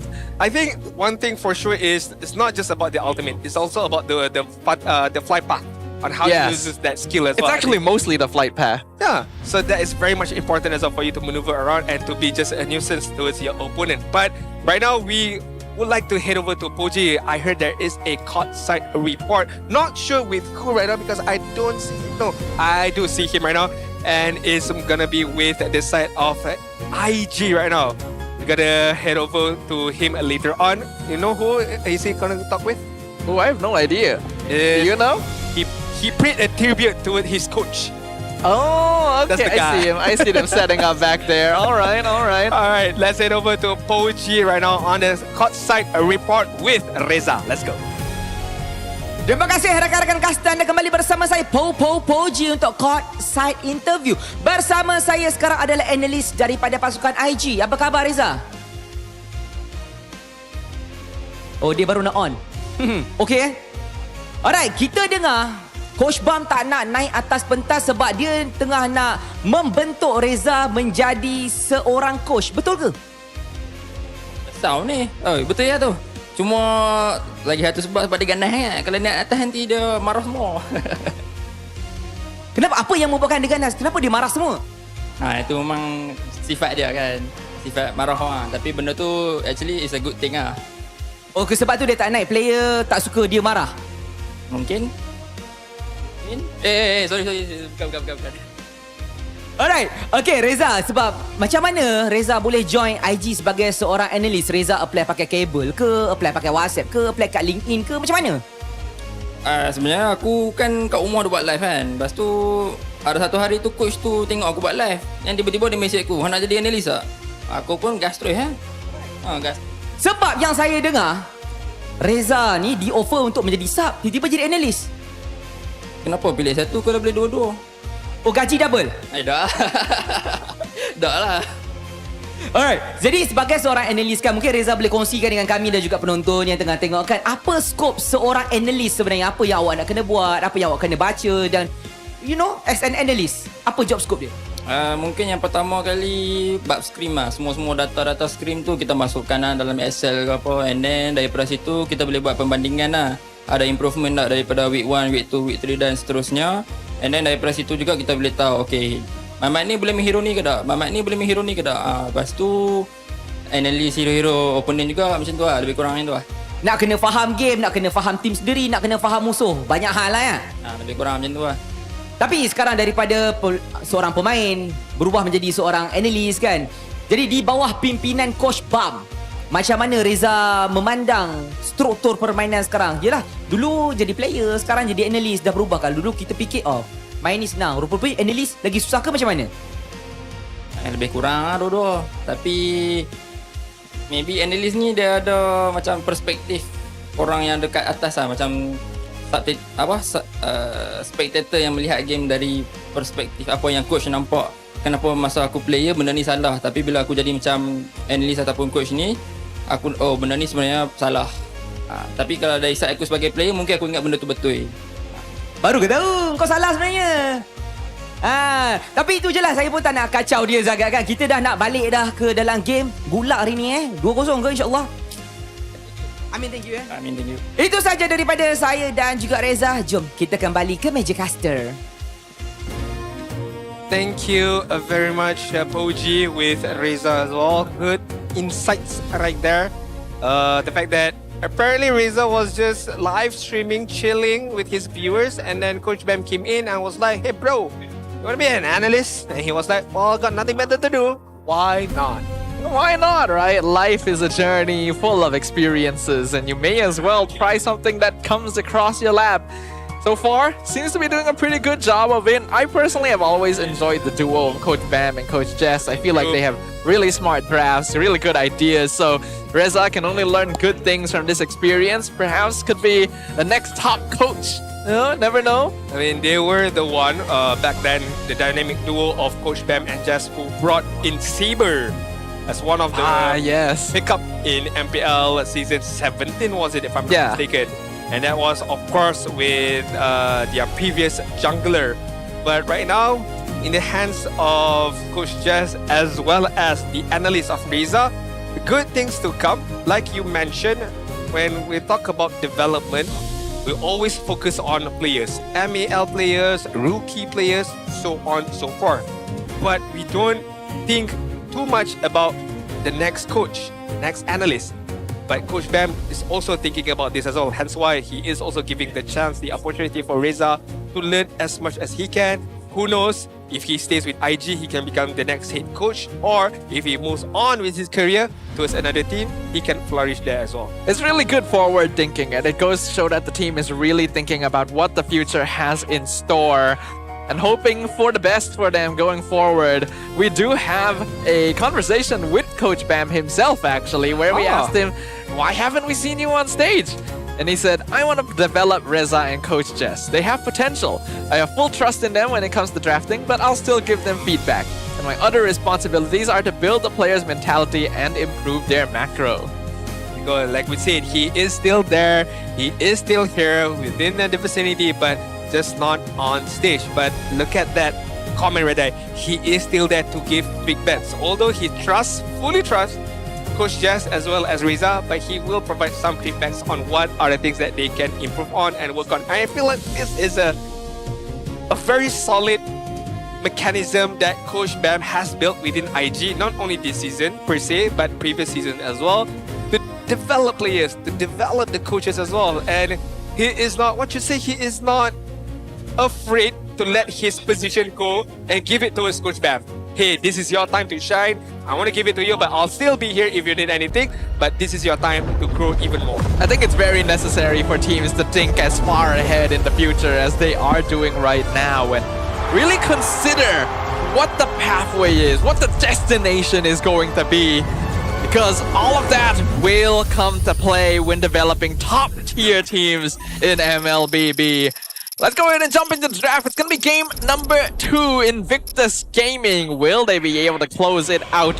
Or will AC go back to the basics and bring us to another full series? Flying Cloud Sadapa is the map for game number 2. Whenever I think about Flying Cloud, I think about that hero that has been banned out by the side of AC Esports, which got to be the Wrath. So no Wrath, no early revives can be done in this game. Right now, IG. One more ban before we head over to EC Esports. In previous game or this game just now, they banned out. What did they ban out? If I'm not mistaken, the Fanny. Oh, the Fanny. Yeah, correct. Sir, so they banned out the Fanny. They are gonna ban out once again the Fanny. Previously, AC banned these 2 heroes as well as Marcel. We'll see if they decide to go for it again. But I think something important to point out is that that previous game proved to us that IG is capable of very clean gameplay without the Rafaela. In fact, wow, AC banning out the Alice. Wow. I feel like Melissa is still a really good opening though. But then again, I feel like comfort hero for Atan is the Marcel. But then again, you do bring out a very good argument of the Melissa. For me, I'm just more of I want my players to have the comfort heroes, especially the rookie Atan. That's just my takeaway. I mean, Atan's comfortable with both Belleric and Marcel. Right? I actually kind of want to see him play something else just to see what he's capable of. But since you still have 2 heroes open, I think it's fine to prioritize something else. And yeah, they will go for Melissa first. Okay. Not a bad choice either way. It allows the EC to grab that Marcel for themselves as well as the Paquito at the same time. Not necessarily the best combination that you can bring out, but still packs a lot of punch with the capability of the time stop everybody. I think it's not a bad idea. First, you take the Marcel, which is still a very frequent ban, and you pair it with the Paquito. A lot of teams are afraid to pick Paquito into Melissa because he is generally counted in that way.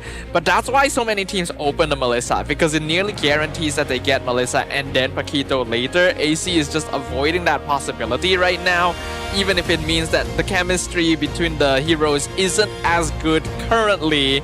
But they still got plenty of heroes to pick to finish up that connection. IG will follow up with the Hirara Uranus. You got one hero that is super at tanking the front line. And that is going to be the Uranus right now. with the Consecration, with the Purifier, depends on what will E3 brings out later on.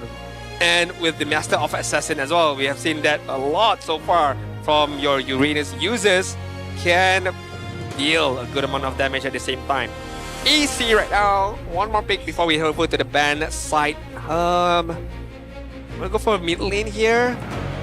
You don't want to go for a EXP most likely because you want to keep the flexibility of this Paquito first of all. I think you do ideally want a mid laner that's able to deal with Melissa. Oh, okay. AC going for the YSS instead. So this now, a very high chance of being a double fighter side lane. Starting to think that Arctic is kind of desperate that they need a consistent DPS up against the Uranus. That's why the Sunshine being picked up.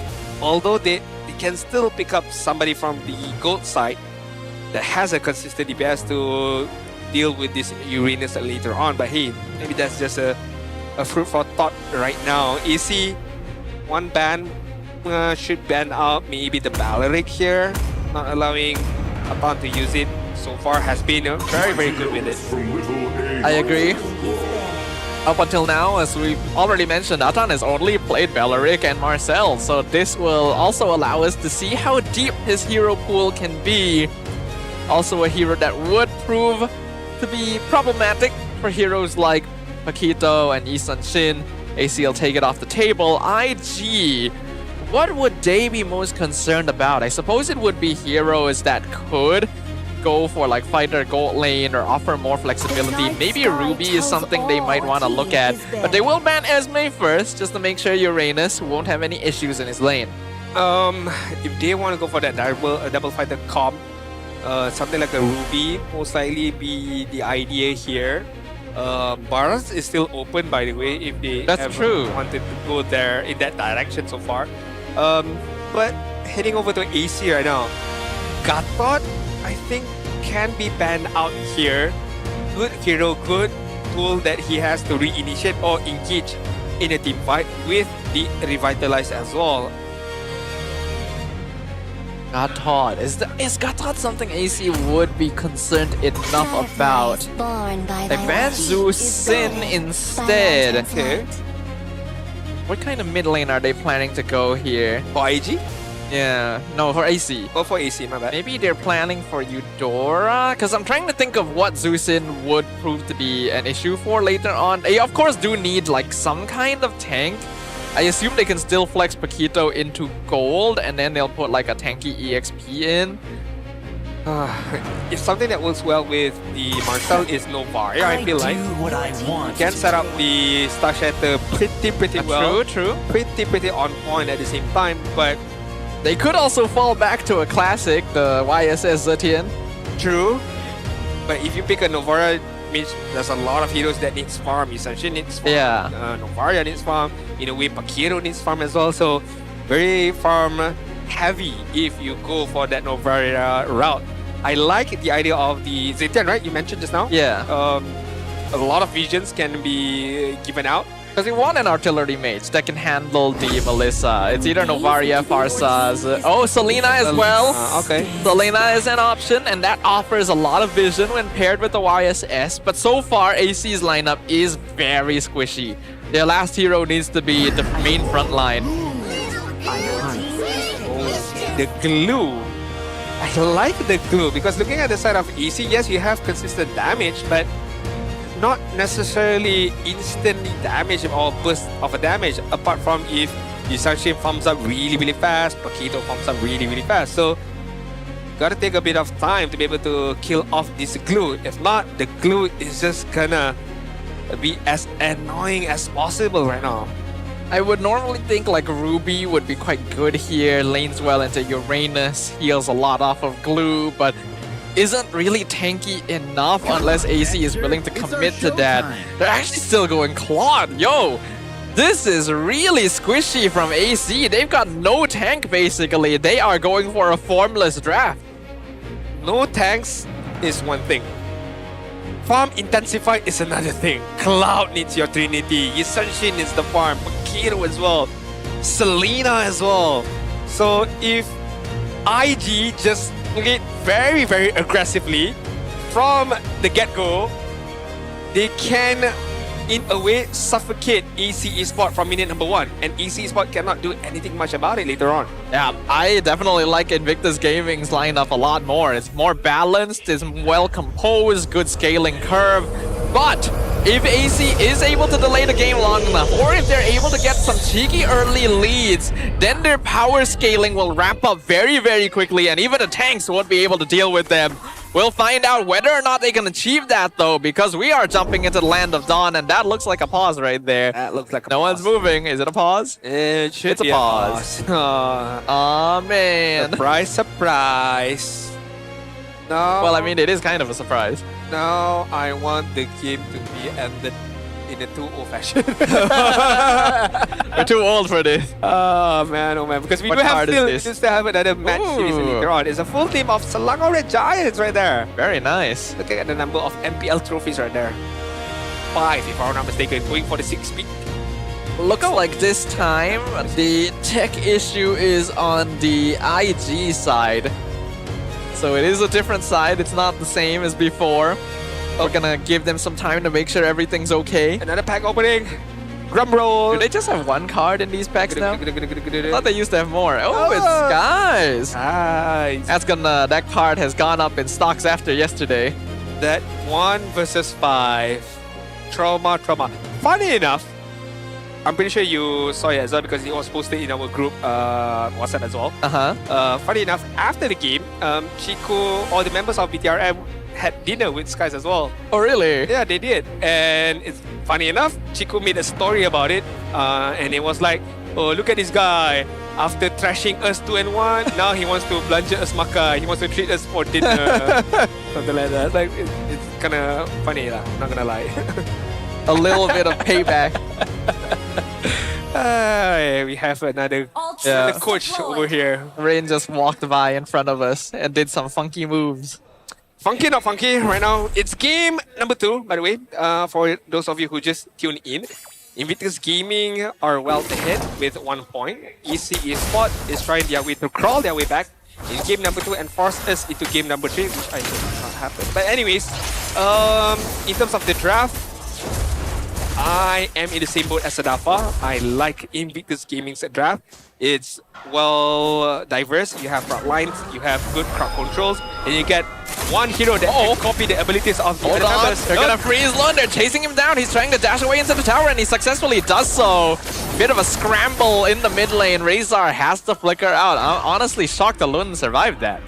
Very, very shocked. The fact that EC Sport did not manage to layer their crowd control well to be able to catch out Lund. Well, they did catch out Lund. They just weren't able to get a kill out of it as of yet. Yeah, it honestly was a great idea. I was actually about to say that the best... Hold on, flicker forward! Yes, sir. The Atan tricky combo finds first blood. Very tricky right there. Very sneaky at the same time. Between Atan as well as Tricky getting a kill against Martizi, who overstayed his welcome on that mid side. First blood in the favors of Invictus Gaming. Zayed rotated up on top, but EA3 with the Purify still surviving as of now. I have to note, AC's mid lane duo really doesn't have much wave clear. The arrow does connect. They'll find Atan. Knockout strike hits Lun as well. He's in danger. He has to use the red tree to escape. Yeah, very unfortunate for Atan right there. Got hit with the Abyssal Arrow and got killed tricky. Very careful. A point blank arrow. He should survive this, but it'll drop him down to below half. So there's no way IG is contesting this turtle. Alright, good bounce back. Good adaptability by EC Sport, managing to even things out in terms of kills as well, managing to get that turtle right there. So in terms of goal lead, it's not that much of a difference, but still something big right now. Connects. They found him. Roxy all by his lonesome in the lane. Martizi doing so much work right now. Right, Martizi, after a mistake on the early stages, managing to find his way back right now. Atan needs to be careful right now. No level 4 as of yet. No flicker as well. If he gets caught out, it's going to be very, very difficult for him. The Marcel Solina combo definitely very good at setting up those arrows thanks to the frozen moments. Invictus already being put behind more so than they would think. But yeah, this is exactly what AC needs to be doing. They don't really have much of a tank, but with a Paquito, YSS, and Selena, their early game presence is quite strong. They need to emphasize on that, and they're doing exactly that. Lone looking for Martizi. They go for the immobilized 3-man gank, and he's gone. I mean, good initiation by Lune right there. Noticing that Tricky has that mountain shocker as well to just add another layer of crowd control to be able to get that kill off immediately. So, good kill, giving it up to Lune right there to help him farm the itemization up.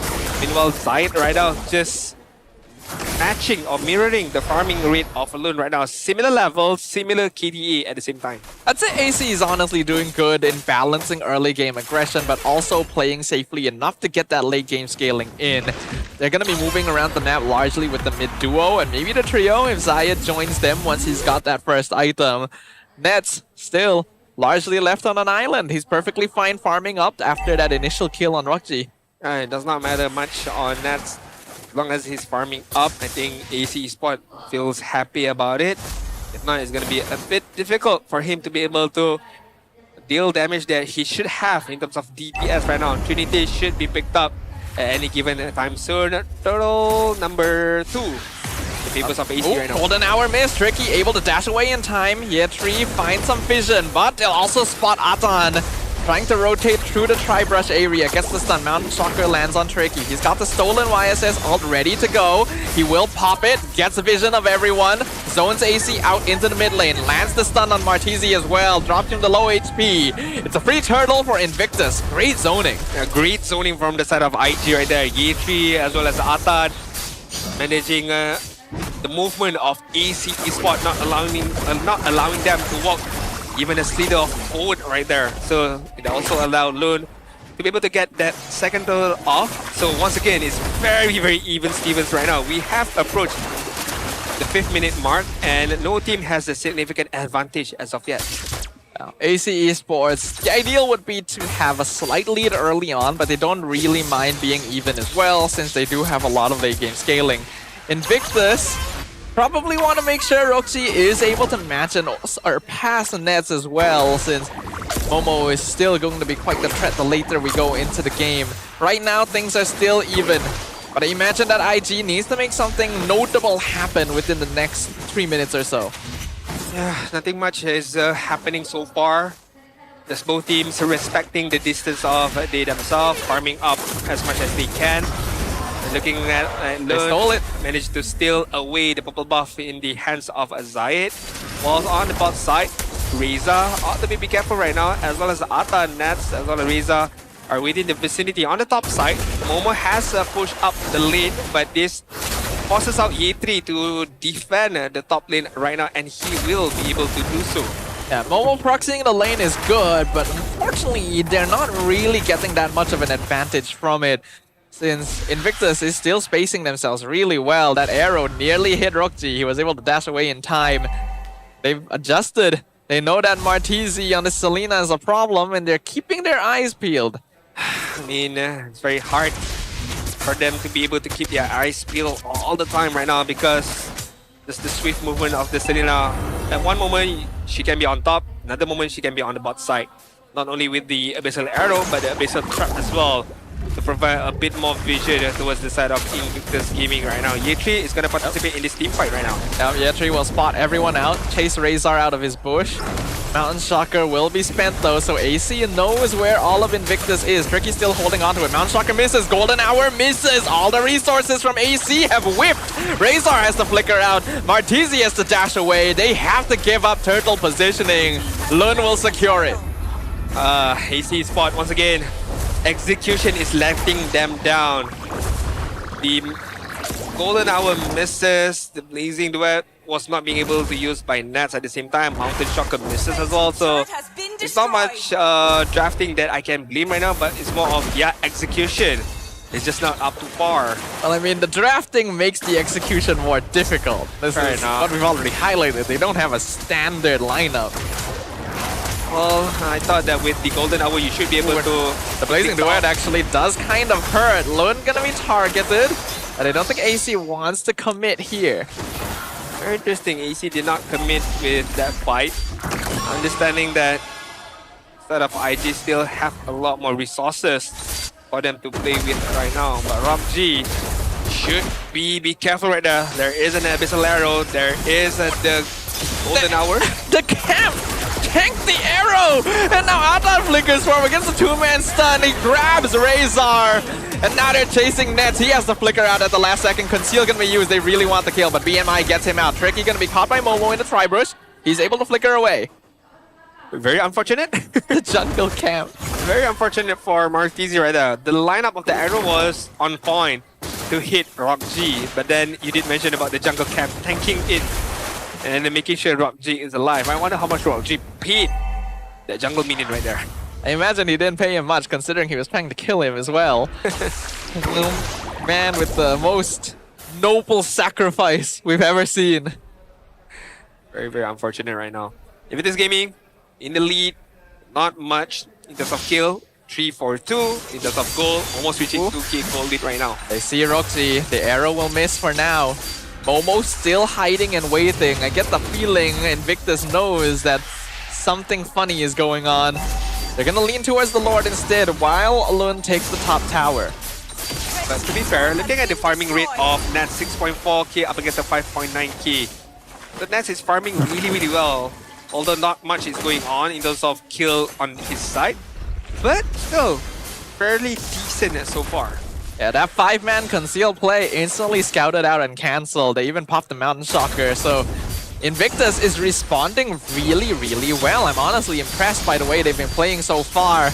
Rookji will handle Lord. Meanwhile, in the mid lane, Nets dropped a half by Year 3. Atan spots Momo and Zayed behind the Lord Pit. It's dropping low. Arrow will connect it with Year 3. Golden Hour comes out. Freezes 2. This could be the setup they're waiting for. Blazing Duet is doing great damage. Lun secures the Lord. Rookji gonna be punched down by Momo though, right in the face. Lun picks up killing spree. He'll get some revenge there. It's a 1-for-1 trade currently. Razor dashing forward, slowing the fight down. Disengaging Nets also. BMI's their way out. AC spot.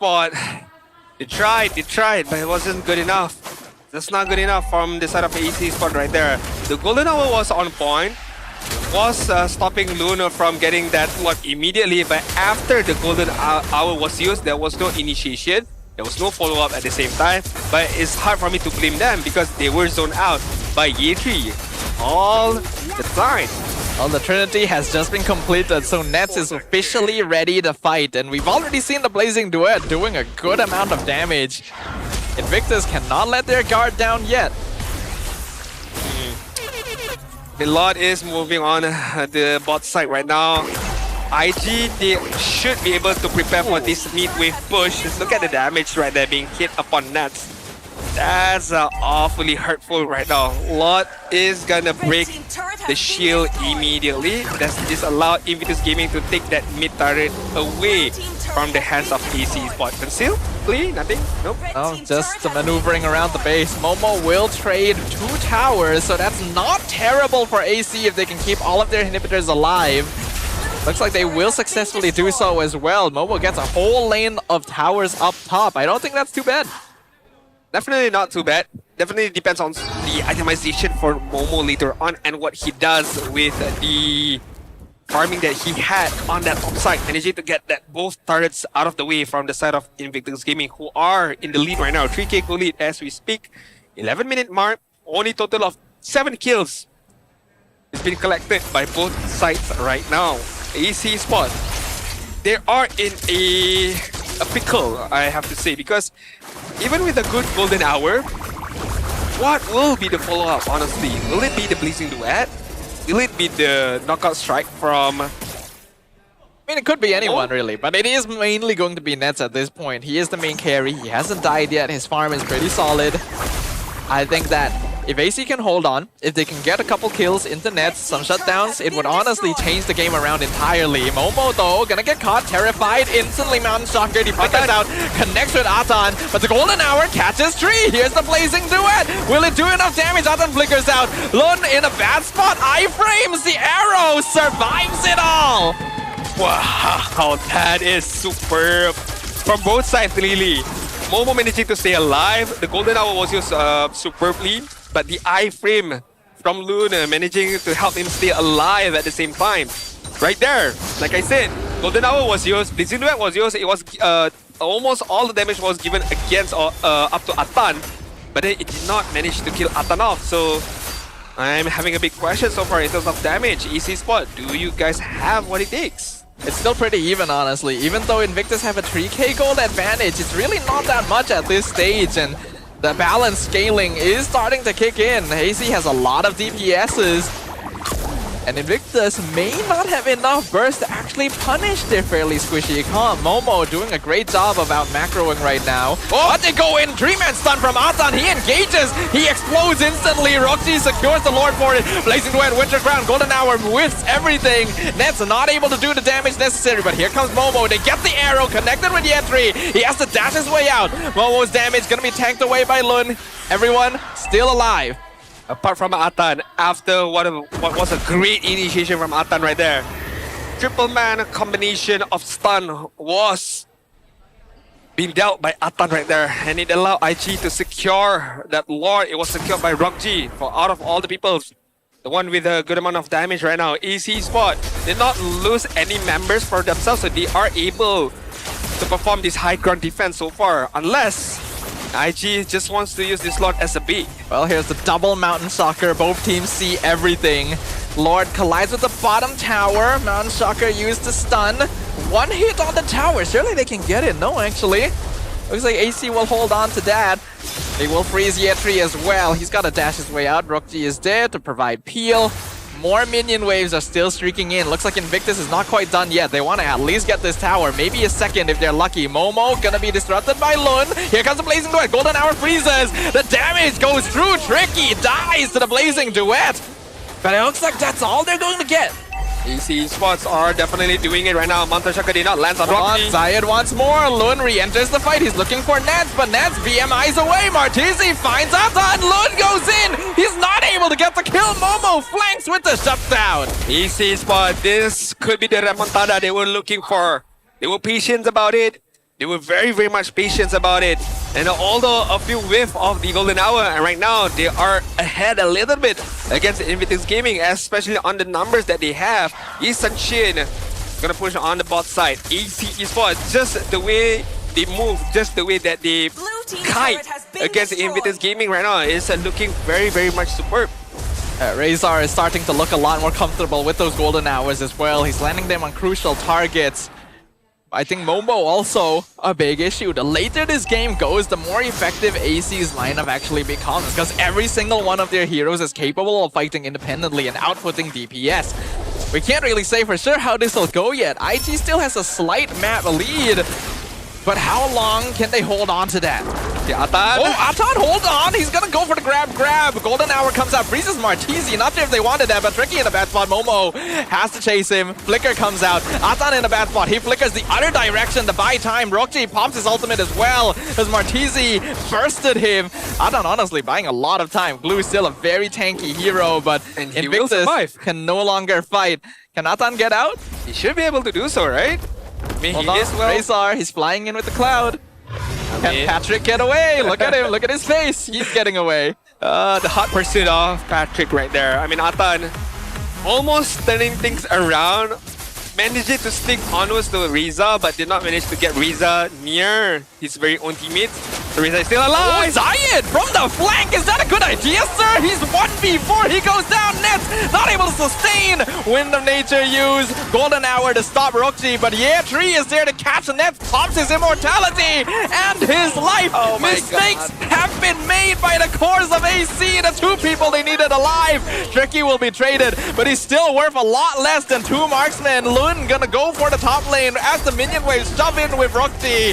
Momo has returned to the base, they find Razor. They immobilize him. He's trying to run away. One hit from Dev. Conceal popped. Razor is alive. They need all hands on deck right now. AC Esports. Momo gonna be grabbed by the glue, trying to sustain and honestly doing a great job of it. Paquito is still ridiculous, but not ridiculous enough. It's gonna be a 4v2 base defense. Zayed comes back, respawns just in time. Invictus not gonna take the risk. They'll go for the Lord instead. That was a close call right there. EC Spot. A big whiff, a big blunder from Zayed right there. Decided to go for the initiation. Decided to go for that backstab against Shaky and did not managing to do so. Unless there was some kind of follow-up either from Ness or Riza, I can understand, but he went there alone. Not too sure the comms was right for them right now. Ooh. Scary. Quick BMI away from danger right there. If you're playing a Claude, you gotta have those quick trigger fingers. But yeah, like you mentioned, that was a bit of a weird call by Zaya to attempt to go for the backstab when the entire team is in that area. And his teammates are just not close enough to go for the quick execute either. So they ended up losing both him and Nets. But they still have enough damage to defend the Lord as long as they play it right. Right, Lord marching in on the mid side right now. All of the inhibitor turrets has been demolished. Invictus Gaming, eyes is on the prize. This is gonna be the crystal, but look at how they're gonna maneuver around. Look at that, Yetri already doing good poke damage. Atan goes in, Golden Arrow gonna be spent, Mountain Shocker comes out, every single ability is being spent at the same time. Lord is still on the crystal, is wide open. AC trying to do as much damage as possible, but they're falling one by one. The bowling ball rolls through the alleyway. And unfortunately for AC Esports, IG has just rolled a strike in game number 1. The game number 1 was a definite strike for IG. Game number 2 felt a bit more difficult for them to be able to get that win, but job is done. Job is well and done for IG. A clean victory, 2-0, and AC Esports still struggles in Season 18. First clean sweep of the week, actually. A lot of our matches have been pretty close, but IG has shown such incredible growth. Week 1, they looked so shaky. And now it's like they're a different team altogether. Whatever system they've been working on back there, it's working. It's definitely working to a T right now. An AC spot back to the drawing boards. Sora have to fix something right now. Decision making was at first quite good, but when it comes to that crucial moment, Zayed, man oh man, in what world he thought he could have gotten that kill and got away with it? Even if he gotten the kill, pretty sure he's gonna die in that process at the same time. But hey, we're gonna head over to our main stage right now. Poji with the winners of this game is gonna be IG. Terima kasih Riz Piu Piu. Tinggi saya sama je dengan Roji. Tapi apa pun, 2 berbalas kosong. Tahniah kepada pasukan IG. Roji. Performan Roji dekat dalam minggu kedua ni betul-betul bagi saya menyala. Sebab awak tahu tak, untuk damage per minit paling tinggi untuk MPL ini, awak sebenarnya. Oh ya? Ya. Jadi apa yang awak akan buat untuk kekalkan awak punya konsistensi ni untuk match-match dan minggu-minggu yang akan datang? Mungkin saya kena lebih, apa orang kata tu, mengamalkan konsep ilmu padiah. Jangan terlalu mendongak, sentiasa kat bawah. Makin berisi, makin menunduk gitu? Yes. Humble? Yes, humble. Okey. Mungkin lepas ni awak boleh macam buktikan lah awak ni dah boleh macam standing dengan marksman yang orang kata hebat-hebat dekat MPL Malaysia, betul? Yes. Alright, yang bestnya sekarang saya tengok ni awak ni Roji. Tadi awak nak masuk macam ada menari-nari. Jadi mungkin awak boleh ceritakan macam mana sebenarnya apa yang korang buat dekat luar game untuk mengeratkan silaturahim, bonding di antara rakan-rakan.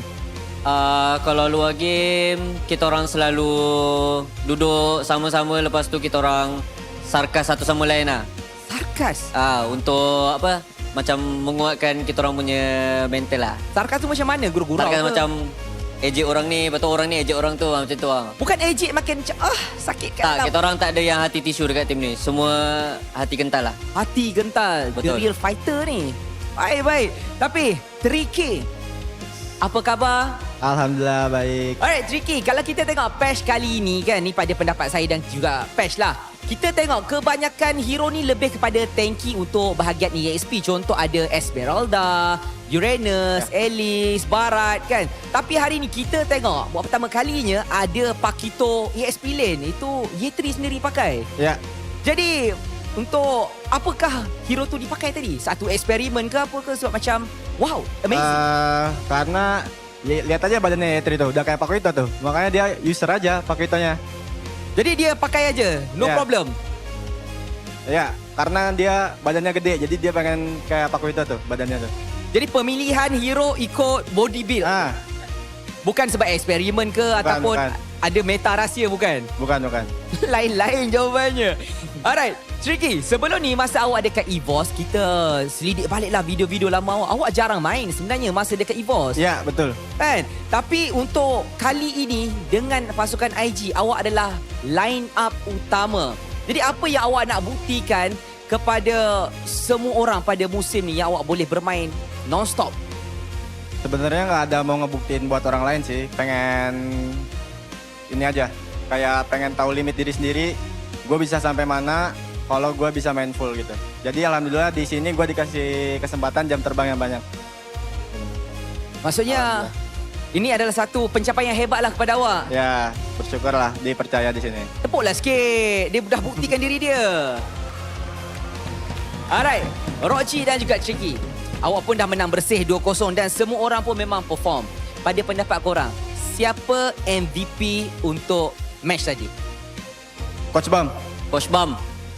Coach Bam. Coach Bam, the real MVP. The real MVP. Tapi itu tu dia. Alright, MVP cuma hanya ada 1, 3, 2, 1. MVP kita hari ini adalah jeng. Siapa? Wey. Loon, jungle kita. Okey Loon, sini Loon.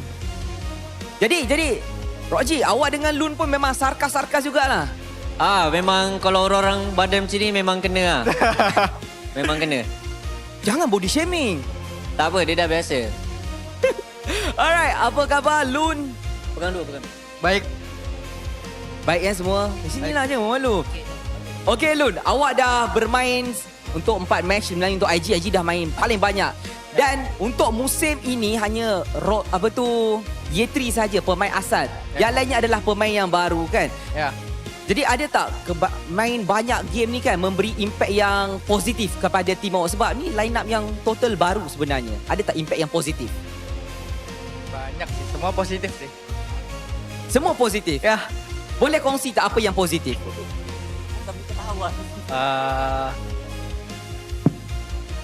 Apa yang bincang-bincang, kita bagi dia masa dulu.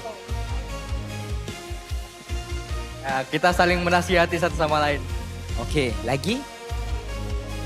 Dan kita di scrim F1 kita nggak ada blame-blamean, nggak ada apa, kita just play as a team lah. Itu yang no pressure. Ya. Have fun semua tu kan. Alright lah, awak ni macam malu-malu juga kan. Tapi sebab awak malu-malu, saya bagi awak ruang lebih sikit Loon. Last word kepada ahli keluarga, kawan-kawan, peminat yang ada datang ke arena, yang tengok dekat rumah. Silakan. Ya, buat fans IG, keluarga saya, teman-teman saya, terima kasih lah udah nonton dan support kami selalu. Thank you. Terima kasih banyak kepada mereka bertiga dan juga seluruh pasukan IG. Ini sahaja daripada kami yang berada di atas pentas ini. Ayuh kita kembali semula ke meja analis untuk bincangkan game tadi. Dipersilakan. Thank you very much. As we did manage to see the winner's interview from the side of IG as well as Puji as the interviewer. Loon definitely showcasing a bit of shyness on stage. Ought to ask for reinforcement, like can help him out in terms of... Not shy in game though. Definitely not shy in game. Definitely not shy in game. But so far, what do you make of Loon's performance so far? 2 weeks have we saw the gameplay of they themselves, and what do you think about it? Even in week 1, when IG was not really performing, I felt like the one player that kind of stuck out to me was Loon. It felt like his jungle performance was very, very solid. And now that the team is playing properly together, it feels even better. He's got a great eye for opportunity. He knows his timings. His team is coordinated around him, and he knows how to play around his team as well. This is honestly a very, very high potential talent. Definitely very high potential talent, and in the right hands as well, which is Coach Bam, who's going to develop him into a much more of a monstrous of a jungler in the upcoming weeks. Not only that, I mean, Tricky so far is performing quite well at the same time, showcasing a good understanding of the hero pools that he has been used so far. I would like to see even more, and of course, Atan to wrap things out in terms of their rookies player in at the side of IG. But AC Esports, what are the biggest issues right now? Is it draft per se, or is it more on the execution and decision making?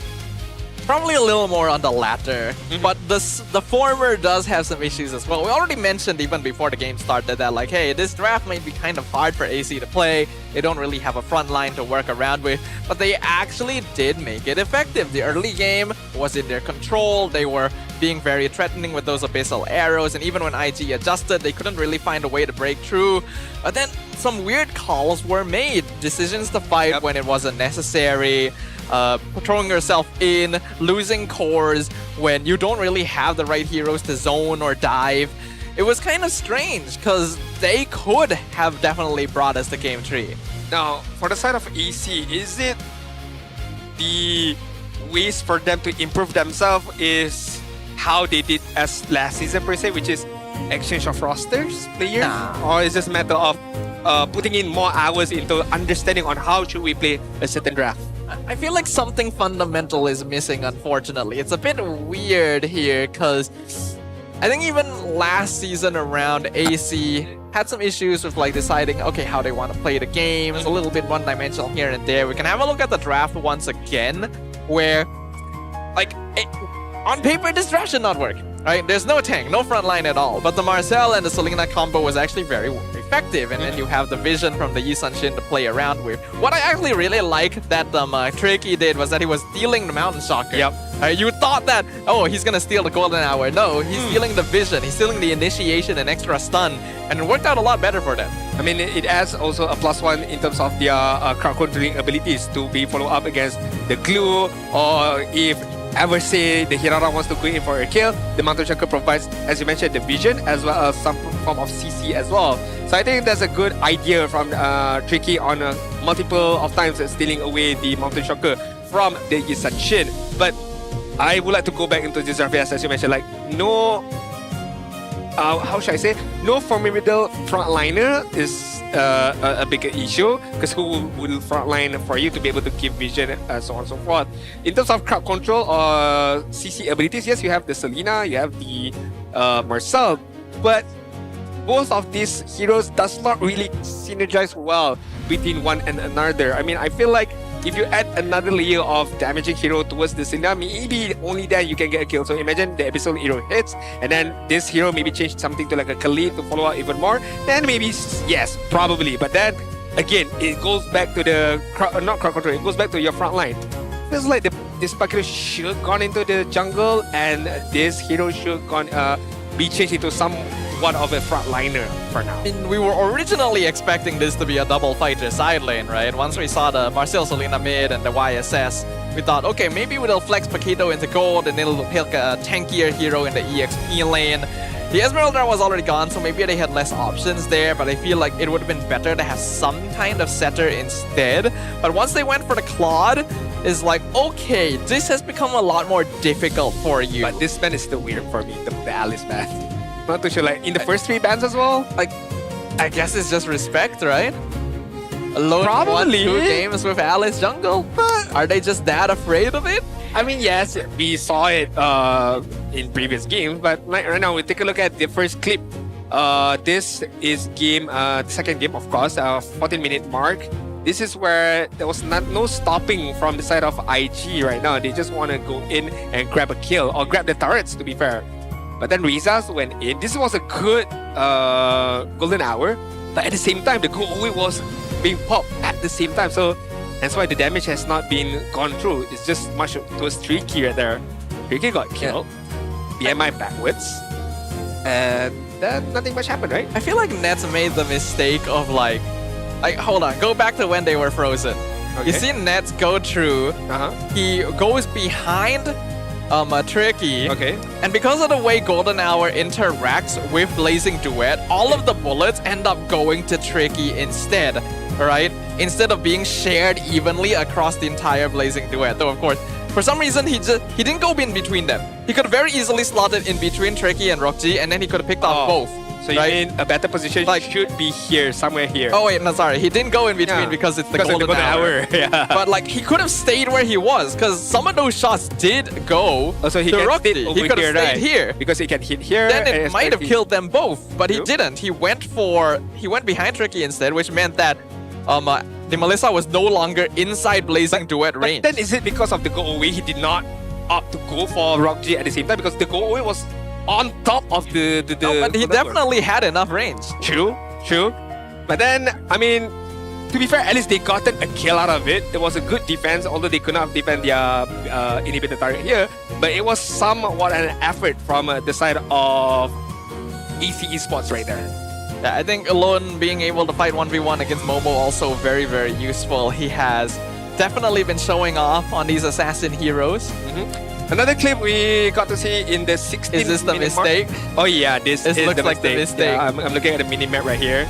The essentially, I did not notice it at all, but I'm not too sure what was the call. Okay, I'm just gonna pause here. What happened? He pops the Mountain Shocker. He sees where everyone is. Yep. He notices that, okay, Tricky is isolated in the jungle. Yep.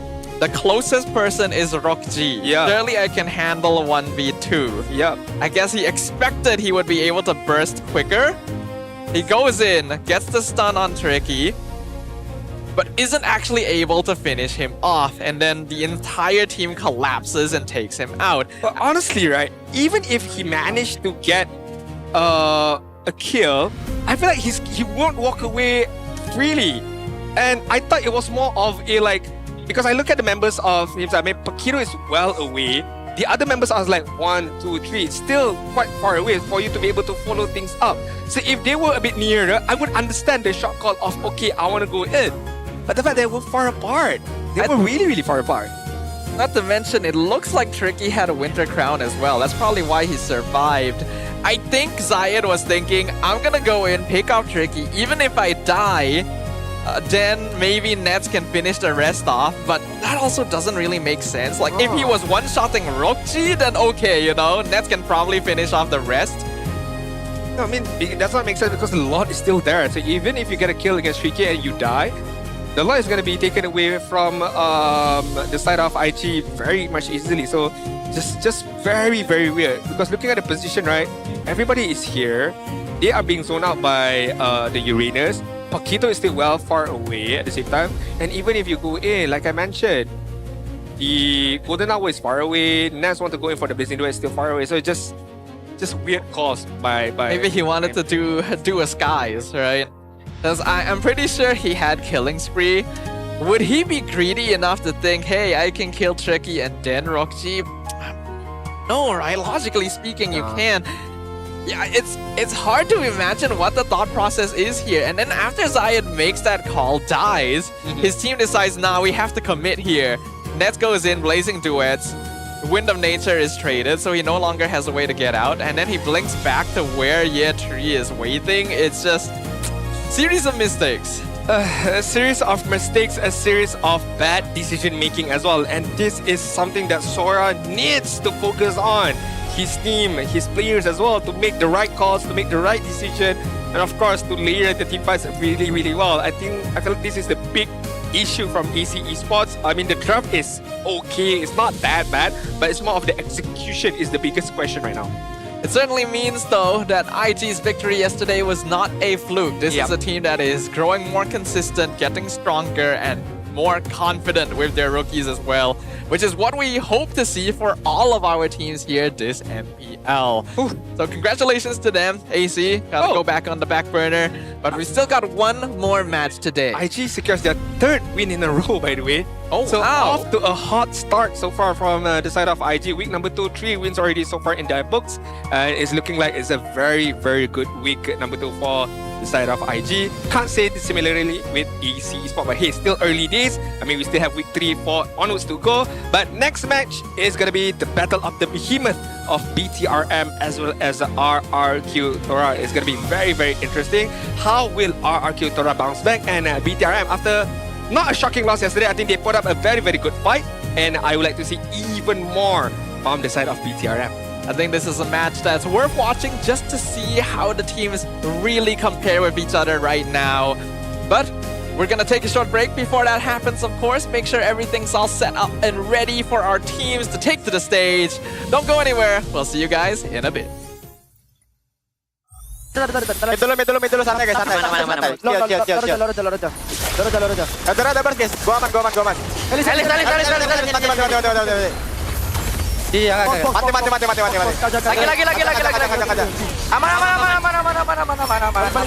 Aman. Aman. Nice one tu. Aman guys. Santai guys. Boleh end boleh. Come on.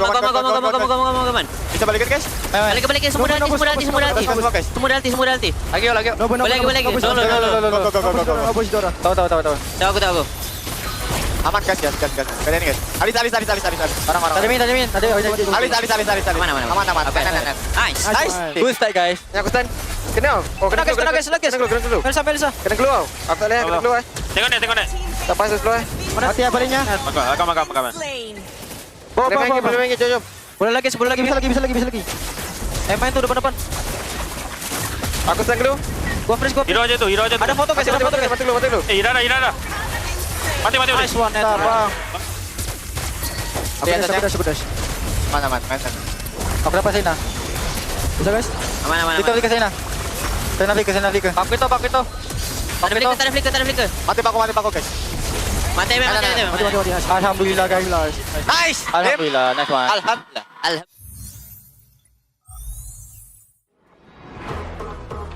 Nak lebih power? Jom.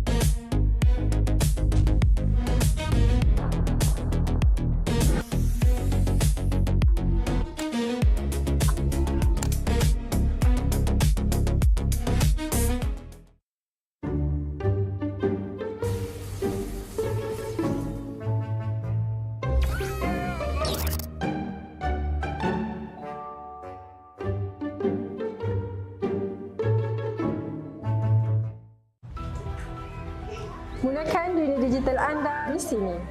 Di Toda Academy, anak saya berpeluang untuk belajar dan eksplor minat dia. Akademi kami mencorak masa depan industri game. Di Toda Academy, saya boleh eksplor banyak ilmu baru. Akademi kami merayakan juara e-sport masa harapan. Cipta impian anda bersama kami di Toda Academy. Cultured by Toda.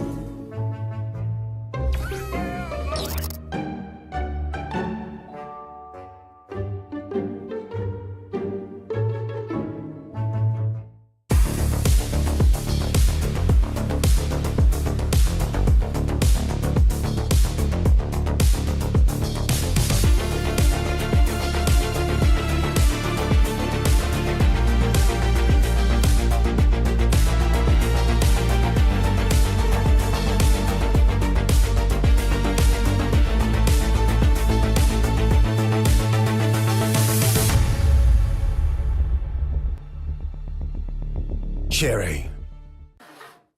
Exoki vibe like power on wangi tune tiada lawan aura boom beraksi dengan penuh keyakinan. Exoki vibe like power on wangi tune tiada lawan aura boom beraksi dengan penuh keyakinan. Find a really cheap Mobile Legend top-up but the diamond never come? Don't worry, Joydify is here. Your top-up? Dijamin instan. If we're late, you'll get a voucher. Wanna get more? Wanna grab 1,000 diamonds and get Mobile Legend skin like him? Log in on Joydify now and get a chance to try Joydify MPL Lucky Spin. What are you waiting for? Try the MPL Lucky Spin on Joydify now.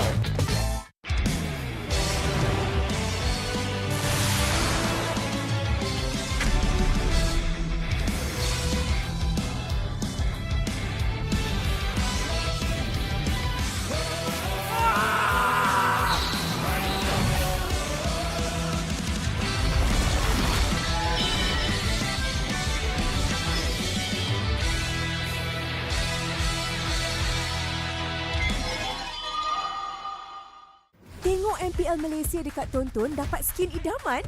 Stream MPL Malaysia musim ke-18 live ditonton mulai 14 Ogos sehingga 1 November ni. Boleh menang sampai 40,000 diamonds. Siapa nak bagi? Senang je. Stream perlawanan MPL Malaysia di live TV tonton untuk mengumpul mata. Lagi lama korang tonton, lagi tinggi peluang untuk menang.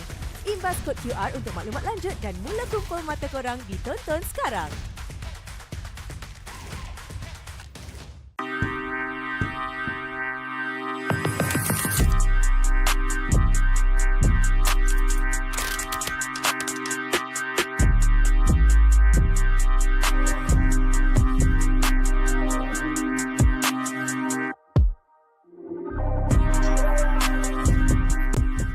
Hi guys, saya Sky. So hari ni saya nak tunjuk benda baru daripada MPL dekat korang. Which is satu features yang terbaru daripada website dorang. Kalau korang nak tahu sekarang korang boleh pilih untuk pembelian tiket. Tapi yang best sekali dia ada view. Contoh lah kalau korang nak beli tiket kan. Kalau korang scroll ke bawah sikit, korang akan nampak tau ada benda ni. Korang akan nampak bahagian 3D. So benda ni apa function dia guys? Korang boleh tengok POV daripada seat korang yang korang pilih. So kalau korang duduk belah kiri sangat, korang boleh nampak dekat mana screen tu, dekat mana stage tu, dekat mana players. Vibe cun tak cun dengan seat korang pilih. I think this is really a good improvement lah daripada MPMY. So that bila korang beli, korang dapat kepuasan and then korang dapat juga keselesaan yang korang nak tu. So korang boleh pilih lah ikut cita rasa korang mana rabun dekat, rabun jauh ke apa. Senang korang nak pilih. So guys, tunggu apa lagi? Jangan lupa dapatkan tiket di bio MPLMY. Nak lebih power? Jom!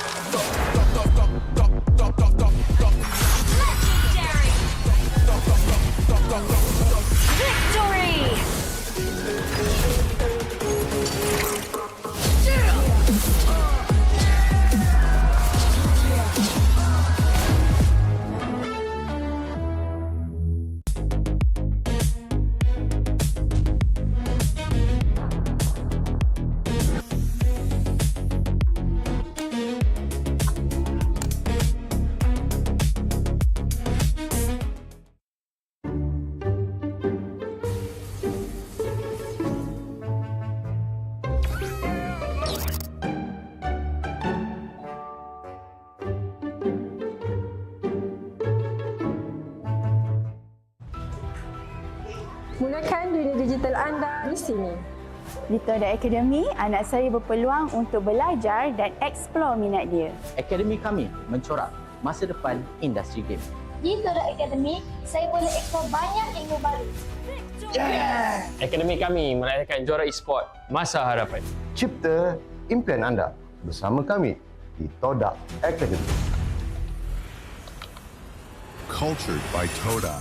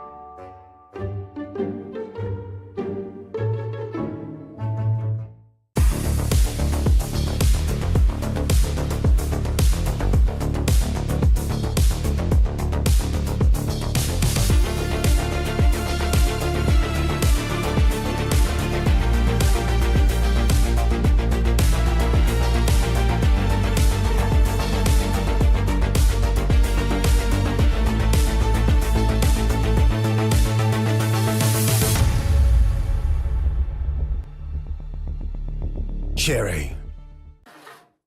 Exotic vibe like power on, wangi, tune, tiada lawan, aura, boom, boom, boom, boom, boom, beraksi dengan penuh keyakinan. Exotic vibe like power on, wangi, tune, tiada lawan, aura, boom, boom, boom, boom, boom, beraksi dengan penuh keyakinan. Find a really cheap Mobile Legend top-up but the diamond never come? Don't worry, Joytify is here. Your top-up? Dijamin instan. If we're late, you'll get a voucher. Want to get more? Want to grab 1,000 diamonds and get Mobile Legends skin like him? Log in on Joytify now and get a chance to try Joytify MPL Lucky Spin. What are you waiting for? Try the MPL Lucky Spin on Joytify now.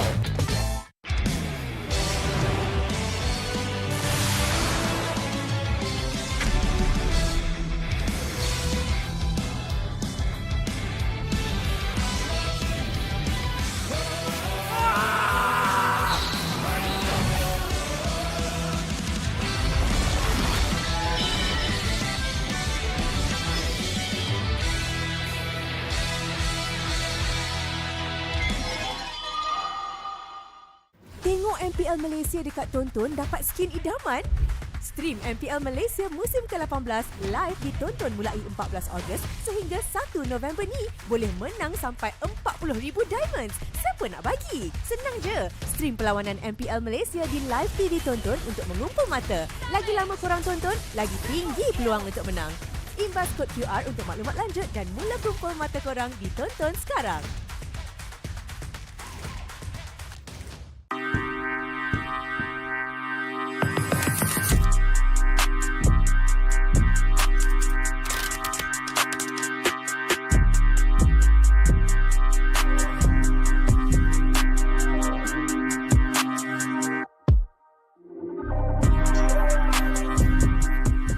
Hai guys, saya Sky. So hari ni saya nak tunjuk benda baru daripada MPMY dekat korang. Which is satu features yang terbaru daripada website dorang. Kalau korang nak tahu sekarang korang boleh pilih untuk pembelian tiket. Tapi yang best sekali dia ada view. Contoh kalau korang nak beli tiket. Kalau korang scroll ke bawah sikit, korang akan nampak tau ada benda ni. Korang akan nampak bahagian 3D. So benda ni apa function dia guys? Korang boleh tengok POV daripada seat korang yang korang pilih. So kalau korang duduk belah kiri sangat, korang boleh nampak dekat mana screen tu, dekat mana stage tu, dekat mana players. Sebab cun tak cun dengan seat yang korang pilih, I think this really a good improvement lah daripada MPMY. So that bila korang beli, korang dapat kepuasan and then korang dapat juga keselesaan yang korang nak tu. So korang boleh pilih lah ikut cita rasa korang mana rabun dekat, rabun jauh ke apa. Senang korang nak pilih. So guys, tunggu apa lagi? Jangan lupa dapatkan tiket di bio MPLMY. Nak lebih power? Jom!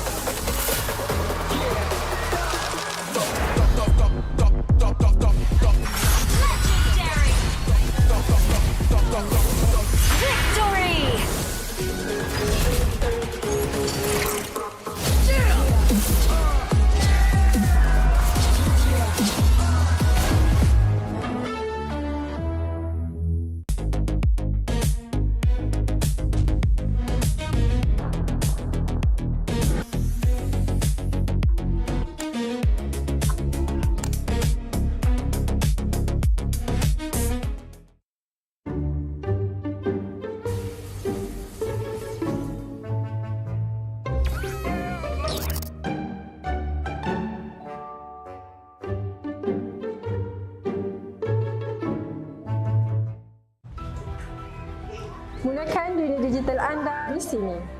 Di Toda Academy, anak saya berpeluang untuk belajar dan eksplor minat dia. Akademi kami mencorak masa depan industri game. Di Toda Academy, saya boleh eksplor banyak ilmu baru. Akademi kami merayakan juara e-sport masa harapan. Cipta impian anda bersama kami di Toda Academy. Cultured by Toda.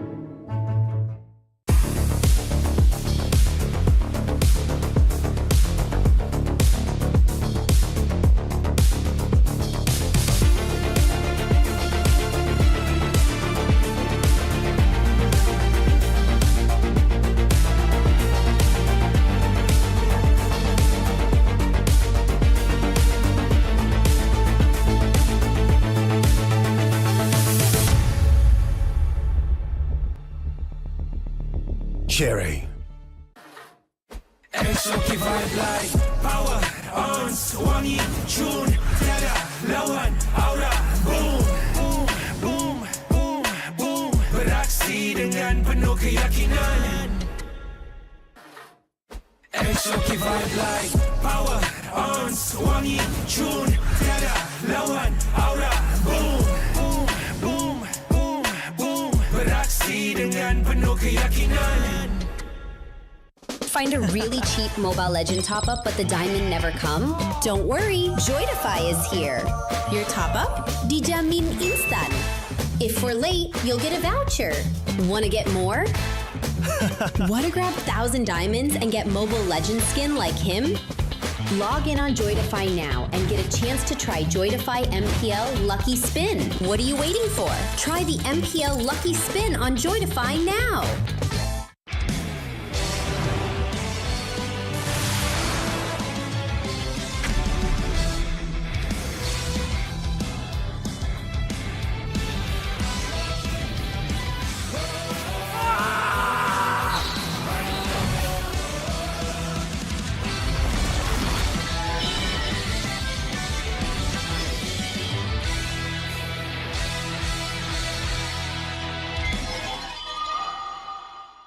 Tengok MPL Malaysia dekat Tonton dapat skin idaman?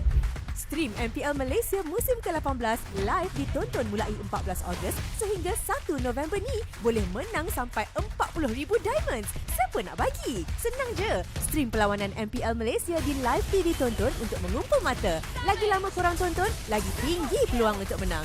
Imbas kod QR untuk maklumat lanjut dan mula kumpul mata korang di Tonton sekarang.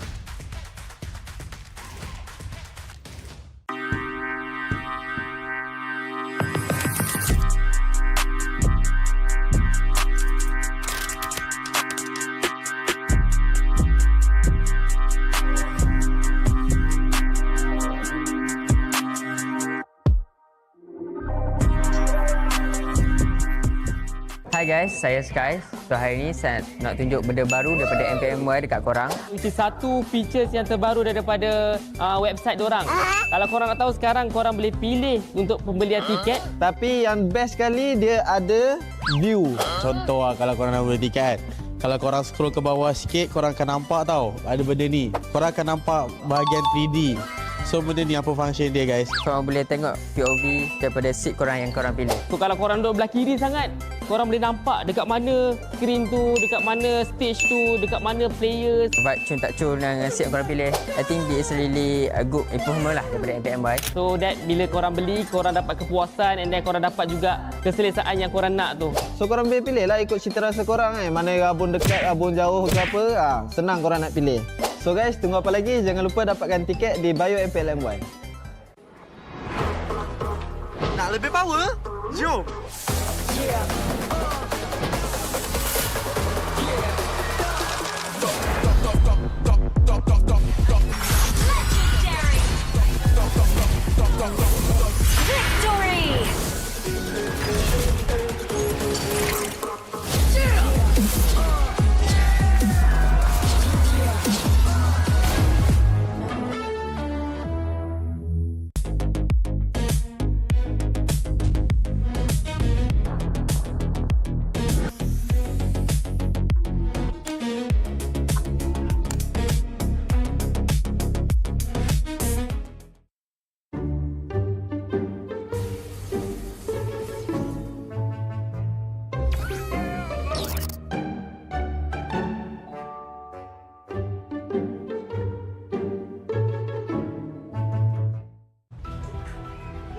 Gunakan dunia digital anda di sini.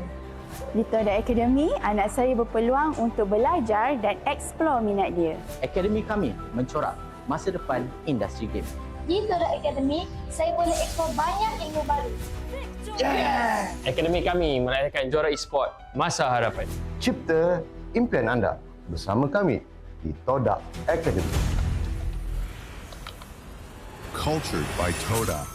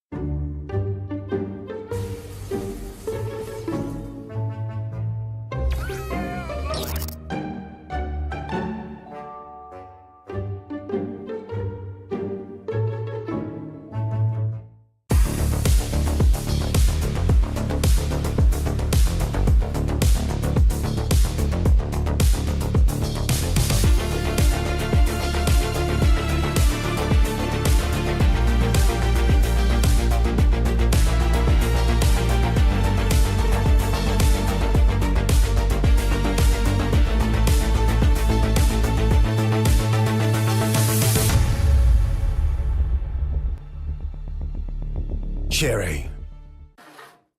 Exotic vibe like power on, wangi, June, tiada lawan, aura, boom, boom, boom, boom, boom, beraksi dengan penuh keyakinan. Exotic vibe like power on, wangi, June, tiada lawan, aura, boom, boom, boom, boom, boom, beraksi dengan penuh keyakinan. Find a really cheap Mobile Legend top-up but the diamond never come? Don't worry, Joydify is here. Your top-up? Dijamin instan. If we're late, you'll get a voucher. Want to get more? Want to grab 1,000 diamonds and get Mobile Legend skin like him? Log in on Joydify now and get a chance to try Joydify MPL Lucky Spin. What are you waiting for? Try the MPL Lucky Spin on Joydify now.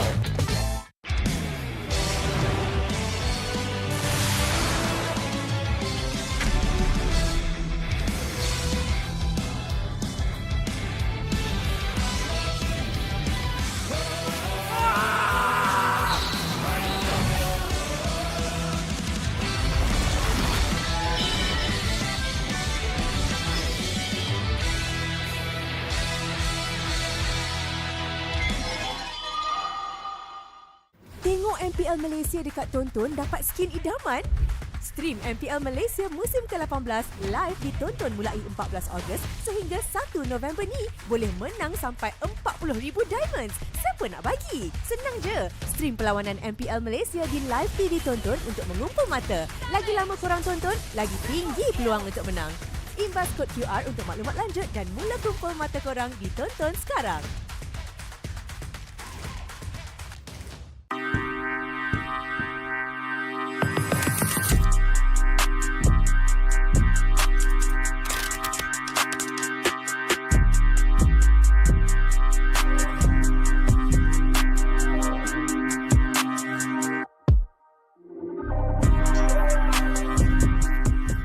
Hai guys, saya Sky. So hari ni saya nak tunjuk benda baru daripada MPL dekat korang. Which is satu features yang terbaru daripada website dorang. Kalau korang nak tahu sekarang korang boleh pilih untuk pembelian tiket. Tapi yang best sekali dia ada view. Contoh kalau korang nak beli tiket. Kalau korang scroll ke bawah sikit, korang akan nampak tau ada benda ni. Korang akan nampak bahagian 3D. So benda ni apa function dia guys? Korang boleh tengok POV daripada seat korang yang korang pilih. So kalau korang duduk belah kiri sangat, korang boleh nampak dekat mana screen tu, dekat mana stage tu, dekat mana players. Sebab cun tak cun dengan seat yang korang pilih, I think this really a good improvement lah daripada MPMY. So that bila korang beli, korang dapat kepuasan and then korang dapat juga keselesaan yang korang nak tu. So korang boleh pilih lah ikut cita rasa korang mana rabun dekat, rabun jauh ke apa, senang korang nak pilih. So guys, tunggu apa lagi? Jangan lupa dapatkan tiket di bio MPLMY. Nak lebih power? Jom!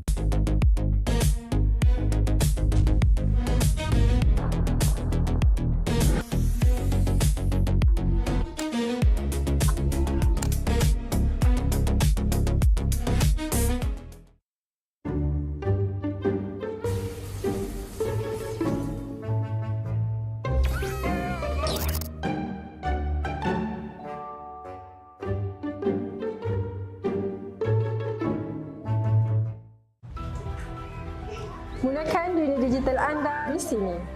Di Toda Academy, anak saya berpeluang untuk belajar dan eksplor minat dia. Akademi kami mencorak masa depan industri game. Di Toda Academy, saya boleh eksplor banyak ilmu baru. Akademi kami merayakan juara e-sport masa harapan. Cipta impian anda bersama kami di Toda Academy. Cultured by Toda.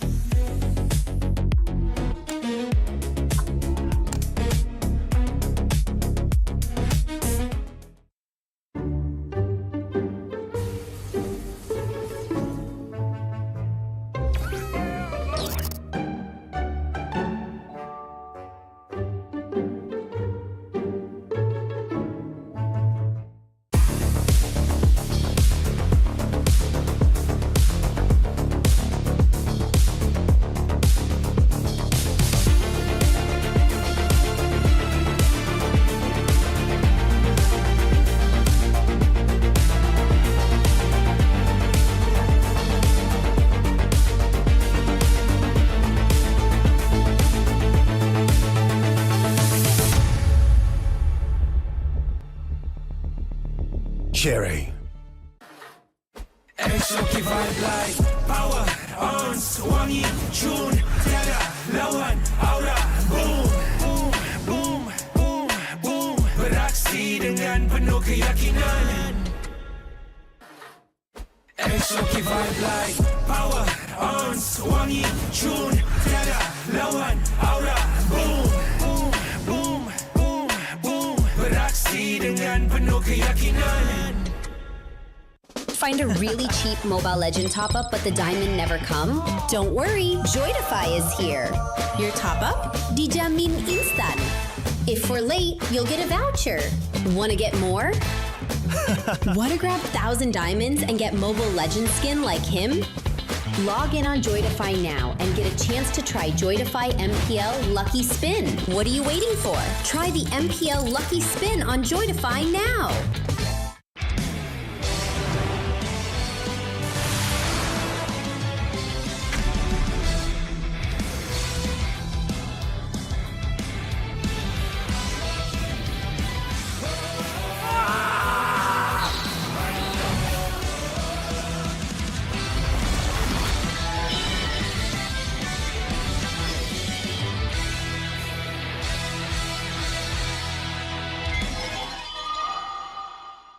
Tengok MPL Malaysia dekat Tonton dapat skin idaman? Stream MPL Malaysia musim ke-18 live ditonton mulai 14 Ogos sehingga 1 November ni boleh menang sampai 40,000 diamonds. Siapa nak bagi? Senang je. Stream perlawanan MPL Malaysia di live TV Tonton untuk mengumpul mata. Lagi lama korang tonton, lagi tinggi peluang untuk menang. Imbas kod QR untuk maklumat lanjut dan mula kumpul mata korang di Tonton sekarang.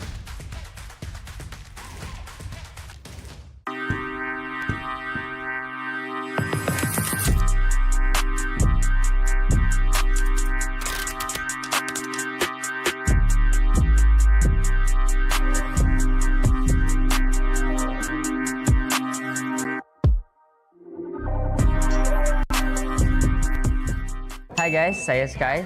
So hari ni saya nak tunjuk benda baru daripada MPL dekat korang. Which is satu features yang terbaru daripada website dorang. Kalau korang nak tahu sekarang korang boleh pilih untuk pembelian tiket. Tapi yang best sekali dia ada view. Contoh lah kalau korang nak beli tiket. Kalau korang scroll ke bawah sikit, korang akan nampak tau ada benda ni. Korang akan nampak bahagian 3D. So benda ni apa function dia guys? Korang boleh tengok POV daripada seat korang yang korang pilih. So kalau korang duduk belah kiri sangat, korang boleh nampak dekat mana screen tu, dekat mana stage tu, dekat mana players. Buat cun tak cun dengan seat yang korang pilih. I think this really a good improvement lah daripada MPMY. So that bila korang beli, korang dapat kepuasan and then korang dapat juga keselesaan yang korang nak tu. So korang boleh pilih lah ikut cita rasa korang Mana rabun dekat, rabun jauh ke apa. Senang korang nak pilih. So guys, tunggu apa lagi? Jangan lupa dapatkan tiket di bio MPLMY. Nak lebih power? Jom!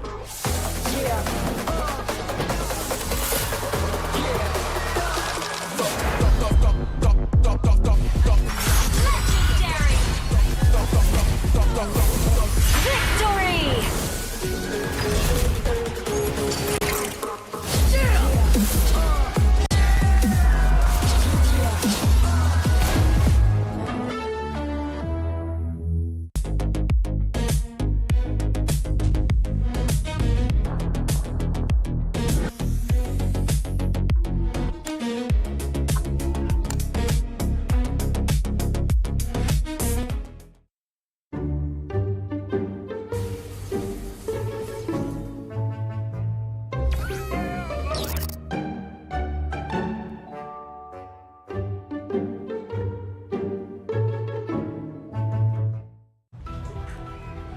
Gunakan dunia digital anda di sini. Di Toda Academy, anak saya berpeluang untuk belajar dan eksplor minat dia. Akademi kami mencorak masa depan industri game.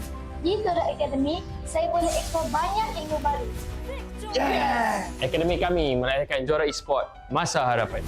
Cipta impian anda bersama kami di Toda Academy. Cultured by Toda.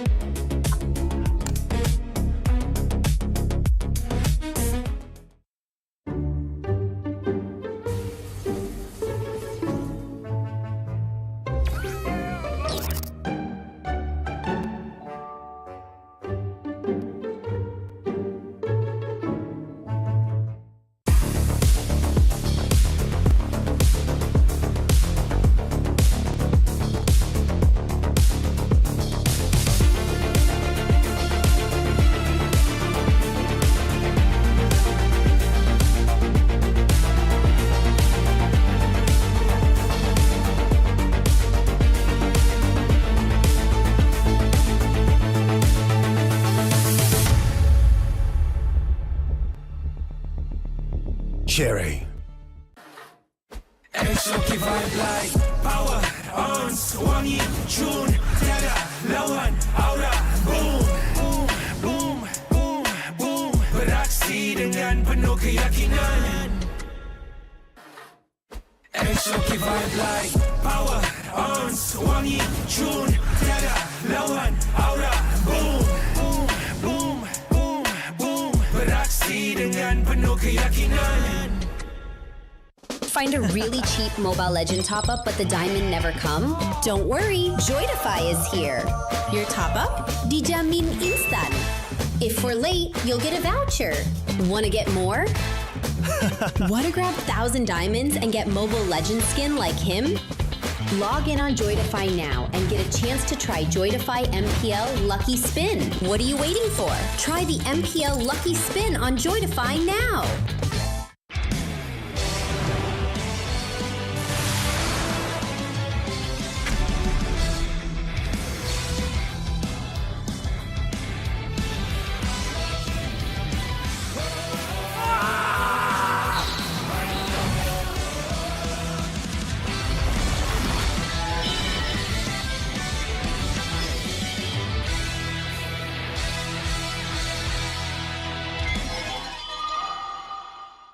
Tengok MPL Malaysia dekat Tonton dapat skin idaman? Stream MPL Malaysia musim ke-18 live ditonton mulai 14 Ogos sehingga 1 November ni. Boleh menang sampai 40,000 diamonds. Siapa nak bagi? Senang je. Stream perlawanan MPL Malaysia di live TV Tonton untuk mengumpul mata. Lagi lama korang tonton, lagi tinggi peluang untuk menang. Imbas kod QR untuk maklumat lanjut dan mula kumpul mata korang di Tonton sekarang.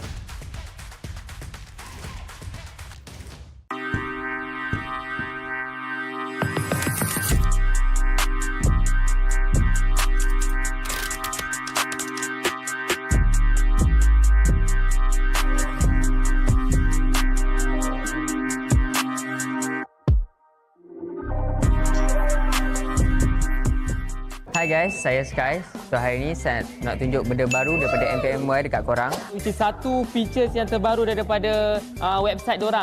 Kalau korang nak tahu sekarang korang boleh pilih untuk pembelian tiket. Tapi yang best sekali dia ada view.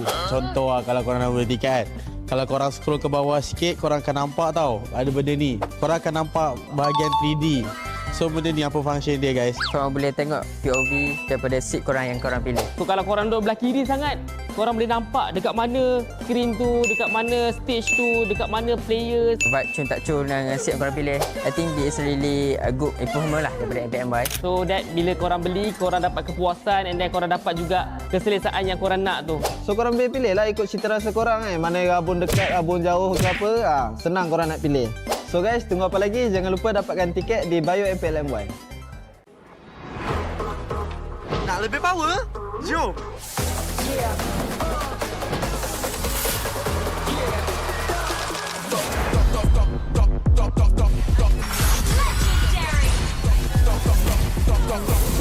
Victory!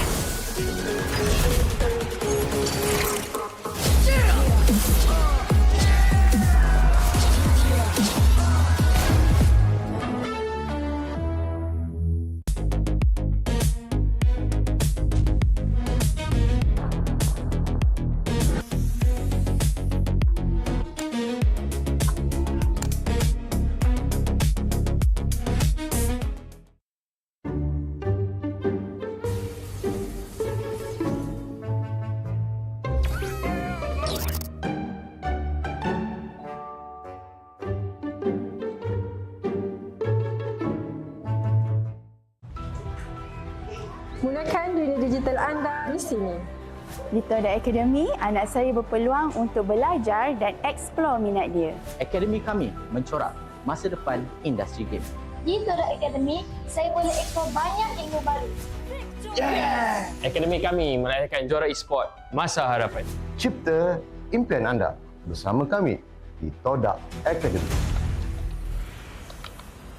Cultured by Toda.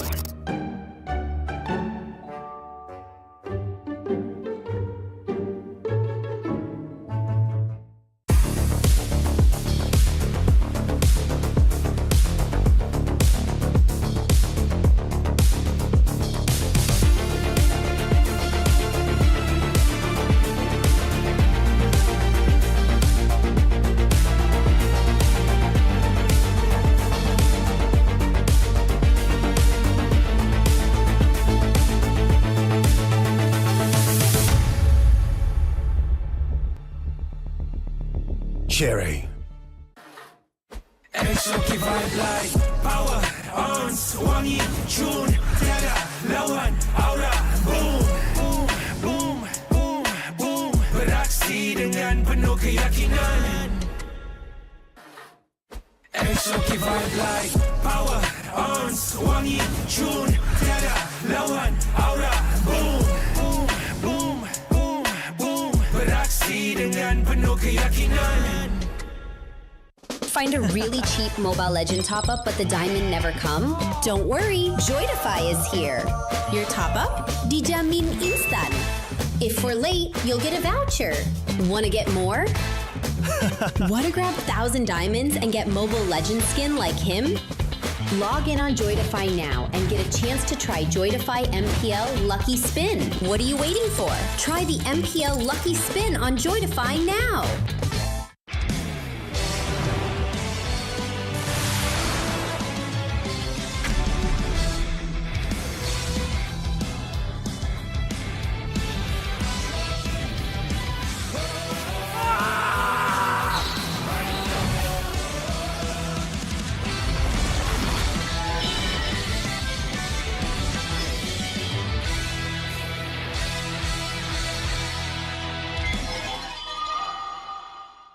Tengok MPL Malaysia dekat Tonton dapat skin idaman?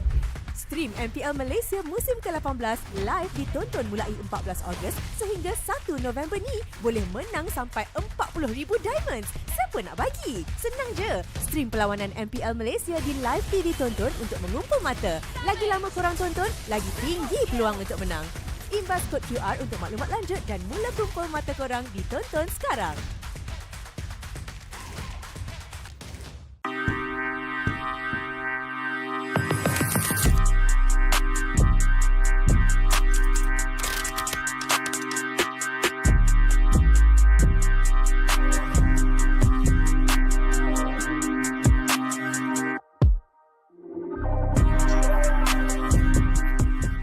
Hi guys, saya Sky.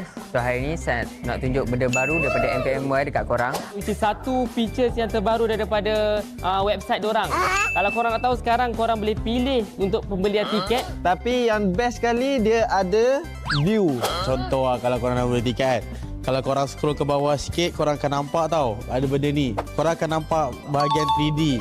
So benda ni apa function dia guys? Korang boleh tengok POV daripada seat korang yang korang pilih. So kalau korang duduk belah kiri sangat, korang boleh nampak dekat mana screen tu, dekat mana stage tu, dekat mana players. Sebab cun tak cun dengan seat korang pilih, I think it's really a good improvement lah daripada MPMY. So that bila korang beli, korang dapat kepuasan and then korang dapat juga keselesaan yang korang nak tu. So korang boleh pilih lah ikut cita rasa korang mana rabun dekat, rabun jauh ke apa. Senang korang nak pilih.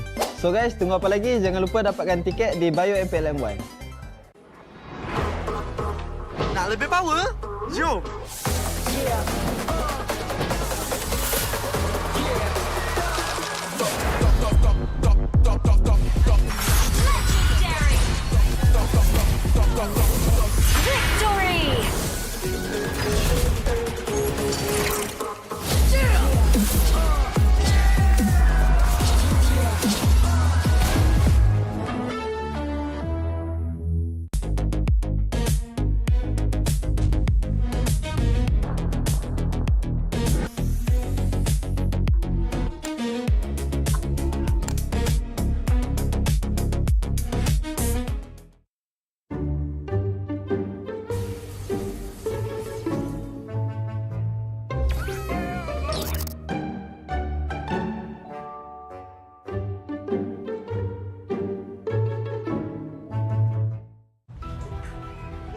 Gunakan dunia digital anda di sini.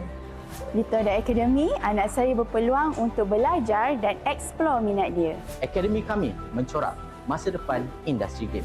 Di Toda Academy, saya boleh eksplor banyak ilmu baru. Akademi kami melahirkan juara e-sport masa hadapan. Cipta impian anda bersama kami di Toda Academy. Cultured by Toda.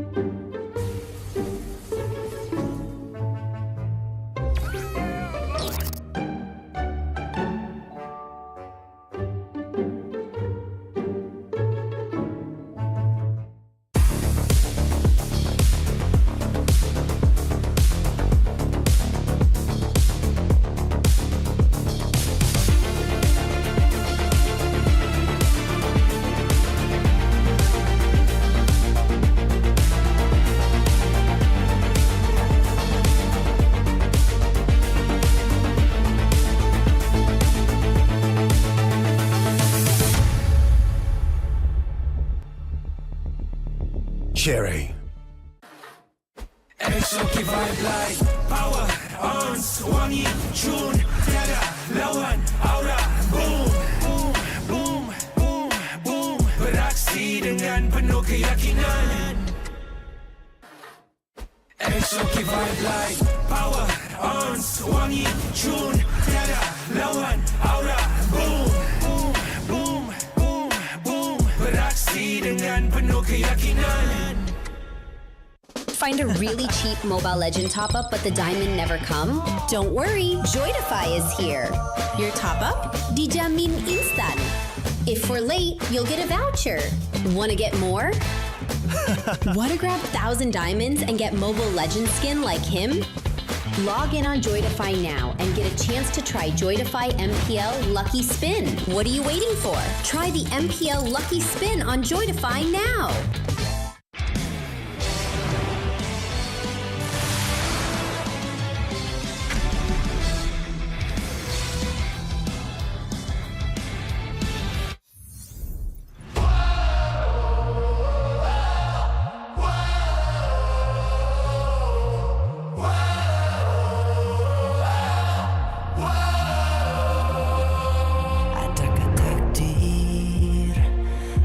Ditelan air mata, selamanya ku takkan di bawah perjalananku sampai ke puncak.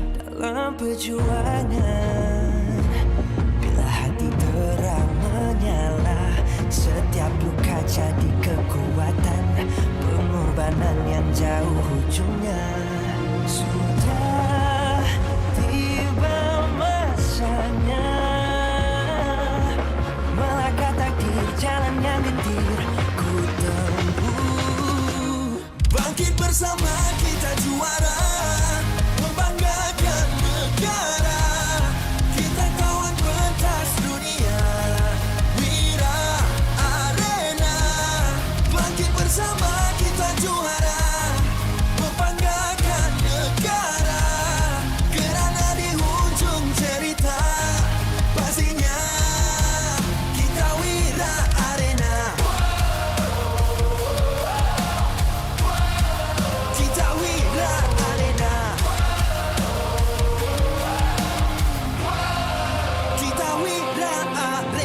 sweat and grind, guess we never gon' fade. This that definition of a legend. Every single move that I made, feel it ain't no doubt. Dorang kena aku, I'm a winner. Cuba check gerak-geri aku semua tiptoe macam ballerina. Genggam bara api, biasa berjadi arah. Mimpiku mula menjadi, tiada siapa je yang halang. Kalau bikin hari-hari, benda susah jadi senang. Segala cabaran aku ready, masa depan aku terang. Tiba masanya, jalan yang gentir ku tempuh. Bangkit bersama kita juara, membanggakan negara. Kita kawan pentas dunia, Wira Arena. Bangkit bersama kita juara, membanggakan negara.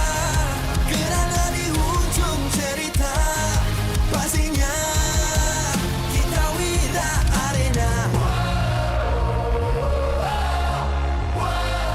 Kita Wira Arena. Kita Wira Arena. Satu hati, satu jiwa, bangkit bersama kita Wira Arena. Dari bayangkan nyala api, nama kita terpahar di bumi. Bangkit bersama kita juara, membanggakan negara. Kita kawan pentas dunia, Wira Arena. Bangkit bersama kita juara, membanggakan negara. Kerana di hujung cerita pastinya kita Wira Arena. Kita Wira Arena.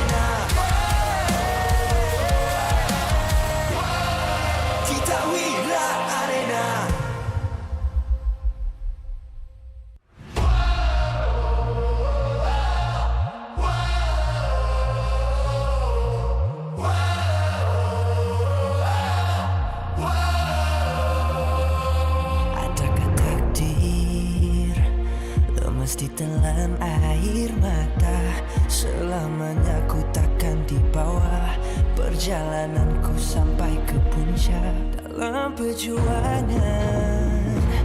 Bila hati terang menyala, setiap luka jadi kekuatan, pengorbanan yang jauh ujungnya.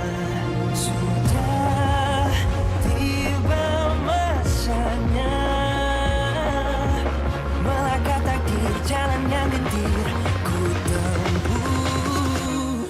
Bangkit bersama kita juara, membanggakan negara. Kita kawan pentas dunia, Wira Arena. Bangkit bersama kita juara, membanggakan negara. Kerana di hujung cerita, pastinya kita Wira Arena.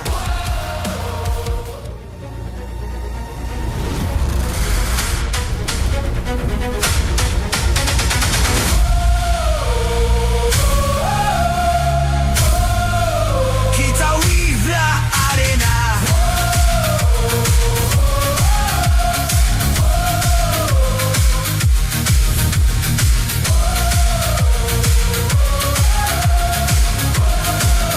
Kita Wira Arena.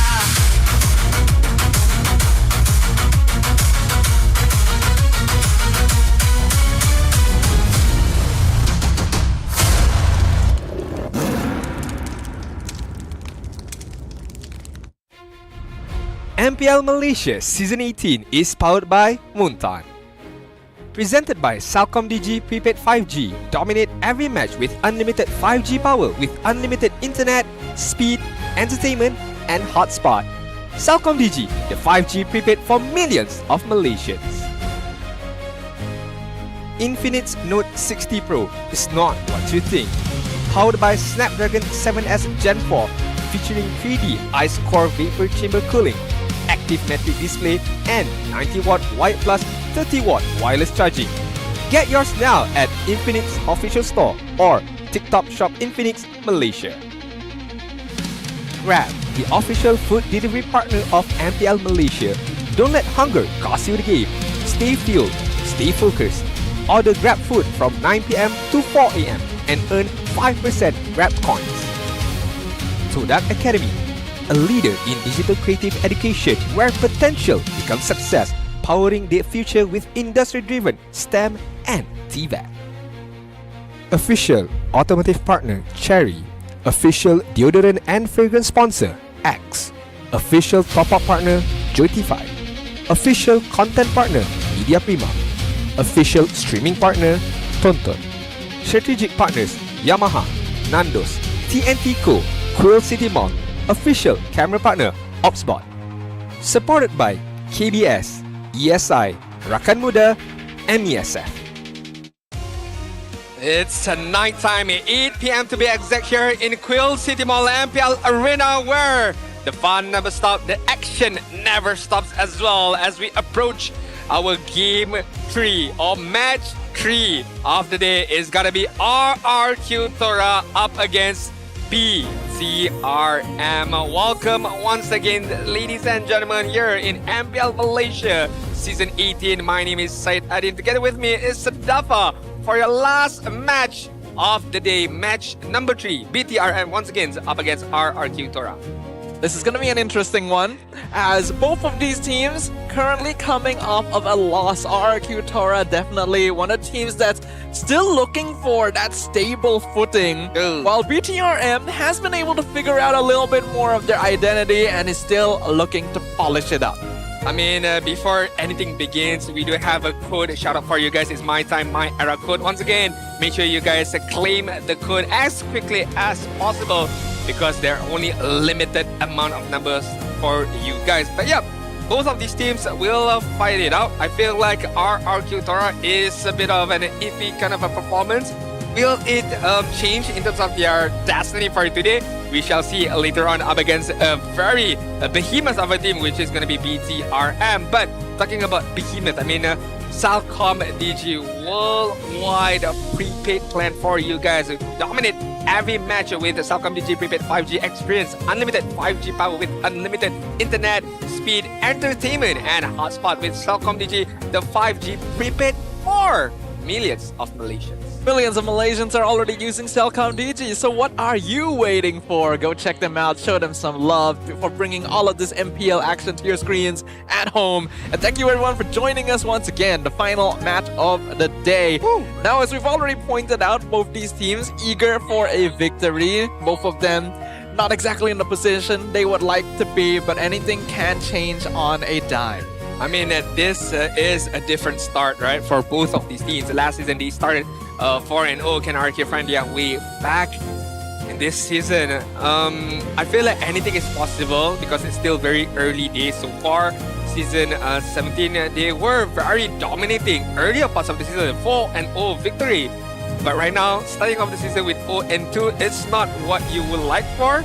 But hey, like I said, like I mentioned, it's still early days, anything can change. And we have to note that even though they started off very strong last season, they ended up finishing in the total opposite position. True. So perhaps starting off a little bit weaker might be what they're looking for if you want to flip the coin just a little bit. But RQ Tora is one of the teams here this season that has decided to bring up a lot of new faces. There's multiple rookies fielding the roster here, and their inexperience was definitely on display. Up until now, they've not taken a single game, not match, game. I think if everything works out well with RQ Tora, with the lineup that they have, the potential is definitely there because their lineup is filled with rookie players, MPL players, right? So if they can get it working on their own side, the possibilities are endless. The potential is sky roof for them, but they need to be able to get that fundamental downs first, get the basics down first, so hopefully they can do so. Well, let's talk a little bit about the players that are going to be facing off on the stage today. Starting off with Bigatron Malaysia by Vitality. We got the CEO Chiku guys, along with GR Boy, Z, Chibi, and James. So far, this lineup has been proven to be very, very strong with Chiku guys at the helm on that gold lane side. But Chibi also need to be able to carry that same weightage as well. I feel like Chibi, so far, the limited hero pools is starting to showcase. So hopefully, he can improve it even further. BTRM is definitely a team with a lot of potential. Chiku and Chibi are both performing really well. I'd say that Z also standing out. GR Boy and James performing perfectly solidly. This team is typically able to win out a lot of early to mid-game trades and get that lead. It's just finishing the job that they sometimes run into an issue with. On the opposite side though, we got RRQ Tora. The Kingdom returns with Letizi, Super Ken, Yehezkiel, Adboy, and today, wow, is Shiki taking over for Lolil. In fact, I think we have an interview with him. Let's ask what's going on here. What's going on? Info. Shiki is playing. Shiki, apa khabar? Baik. Jadi apa yang berlaku dekat dalam korang punya training minggu ni dan tiba-tiba, wow, awak main? Kongsikan dengan masyarakat. Kemungkinan sebab scrim perform lah. Lepas tu coach pilih. Coach pilih scrim awak perform. Maksudnya sekarang ini awak dah dapat bermain semula dengan rakan-rakan ML awak. Betul. Happy tak? Happy. Siapa kawan ML? Tunjuk sikit mana? Ni dia boy dengan Letizi. Kita akan menang ini. Oh ya? Statement akan menang Okey, kalau macam tu, ini kali pertama awak akan bermain di pentas MPL dan straight away akan bertembung dengan salah satu marksman terbaik dekat MPL Malaysia, Chiku guys. Apa perasaan awak nak bertemu dengan dia? Of course happy sebab dia dah lama kan kat sini. Saya pun dari dulu ada je perhatikan dia juga sebab dia pernah jadi idola saya. So, good luck, have fun lah. Good luck, have fun. Jadi, saya baru nak minta kata-kata terakhir tau. Awak dah good luck, have fun dah. Jadi kalau boleh, jadi hari ni macam awak cakap lah kan, awak dah ready untuk menang. Itu ayat awak. Jadi plannya menang bersih ke macam mana? 2-0, 2-1, tutup game, pantai ke macam mana? Mungkin 2-0 lah. Cukup. 2-0 cukup. Dia dah padam. Okey. Saya terkejut. Satu Malaysia terkejut. Peminat-peminat Kingdom seluruh Malaysia dan juga Indonesia terkejut. Jom. Balik meja caster. Ishiki is here.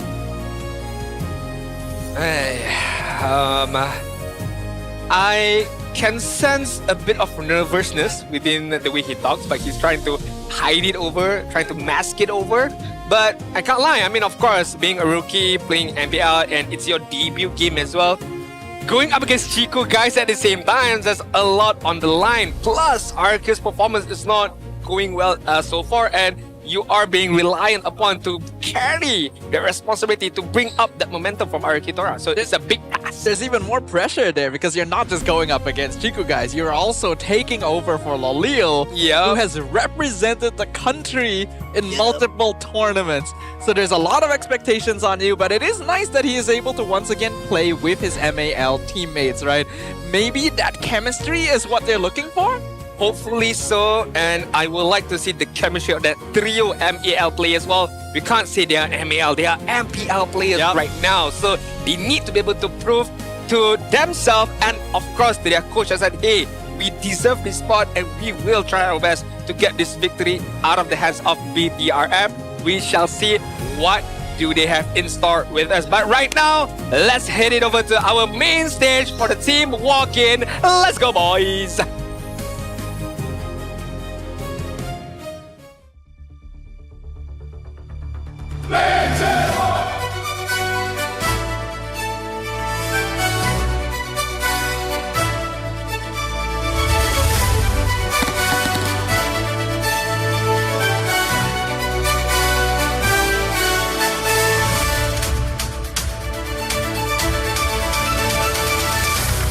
For this team, every match has been a 2-1 thriller. But now the red robots are looking to shift gears. Can they finally fully oil up the engine and go for the sweep? Leading the charge is none other than the supreme leader himself, the CEO, the legendary Chiku guys. It's time to get another win. This is the red robots walking up on stage. This is the squad eager to prove themselves once again. This is the legend that has persisted among MPL Malaysia for many a season.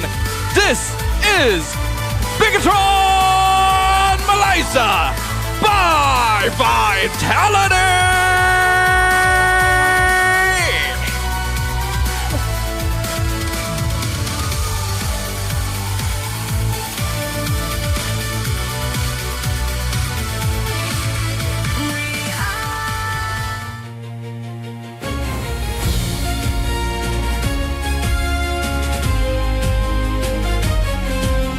In the other corner, the Kingdom's Tigers are still searching for their first victory. Sitting at a 0-2 record, the pressure is mounting and every performance is under the microscope. The spotlight now falls on the rookies Letizi and Adboy, with the addition of Ishiki to fulfill the former MAL lineup. They're stepping up, standing tall. Can they roar for their win? Let's cheer! RRQ! Tora!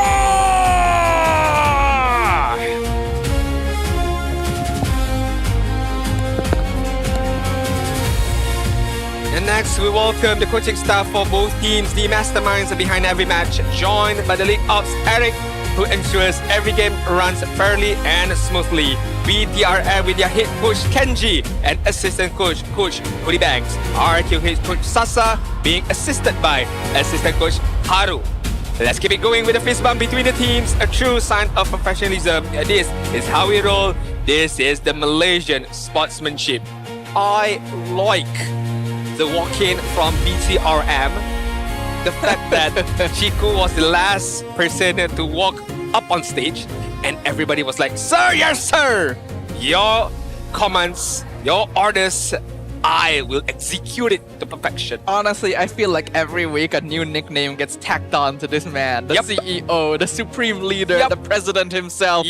Bow down to his majesty because he is truly the brains behind the operation. BTR can always rely on Chiku guys to get them out of a bad spot, but their overall teamwork has definitely improved. They just gotta make sure that the synergy is on point. I mean, because Chiku guys backs it up with his very own expressive and intense gameplay as well. So can't lie, with all those nicknames, with all those accolades, with all those result that he's gotten so far throughout this season, throughout his own career season, is well deserved right now. As we take a look, well, I can take a look at the big screen. I'm not too sure if you guys can see it. This is some play stats for Ishiki right now. Average GPM 748, 7.1 KDA, 73% kill participation, and favorite heroes, no fighters. Gotta be the Granger, Cloud, and Harith. Okay, there we go. Now we got the stats off the screen. Thank God. Don't worry, just a little bit of a delay there. But yes, Ishiki making his MPL debut, taking on the CEO himself. His stats are perfectly respectable. 73% KP is pretty solid, but 7.1 KDA is pretty darn impressive. Unfortunately, a lot of the heroes that are his favorites here, not quite as meta anymore. Will he still be able to perform, especially with the prevalence of heroes like Melissa or early game marksmen like Clint and Brody showing up? I think that is the adjustment that Ishiki has to make for this current MPL, right? I mean, you gotta train your Melissa, your Brody in a certain way, clean at the same time. Maybe throw in an Irithel in there as well. So that could be the main marksmen for now, or so far. We shall see later on. Less than 30 more seconds to go. Sudafa, what do you see will happen eventually in game number 1? Will BTRM just dominate just because of their overall experience that they have?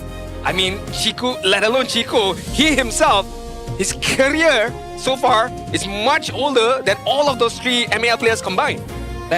When you say it like that, it sounds like a lot, but you are right, actually. We're going to see, on paper, it really should be BTRM. But maybe Ishiki's addition, right? Maybe bringing a familiar face, re-energizing that MAL synergy is what RRQ Tora needs. Because right now, they are just looking for that first win, a single point on the board. And before then, it's the Red Robots eager to impede their path. We'll see who comes out on top with the right tools as we jump on into the drafting phase. All right, we shall see what kind of map shall we get for this game number 1. Match number 3, the last match of the day is gonna be Expanding Rivers. So early rotations for the Turtle, for the Lord shall be commenced later on. BTRM opening up the books with the man with Melissa, and RRQ following up with the Pakiro. So far, I was about to say, so far, the Ruff is still available, but BTRM feels like they are in the same boat as you. We don't want heal it, we don't want it to prolong the team fight, we want quick, we want fast, we want agile. I'm glad that teams are figuring out that, hey, this hero kind of makes the game fun. Too much healing, too difficult to work through, too much early game tempo. Let's just take it out. And it's interesting that it is a blue side ban as well, since typically you don't want to first pick Raph. It's happened once or twice, but it's not the most ideal state as well. Especially for a team like BTRM, they usually prefer other heroes. They quite often pick up Barats early too, so they'll ban out the Marcel.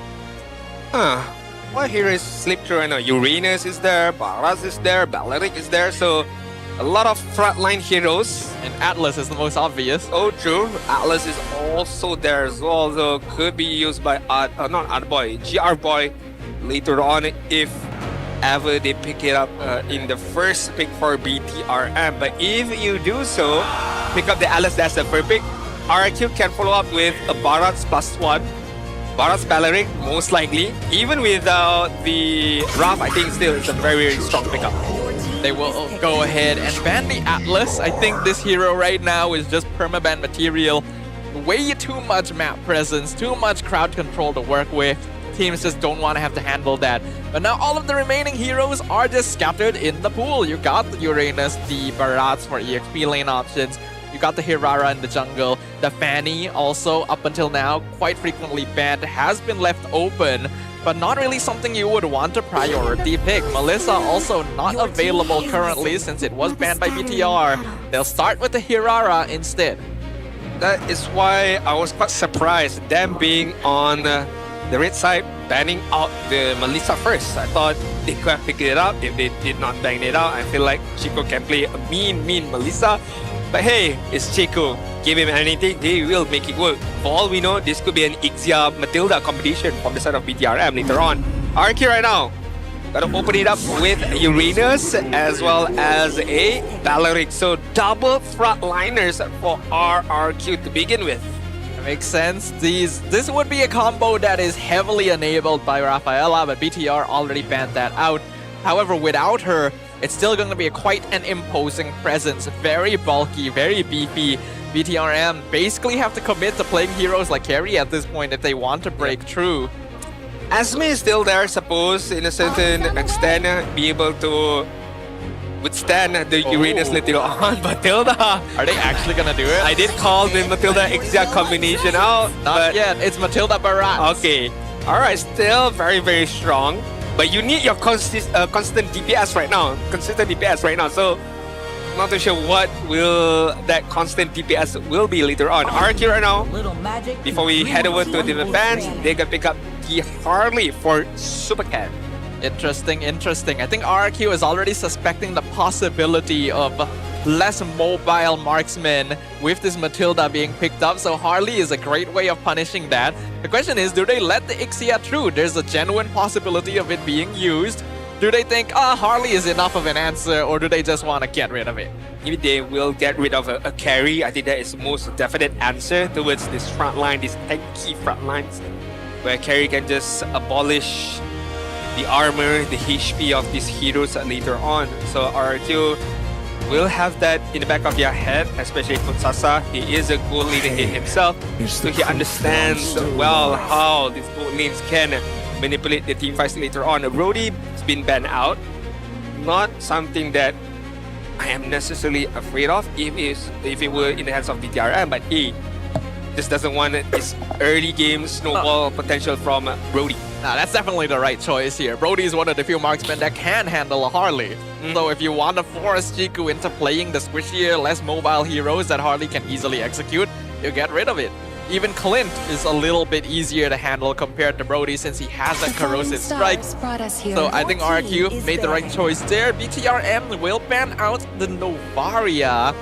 So they don't want to give they don't want to give RRQ heroes that can slow down the game. Not to mention Novaria works well with Beleric, as was already established earlier today. And also, feels like they do want to end this as quickly as possible. They don't want this to be dragged too long into that ultra late game phase, most likely. So we shall see what do they have in. I mean, BTRM, if they don't want to go for the Ixia, it does not matter really. I mean, again, carry is still there. Ixia is still very strong to be paired up with the Matilda.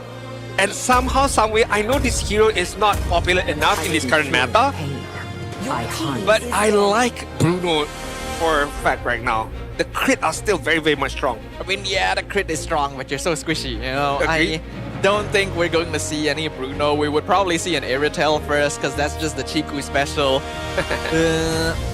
Yeah, Ixia is still possible. Carry feels right for BTR.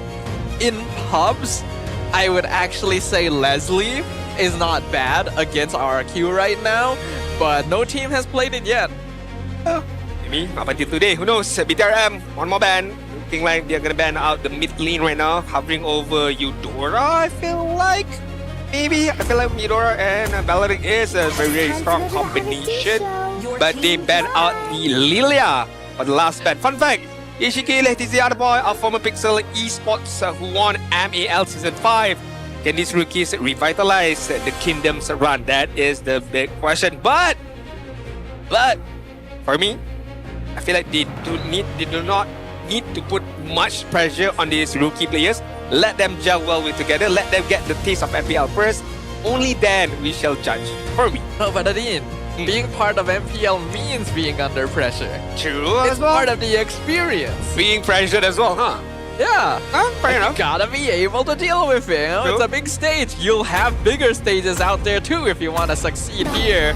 So let them feel the pressure. Let them be molded by it. They're gonna pull out the Zeus in.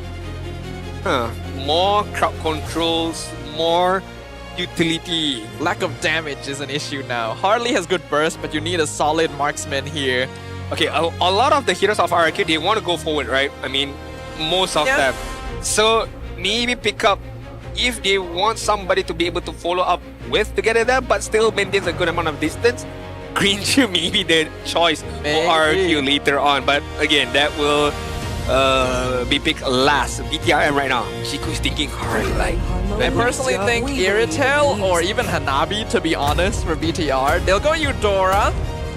So they have a way of answering the Harley now, but what is going to be the CEO's pick? Final few seconds. I am sovereign of the abyss. Is that slayer of gods? Obsidian? Okay. Not what I was expecting. I mean, Chesta's Aldrod should be able to deal well with this Obsidian. I mean, if we talk about ultra late game, then it's definitely hard, of course. But in the early stages, I feel like RQ have the amount of defense that they need to be able to withstand against this Obsidian later on. If RQ wants to go for early game domination, then there is still the Clint, but then you don't have quite as much late game scaling or safety. They'll play it safe. They go for the Claude for now. This is one of the heroes we know Ishiki is comfortable with, so they want to ease him into the situation. Kind of like in the draft from RQ.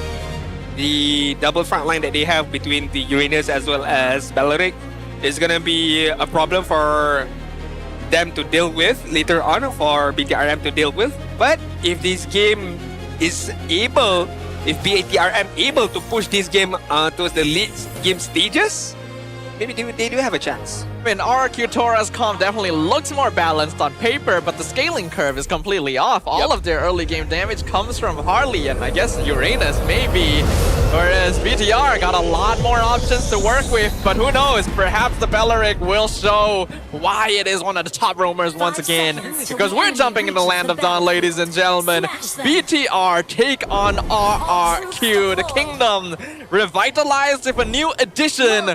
Will he be the game changer? I mean, for Super Ken, for him to be able to snowball, it all depends on that mid duo as well. How well do they rotate? How much information is being given against Super Ken to be able to maneuver around the map, to use that Deadly Magic as well, poker tricks, to be able to catch out the members of BTRM. Don't forget, BTRM are going to be playing with the Matilda, so any Deadly Magic combination is being used by Super Ken can be healed up before the burst even connects towards any target later on.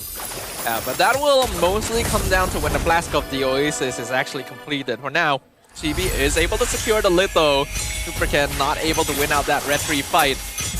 A bit early damages coming in from the side of Z as well as GR Boy. RQ Tora. It's more of a defensive mid duo right now between Yehikiel as well as Ada Boy, between the Belleric as well as the Zuchin. I would like to say Uranus is more up to go for a defensive kind of build right now. Easy, having that tenacity, not that Master of Assassin we saw from, if I'm not mistaken, Kram was one of the person who uses it.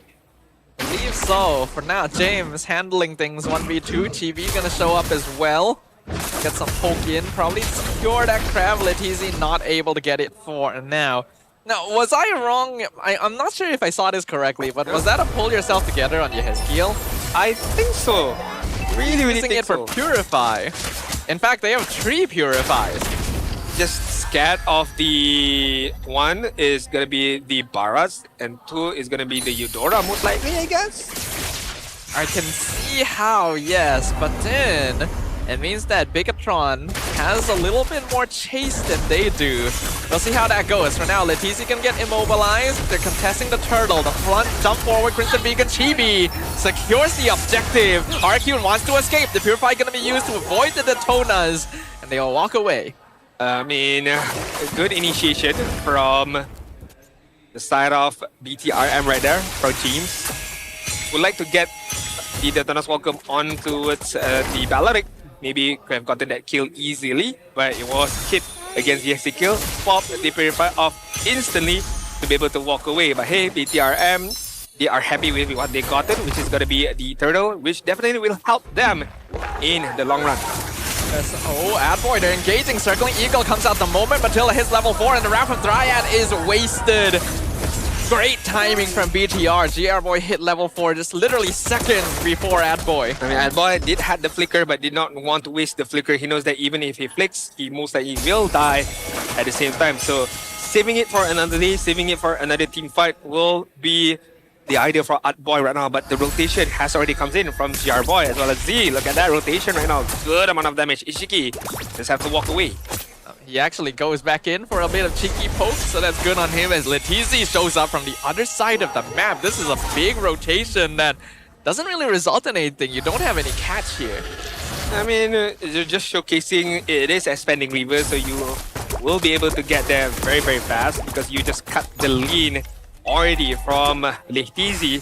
But as you mentioned, no results from that particular rotation by Letizi. More just of showcasing himself was on that top side. Letizi's gonna lose his whole wave for that. He is gonna be notably behind in EXP after this. And BTR is making sure to continue zoning him out from that. They're gonna be able to pull James over for the turtle fight. Yeah, and he won't be able to get there as quickly as James, who already made his way on this top side. Still clearing the wave right now. Turtle will spot, so if BTRM wants to do something, they need to do it now. So no Purify for Izuku. Yep, he's already down to 20%. Flicker, Raph, catches only James. Circling Eagle on top of Adboy, and they all initiate. They pull the tree back, and they chop it down. Blazing Duet gonna be used. Ishiki secures the turtle with the Blazing Duet. James gonna get lifted, dropped into the jungle, but he's so tanky. In fact, Letizi is the one that doesn't survive even with the Purify. I feel like BTRM could have gotten more right there. The Hand of Bone did hit against Ishiki from Chico guys, but there was no follow-up. There was no focusing on him down. It allowed Ishiki to get that turtle away, but hey, the damage has been done. BTRM managed to get a kill. They're invading jungle, they'll eat the broccoli, they'll fit him back, but they don't want to commit to the kill. They'll pull James out. They know that the main damage dealer is not with them. The CEO is still busy farming away on the backside, getting his stacks away, getting the Trinity item first of all, and of course getting that first turret on that top side. He's still increasing his investment portfolio, so he doesn't want to make any big moves in the market yet. RRQ Tora currently 2k behind, but not terrible all things considered. It's just that Super Ken hasn't really been able to find any pickups, and you usually need to get those going on a Harley. Yeah, and if he can't do so, I wouldn't say it's GG over, but it's definitely very difficult. Hold on. Look at him. Oh, what happened? I thought he was coming for Z, but they're already rotating up. They're looking for the top tower. I mean, I did say about how if Supercam wants to be able to snowball with Sari, it all depends on that mid duo from RK Tora. How well can they rotate? How well can they provide vision, provide some information towards themselves? But right now, the information is being provided, but there is no kind of poking. You would like to see RQ poke a bit more to a certain individual from BTRF, and then Supercam goes in with the Deadly Magic. But right now, it seems ever so difficult. TV just drives by the camp that Ishiki is trying to farm. No money for you, sir. It all goes into the CEO's retirement funds. Is BTR already rotating over to set up for that first turtle? RQ would like to poke more, but again, they don't have the scaling curve to do it. Only Supercan actually has some damage at this point, so there's not much reason for them to walk forward because they can't get anything done anyway. Yeah, this is very, very difficult for RQ Tora right now. If they want to do something, it needs to be able to do by Adboy with the Flicker Wrath of the Riot combination. But after that, what? What will you do? What will be the follow-up? Is it going to be the Crimson Beacon from Ezekiel? Because the damage is still non-existent from RQ Tora. Letizi's taking so much damage, but the Circling Eagle does miss, so GR Boy eats the Deadly Magic, but he's perfectly fine. In fact, Supercan in trouble. Nice Flicker Wrath of the Riot will save him. They lift TV up into the tower, but he iframes his way out! He escapes while taking someone with him. Letizi goes down, they re-enter again. TV iframes beautifully! And they get to hunt a bone on Ishiki to take him down. The layering of skill by BTRM was perfect because James used the Thanos Welcome against Ishiki, right? And then he purified away from that Thanos Welcome. That allowed Chico to rotate after getting that bottom turret to land that Hand of Bones. Watch this again. Okay, looks like the Wrath of the Riot hits, but it did not manage to get any kill. Good iframe from Chibi to get away from that particular turret. The Thanos Welcome on Ishiki, use the Purify, and then look at the rotation from Chico guys. lands the Hand of Bone, and easy kill, easy Sky Piercer stack. Chibi literally re-dives the tower on 10% HP. He's that confident that he's got the iframes, he's got the way out with the guiding winds. Things like this are enabled by a Matilda pickup. Without the Rafaela around, this is the support that reigns supreme, and Victron MY making their presence known. I know what the analyst on the BM side is gonna say, especially Wayne. He's gonna say something in the lines of that guiding wings is only for one fella only. So only for one person. Nobody else can click that. Oh, Detona's welcome misses. Adboy is able to walk away in time. RQ will be able to hold the tower. Alright, we'll still be able to hold down that top turret. But still, slowly but surely, look at the iframe to dodge that Datlin magic right there. He dodged the initial proc, so it never even got started. TV just toying with Super Cannon.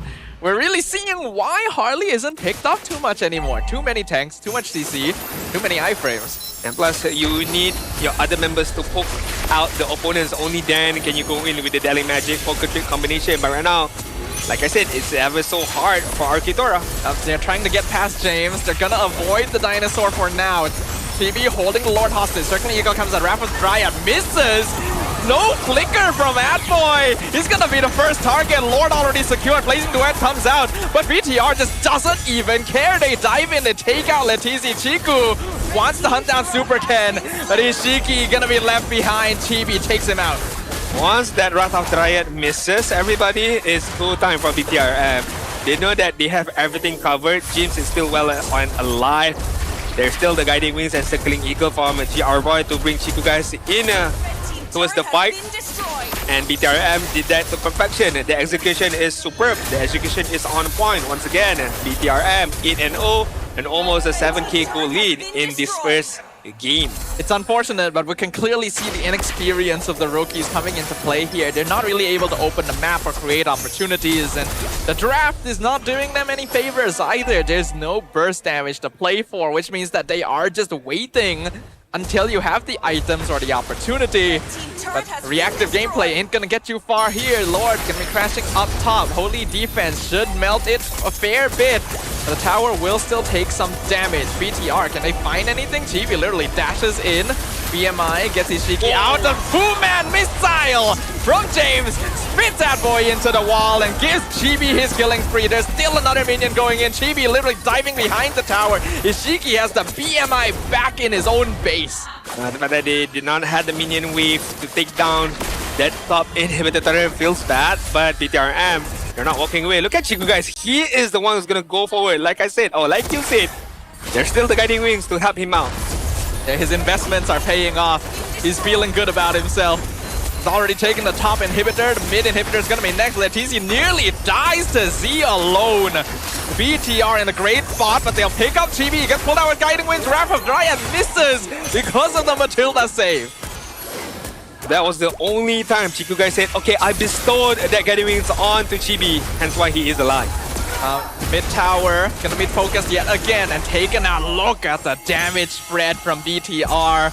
The goal lead has instantly grown to 8.5k. Also, 6k goal lead has been invested all in right now. 8.6k goal lead so far. 11-minute mark, 9-0. Sorry, but Arkitora, they look helpless right now. There's nothing can be done. Trinity has not even been picked up yet by Ishiki, and it's already 11-minute mark. That's how far he is behind against Chiku guys. Almost a 3k deficit individually between Ishiki and Chiku guys. Draft is definitely an issue here, but RQ also fielding a bit of a weird dynamic of 3 MAL players along with a couple of veteran imports. I'm not sure if the communications are gonna be clean enough, and BTR definitely has way more experience in that.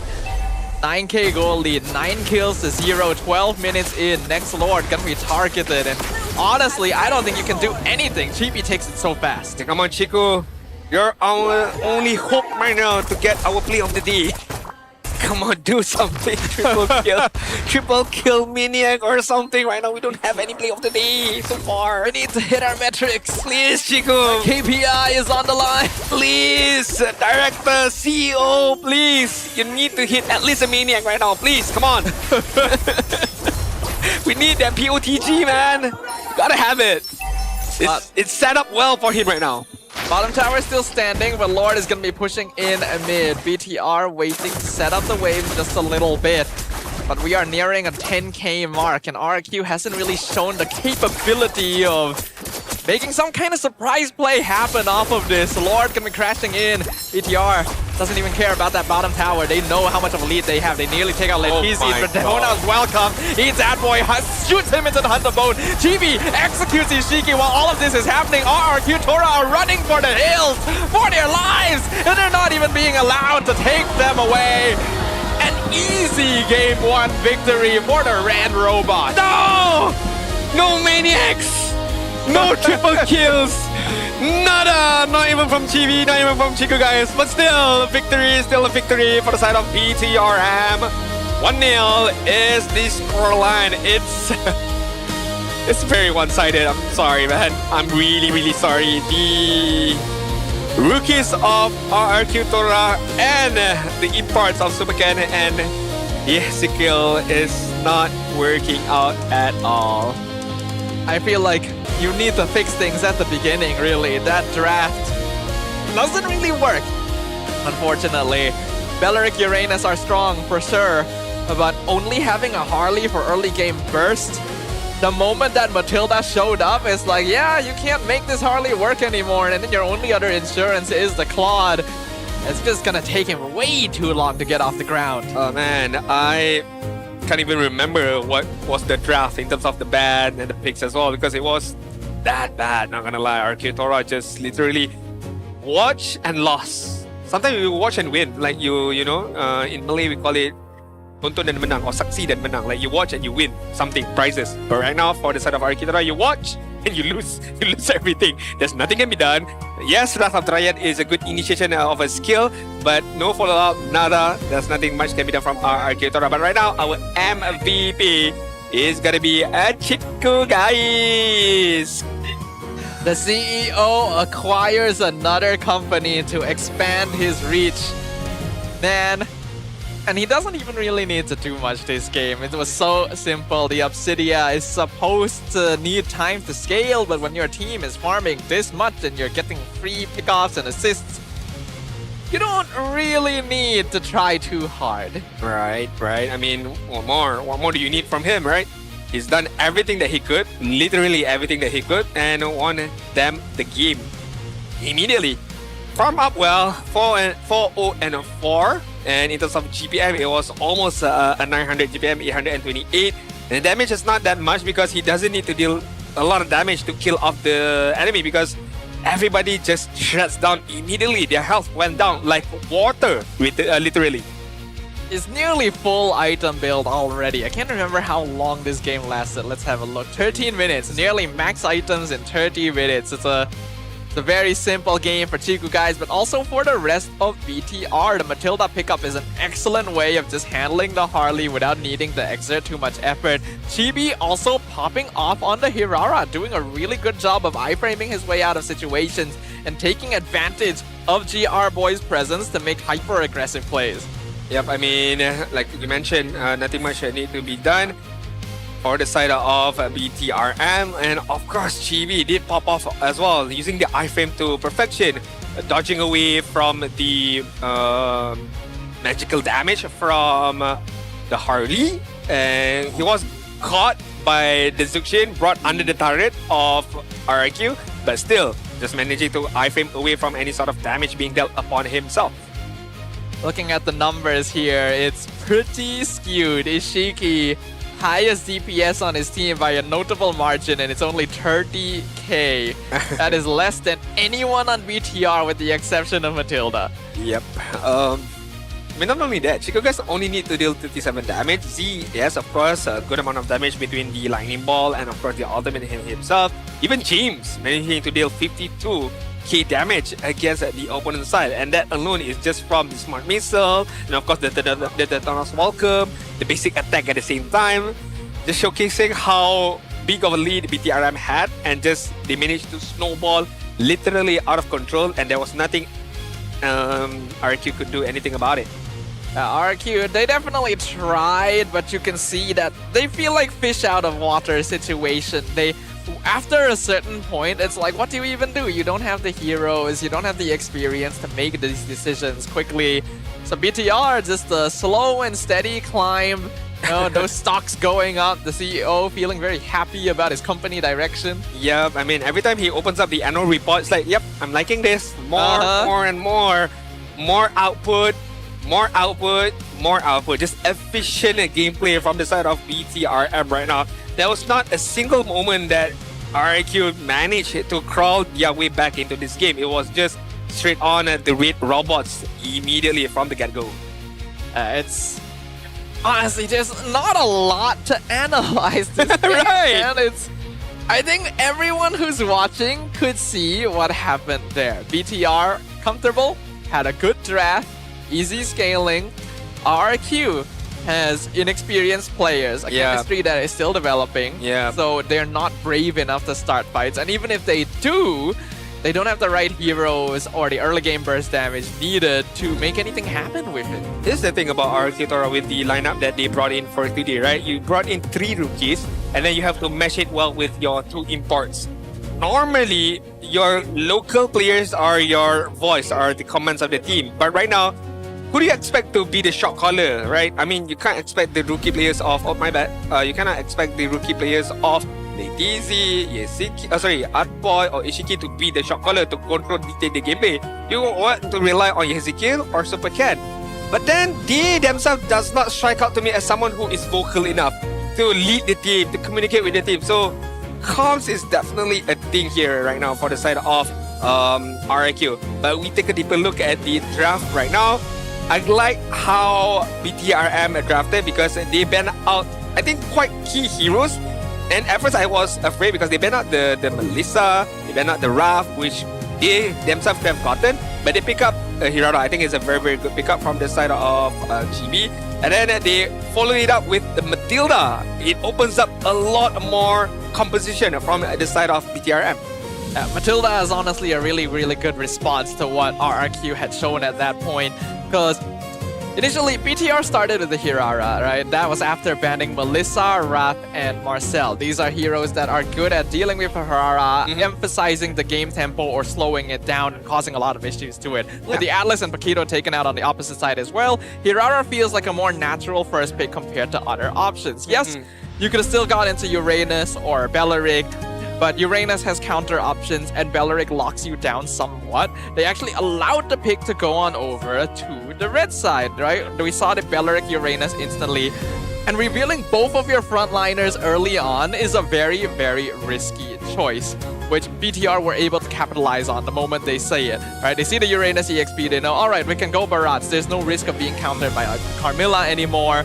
And then we'll pair it up with the Matilda as well. That's a great way of responding to the Belleric. The Harley should not have been third pick. They picked it after the Matilda. You are not killing anyone with a Matilda in the game, but they still decided to commit to it anyway. Unless you snowball out of control, that is a whole different case. But yes, I do have to agree with you. With the Matilda, your Daily Magic combination is not going to work to perfection because of the healing potential that Matilda can bring onwards to somebody who gets hit by the Daily Magic. Not only that, the iframe from this girl right here.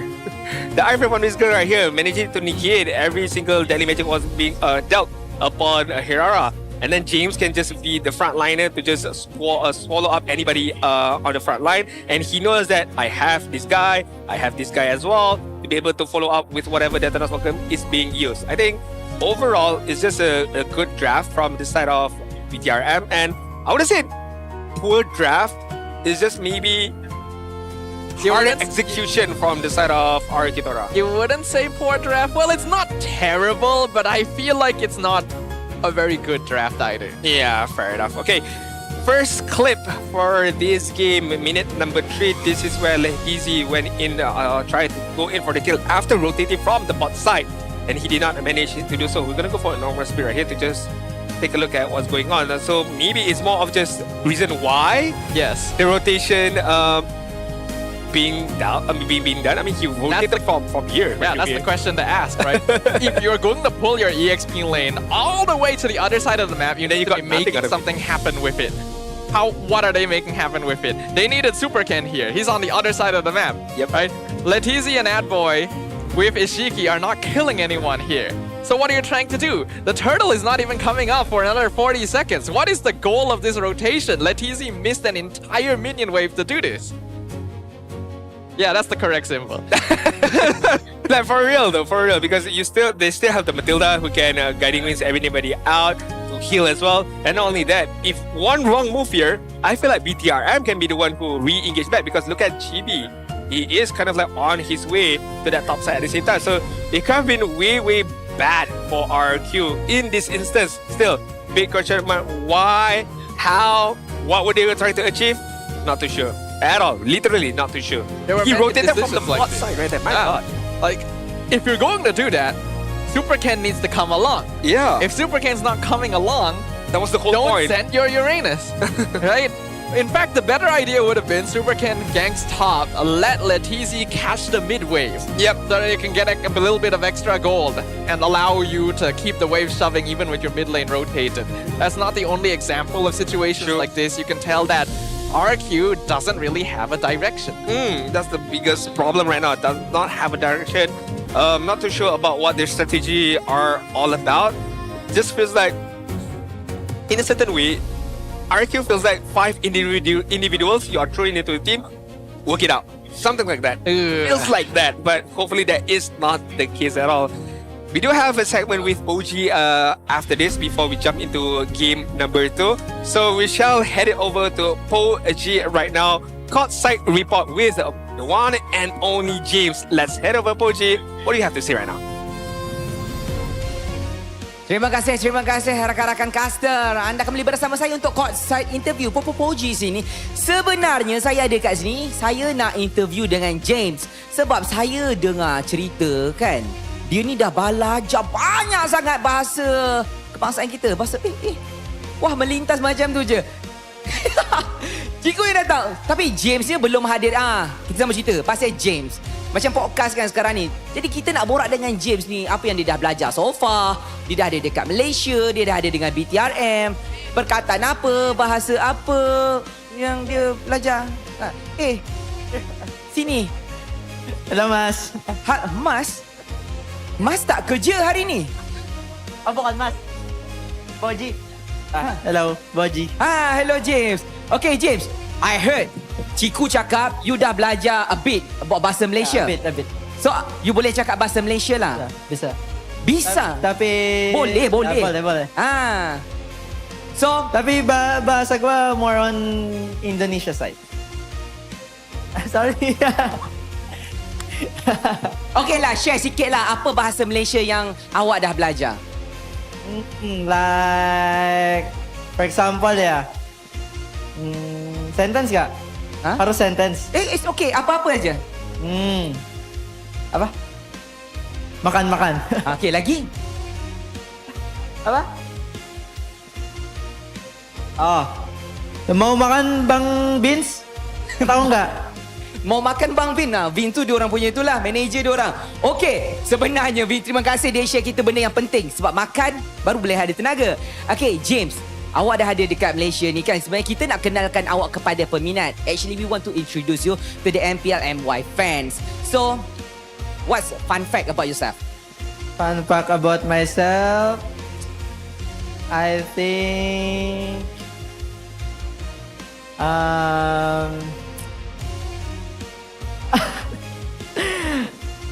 I love gym. I love going to the gym. Okay, you love going to the gym. You love to build up your muscle. Yeah. Saya suka pergi gym. Yeah. Lagi? Yeah, that's true. Anything else?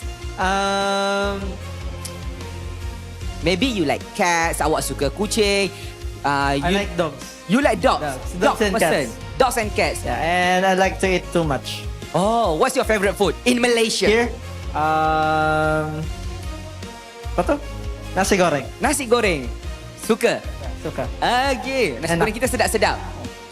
Alright, last but not least kan, by joining MPL MY as an EXP laner kan, what do you want to prove here? First, my first goal here is to become fluent on Bahasa Malaysia. And especially, I want to dominate here. I want to become the strongest explainer here. Nak jadi antara EXP laner terkuat Malaysia. Dan hopefully awak boleh berjaya buktikan tadi dah menang 1-0. Maybe later on, you close the game 2-0. Best of luck kepada James. Thank you very much. Thank you guys for supporting us. Kita dah habis kat sini. Kita hantar ke Meja Caster. Let's go. Alright, thank you very much, OG as well as James right there. Very interesting talking point from James. He does want to be the best EXP laner here in Malaysia, and I feel like he can do so. There aren't many contenders out there, apart from, of course, your usual candidates as Cram. Come on, you can think of at least one more. Okay, Ye3, I guess, to a certain extent. And then who else? Siska? Question mark? We'll think about it later. Okay, so that's why I say, I mean, James, of course, there are definitely not much of a competition right now in terms of becoming the best EXP laner here in Malaysia. But when we talk about like all roles, of course, the first nomination will definitely be the members of SRG. That is a given. And after that, it's more of like a 50-50 battle. Sometimes it can be this player, sometimes it can be that player. So there's always room for that. Well, right now, what we need to see is the room for improvement, right? Yep. Excuse me. We need to see some growth because RQ just looks lost, right? The new players obviously don't really know what they're doing, but it feels like the veterans aren't really directing them properly either. We had a quote from Haru, the assistant coach of RQ. He said, right now, it's about balancing how quickly we want them to adapt with how quickly they can actually adapt. Ultimately, it comes down to the players needing more time, but taking in rookies isn't a risk for us because we're thinking long-term. We're going to have an MAL team next season so we can start building the foundation now and develop these players for the future.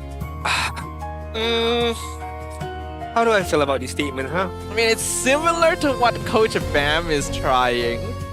Yes, but the differences is at least Coach Bam, yeah, he is thinking about the future, but it's not all in, right? And he is still delivering results for his team whilst thinking about the future. The idea is there, the fundamentals is there, and he is wrapping up Atan with experienced players of his own. So that is a difference right there. In comparison to RRQ, yes, they are experienced players, but it's Supercan as well as Yesikil. They are not from Malaysia. They aren't familiar with the style of Malaysian players or Malaysian MPL MY here. So there is a gap over there. I feel like you need to be focusing. If let's say RRQ are a dominant team, for instance, if RRQ is in the standard, RRQ Tora is in the standards of SRG, then I'm okay for you to think about the future, to think about your next future players. But right now, you yourself in the current state are not doing that well. So why not focus on now rather than in the future? Or all in too much on the future? Well, unfortunately, now is now. Yeah. The choices that they've already made are here to stay. They can't exactly switch out their roster again. You gotta work with what you got. But I guess we gotta ask the hard-hitting question then, if that's the case. Is this a player issue or a coach issue? Ooh, you're right. You're absolutely right. For me, when we come down to this kind of discussion, I always feel like it's the coach's, not fault, but it's the coach's responsibility and understanding. If you don't have that ultra-talented players to be able to play any kind of heroes, any kind of strategies, then you need to tone down your strat. You need to tone down your draft to give whatever is comfort by your players and to work with that. If it's a limited hero pool, then so be it. Rather than trying out something out of the ordinary and making your rookie players all confused on, okay, what should we do right now? I mean, this is the experience speaking, right? Of being a champion level analyst. You know, you've got some time behind the curtain. That was way back in season 10, Zadafa. It really was a different time. 8 seasons ago, different meta, different set of, well, I wouldn't say different set of players, but definitely different meta. But the idea, the context is still quite similar. Well, we'll see whether or not these players, these coaches are able to adapt to the situation. Because right now, I don't think it's a hot opinion to say that our BTRM on track to a clean sweep. RRQ have first pick. They've banned the Keto Atlas Barats. BTR banning Freya Marcel. And Melissa most likely here. I don't feel like it's a big of an issue if RQ gets the Hirara. Oh no, they banned out the Raph. I was wondering if BTR would open Raph on their red side, or they can pick Raph, but they don't want to risk it. So Melissa is locked for RQ. Okay, then BTRM go for a Matilda +1. Matilda, Barats. Barats is banned. Oh, sorry, Matilda. So probably not Matilda this game. You can still go for the Matilda Ixia. Not now, but later stages. Yep. Pakiro is banned out. Yeah, Pakiro is banned out. So Belleric +1 most likely. Hirara is still open, so you could go Belleric Hirara. I like that idea. Do you want Uranus though instead? Looks like, yeah, they prefer Uranus. They'll go Uranus Hirara. Still, I feel like it's the similar concept if Hirara Belleric in comparison to Hirara Uranus. You still have a frontliner. Although you don't have the crowd control of a Belleric, but Hirara is a crowd controlling kind of hero. She can just dash in, iframe away, and gets a few kills out of the hands of RRQ Tora, who has the Melissa right now. What will be the follow-up? Trying to think about what would be good here. Belleric is a pretty obvious option for them right now. Oh, wow, okay. Super King is pulling out the Fanny, and they're not even going for Belleric. They're grabbing Esme to win against Uranus in lane. Sorry, but very early? Don't you think so? I mean, there is still a couple of ways for you to deal with it. The Gufra is a thing. Badang in a certain ways, I think, although Badang is very, very unlikely to be picked up in terms of the numbers of his being picked up this season so far. We have not seen it as of yet, but hey, that's still quite risky. But hey, maybe if you really have a great pilot Fanny user, then why not? I mean, Badang's probably a little bit better opposing Fanny, but so is Eudora. Honestly, even before Eudora became popular, she was the typical pub answer to any time a Fanny was picked up. So, makes sense that BTR would grab it once again as a way to snipe Super Ken out of the air. And now we're going to be entering the second ban phase. It's kind of surprising that Belleric has been let through at this point. I'm curious about what will happen if whether he'll be let through at all. But you know what, Ian? Yep. It's pretty late in the day. I understand. Are you hungry? I'm definitely hungry right now. But if you guys are hungry, don't you worry, because Grab Food is here for you guys. So do spam the comment of Grab Food in the comments section to unlock a special promo code from Grab Food. Once we hit 100 Grab Food comments, we shall reveal the promo code. So spam the Grab Food comment now, guys. Yeah, spam Grab Food in the comments. It's a great time for a supper snack. Oh my god, yeah. Could be the last game of the day as well. Perfect time to do so. But BTR bans Lunox. Lunox is usually the counter to Esme and Harith. Does BTR want to play Harith? Against a Fanny? Against Melissa is not bad. True, but Fanny could dive in quite easily enough. But then, this is Chiku guys we're talking about, so hey, anything works when you have Chiku guys in your lineup. Selena has been banned out on the side of BTRM. RQ, one more ban to go. I like the Brody ban. I mean, this will give much more security for the Fanny to maneuver around with the steel cables later on. One more ban. Would like to focus down on your gold lane. Okay, Bada. There we go. It's a very good hero for handling Fanny, so they want to reduce as many variables as possible. Bring up the Kaja now. Old Kaja, yes. New Kaja, maybe not so much. Why not? Just throw in. What's the ultimate call again? Divine Binding. Divine Binding. Just throw in that Divine Binding and hope it connects against the Fanny. Dude, it's already hard enough to hit that against a regular speedy hero. Hey, this is GR Boy we're talking about. Or Carmilla, maybe? Carmilla for BTRM? Nah, I don't think so. That sounds like a Moskov. Okay. Moskov for Chiku, actually playing a fairly standard gold laner this time around. One of the better options for handling Fanny now that Brody is off the table. They're saving their roamer for last too, so this could be a interesting pickup. They're probably waiting to see whether or not they can go into like Cho or something, or if they need a more standard center tank. Oh, I like the Cho, honestly. If it's viable to play, I don't mind it at all to be picked up by RQ. It's gonna be the one who steals the Cho away from the hands of BTRM. Interesting. Okay. Is this... I feel like RQ feels like they are going into this direction of whatever happens, whatever happens, Supercam, just carry the game. Please. Pretty much, yeah. Please just carry the game with the Because I Fanny don't know right now. how well Adboy is going to perform on this hero. Cho already doesn't feel as good to play in this meta, and it's still as difficult to pilot as usual. BTRM, what's going to be the answer from them? I actually feel like Ruby's good. Palea, it's been a while. We know Gatot Kacha to be able to negate the Tsunami Slam later on, and then you pair it up with Eudora as well. That is a nasty combo. A two-man combo, a two-man punch between Kalia as well as Eudora. And don't forget, provides heals as well for the Moskov to be able to survive long enough in any particular team fights. And water conducts lightning, extra damage. That's not how it works, but we can imagine that's how it works. BTR bringing forth a very strong mid duo to silence the flight of Superken. Whereas RRQ Tora putting it all on the line, hoping that this Fanny will be the answer they need to carry them to victory. And a game number 3. We return once again to the Land of Dawn to find out if the rookies will be able to stop the relentless acquisitions of the CEO. Ladies and gentlemen, this is game number 2, the last match of the day. BTRM have just won game number 1 very convincingly, 10-0 in terms of kill.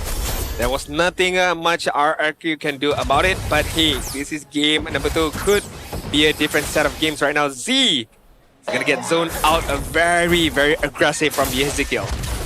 One thing we can note is that RQ Tora has a lot of lane pressure this game. Esmeralda will win against Uranus in lane.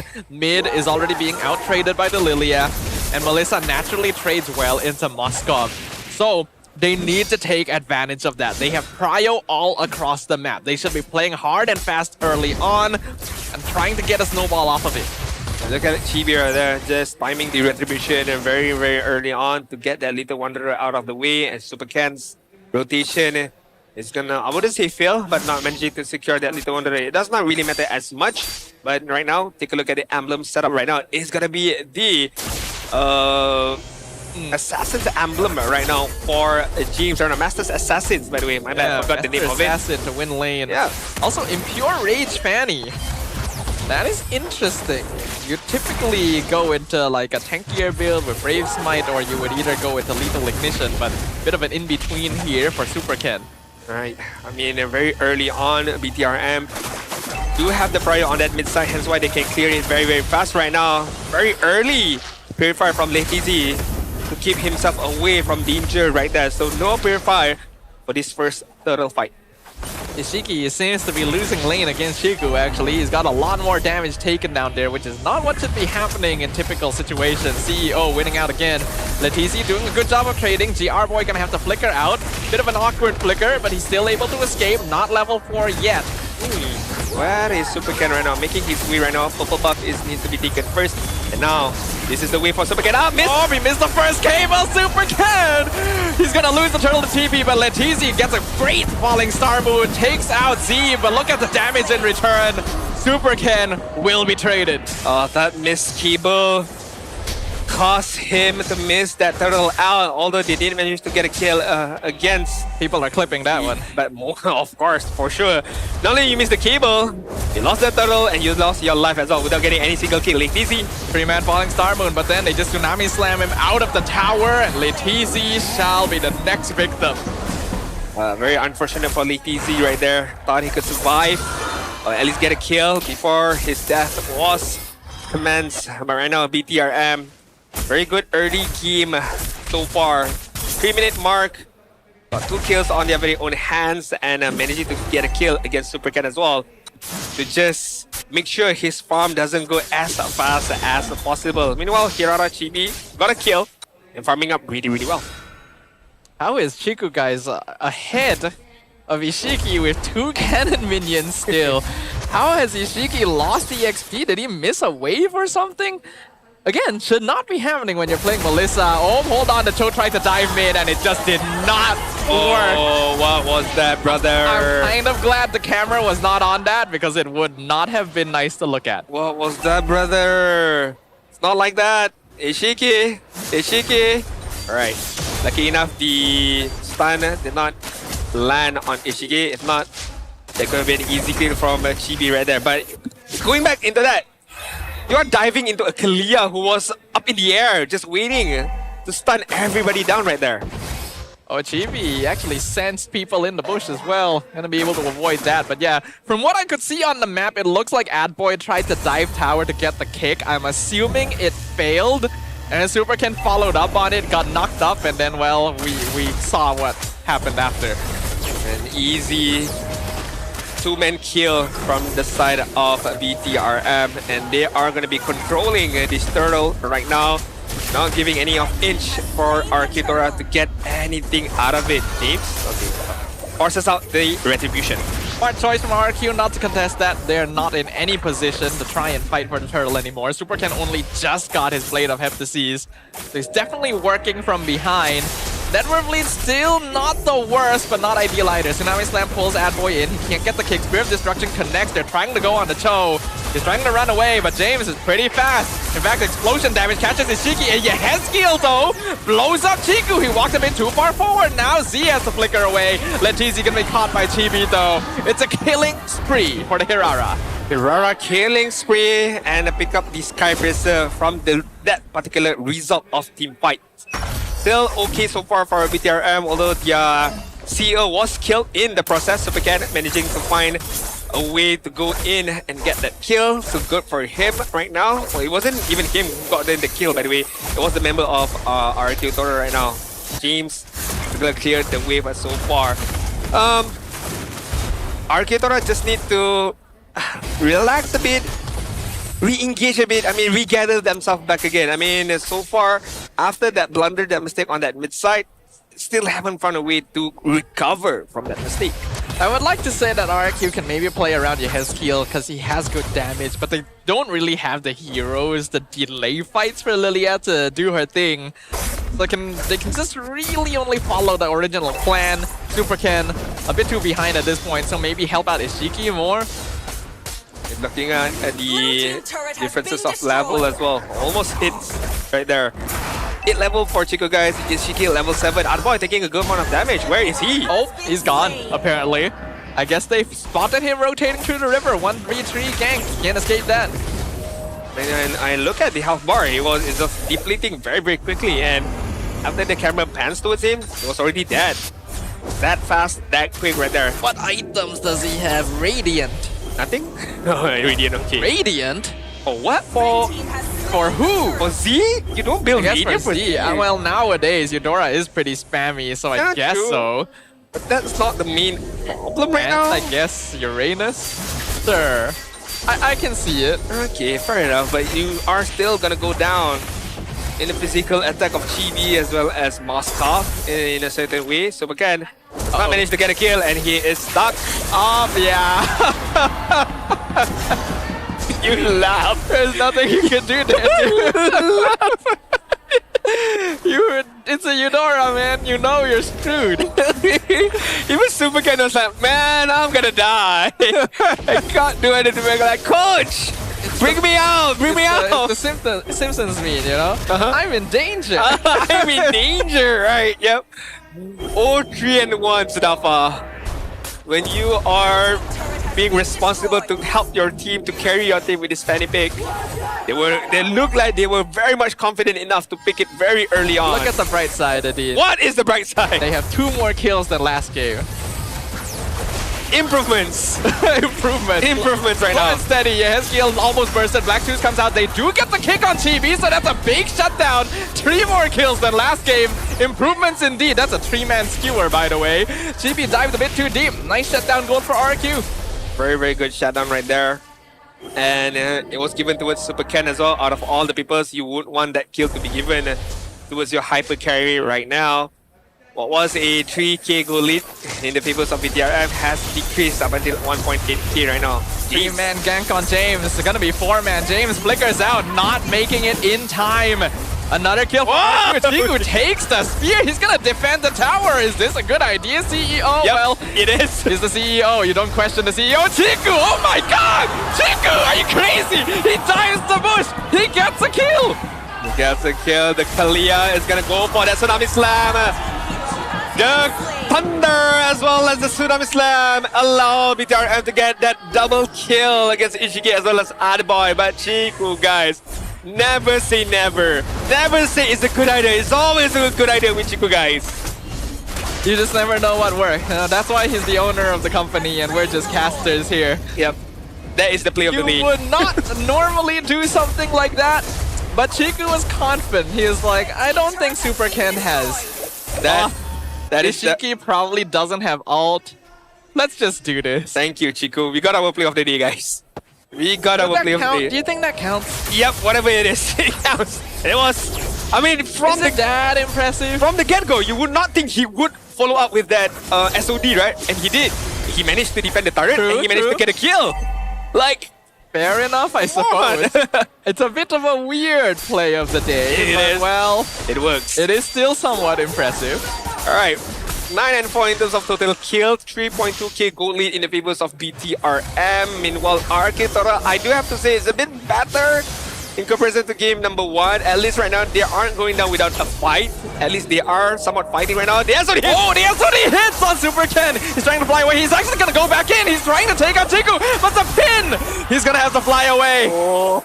That was close. That was super close right there. Almost got a kill, almost got a free kill towards that Fanny. That SOD hits, I'm already impressed, not gonna lie. Chiku able to come by and threaten Super Ken, and because of that, the bottom tier 2 will fall. VTR has slowly built their gold lead up again, but it's still only about 3k. 10 minutes in, that is still a gap you can make up for. Although I did nominate that as our POTG, right? The whole SOD on the top side and defend it.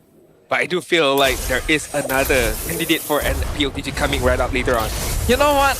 I know what you mean. Yeah, you can kind of feel it. There's something. Something's brewing. Yeah, something is brewing. Something is cooking up right now. I'm not too sure what or who might it be. But there's just something about this game later on. As Chiku guys finishing up at the top turret without any much of a problem. He was trying to bait RQ, could kind of tell he's not going to be pushing up there alone, probably has backup, not going to try and pick him off. That means another lane of towers is gone. RQ trying their best to hold on to the mid tower at least. Alright, BTRM slowing it down a little bit. Just managing their waves as of now. The long lane has been pushed. Less than 30 more seconds to go before Lord spawns. Super Ken gonna go on this bot side. On the side of RQ Tora, right? We have not seen Adboy performing any kind of Black Dragon kicks. Oh, Way of the Dragon, my bad. Way of the Dragon. Super Ken wanna try it. He sees Chibi use his cooldowns. He's gonna try and chase, but not quite enough. He's gonna give up. He needs to do so. I mean, like, this is just a no-brainer right now, because if he does nothing, nothing is gonna happen. It's just gonna go back all the way to game number 1, where they just every shot you don't take. Yeah, so right now I do understand where Super Ken is a very, very eager enough to make something happen, because he needs to do so. If not, it's gonna be game 1 all over again, where it's just watch and you lose. Yeah, this draft was designed for him, basically. Heroes picked up just to deny away from BTR. They are going to go for the Lord. Super Ken not going to be nearby, but he is slowly flying his way over through the river. He's going to make it, but Chibi secures the Lord in time. And now they grab him with the Tsunami Slam. 2-man pin as well. Super Ken going to be melted away. The Tsunami Slam found it. Chiku takes the SOD to the back. He gets kicked, but he cannot follow up. So Chiku just got delivered. He got kicked into the rest of RQ, and he grabs a triple kill at boy gonna be left in the lurch. They're not killing him. They're giving him the man. No, they're... TV! That was supposed to be a maniac. I mean, that is our POTG right there. That triple kill right there. Yeah. It's just the way that he got that triple kill. That is our POTG. That is what we've been talking about, Sadapa. Thank you very much, CEO. This is why he's our CEO. The crystal is theirs for the taking. It's a clean sweep for BTRM Malaysia by Vitality. Congratulations, BTRM got that victory. Clean sweep against RRQ Tora. And the dilemmas continues for RRQ Tora. You change up your lineup, you brought in a full rookie lineup, apart from, of course, ENG Quill as well as Supercat. But still, it did not work out. And where do you go from here? Where do you go from here, RRQ Tora? I get the feeling that once the transfer windows open, we are going to see some changes in the kingdom here. While I do think it'd be good to stick with these players and try to build them up, seems like the process may take a little longer than expected, and I don't know if they have the time for that. I feel like, yes, once the transfer window opens up, it's not going to be the players who's going to be changed. Oh? Most likely. Oh? I don't know. You know what I mean, right? You know what I mean? They're going to change the jerseys? The jerseys, yup. Yeah. That is also definitely giving bad juju at that jersey. So maybe changing up the design, the colorway could give a different kind of vibes for these players right now. But we're gonna head over to the main stage with Poji as well as BTRM. Menang bersih 2-0. Inilah dia BTRM by Vitality. Woo! Happy. Alright, James. You have played in PH before, and after 4 matches playing MPL MY, what differences have you noticed between these two leagues? I think I noticed, like, in Malaysia we play here like pure mechanics, and in PH we play macro. Mechanic and macro. Maybe you can expand a bit. Because here the players here is so mechanically gifted, and in PH we used to play macro. I see. But here the players here is totally using their mechanics because their mechanics is really good. Talented and gifted also. Talented and gifted. Alright, James, coming into this match after losing against SRG, what have you learned from yesterday's match?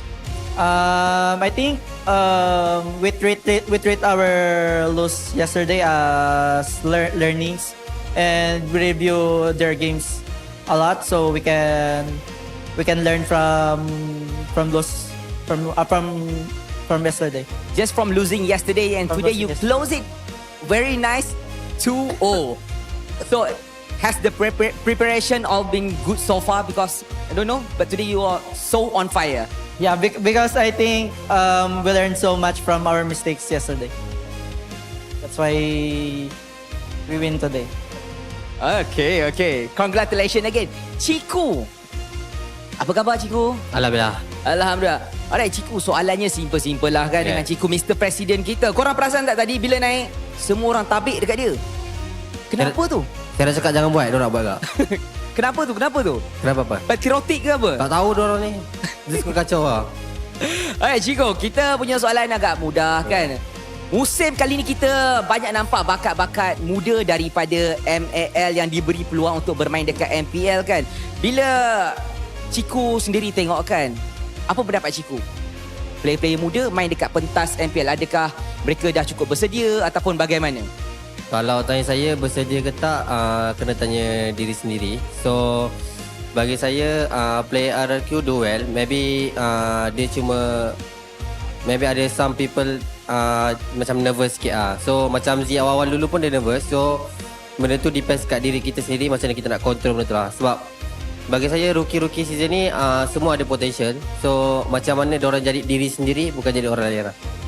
Jadi orang lain? Ya, maksudnya jadi dia main dia punya gameplay, bukan dia nak kena tukar gameplay dia daripada A ke B. Faham tak? If jadi, dia punya gameplay A, just go with A. Maksudnya nasihat Ciku adalah be yourself. Ya, be yourself. Tak kisah apa jadi, maksudnya jangan rasa takut lah macam tu. Betul. Tapi kena ada prosesnya juga. Ya, slowly lah. Alright. Sebab bila Ciku sendiri pun cakap Ciku bawa masuk Z kan. Jadi apa improvement yang Ciku boleh tengok daripada Z sendiri, daripada musim lepas berbanding musim ni?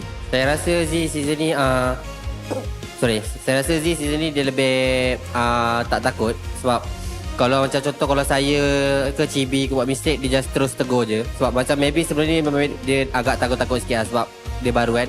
So sekarang dia dah mulai adapt lah, yang dia menganggap kita ni, kita orang ni sama level dengan dia. Sebab kita pun main dekat stage yang sama. So memang kita same level lah. Sebab kalah sama-sama, menang sama-sama. Jadi kena lebih bersifat terbuka. Betul.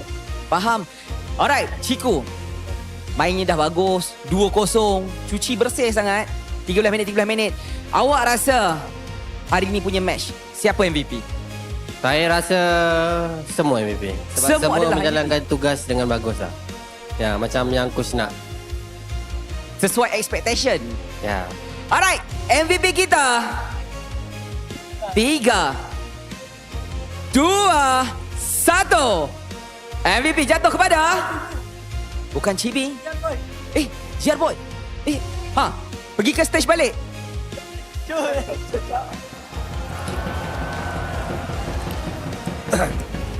Mr. President kita tahniah Ciku selaku kita punya MVP. Alright Ciku. Alright. Ada menang, ada kalah. Betul. Itu adalah adat permainan kan. Adakah awak berpuas hati dengan performan BTRM sepanjang 2 minggu ni dah bermain? Saya slowly sangat berpuas hati sebab masa week awal tu even kita orang menang, kita orang agak struggle. So start semalam even kita orang kalah dengan SRG pun kita orang berpuas hati sebab kita orang banyak belajar lah. Bukan belajar dari SRG punya kalah, maksudnya belajar daripada first week punya kita orang punya game. So for next week hopefully kita orang keep improve slowly lah. Sebab target kita memang ke playoff dulu. So kita orang nak secure playoff secepat yang mungkin and fokus untuk playoff punya game nanti lah. One step at a time macam tu. Tapi adakah semua game plan korang dah terkeluar setakat ni ataupun masih ada lagi meta ataupun draft-draft yang masih lagi game plan belum dikeluarkan sepenuhnya? Kalau based on cara main saya rasa semua sama je, cuma depend dekat disiplin lah and keberanian kita ya. Sebab bagi saya meta sekarang siapa yang win early game dia boleh control sampai habis game lah. Asalkan dia ada upper hand dekat situ lah. Ya. Control early, dia boleh tutup game. Betul. InsyaAllah. Baiklah Ciku ataupun James, kata-kata ini final word, last word to fans, family, friends.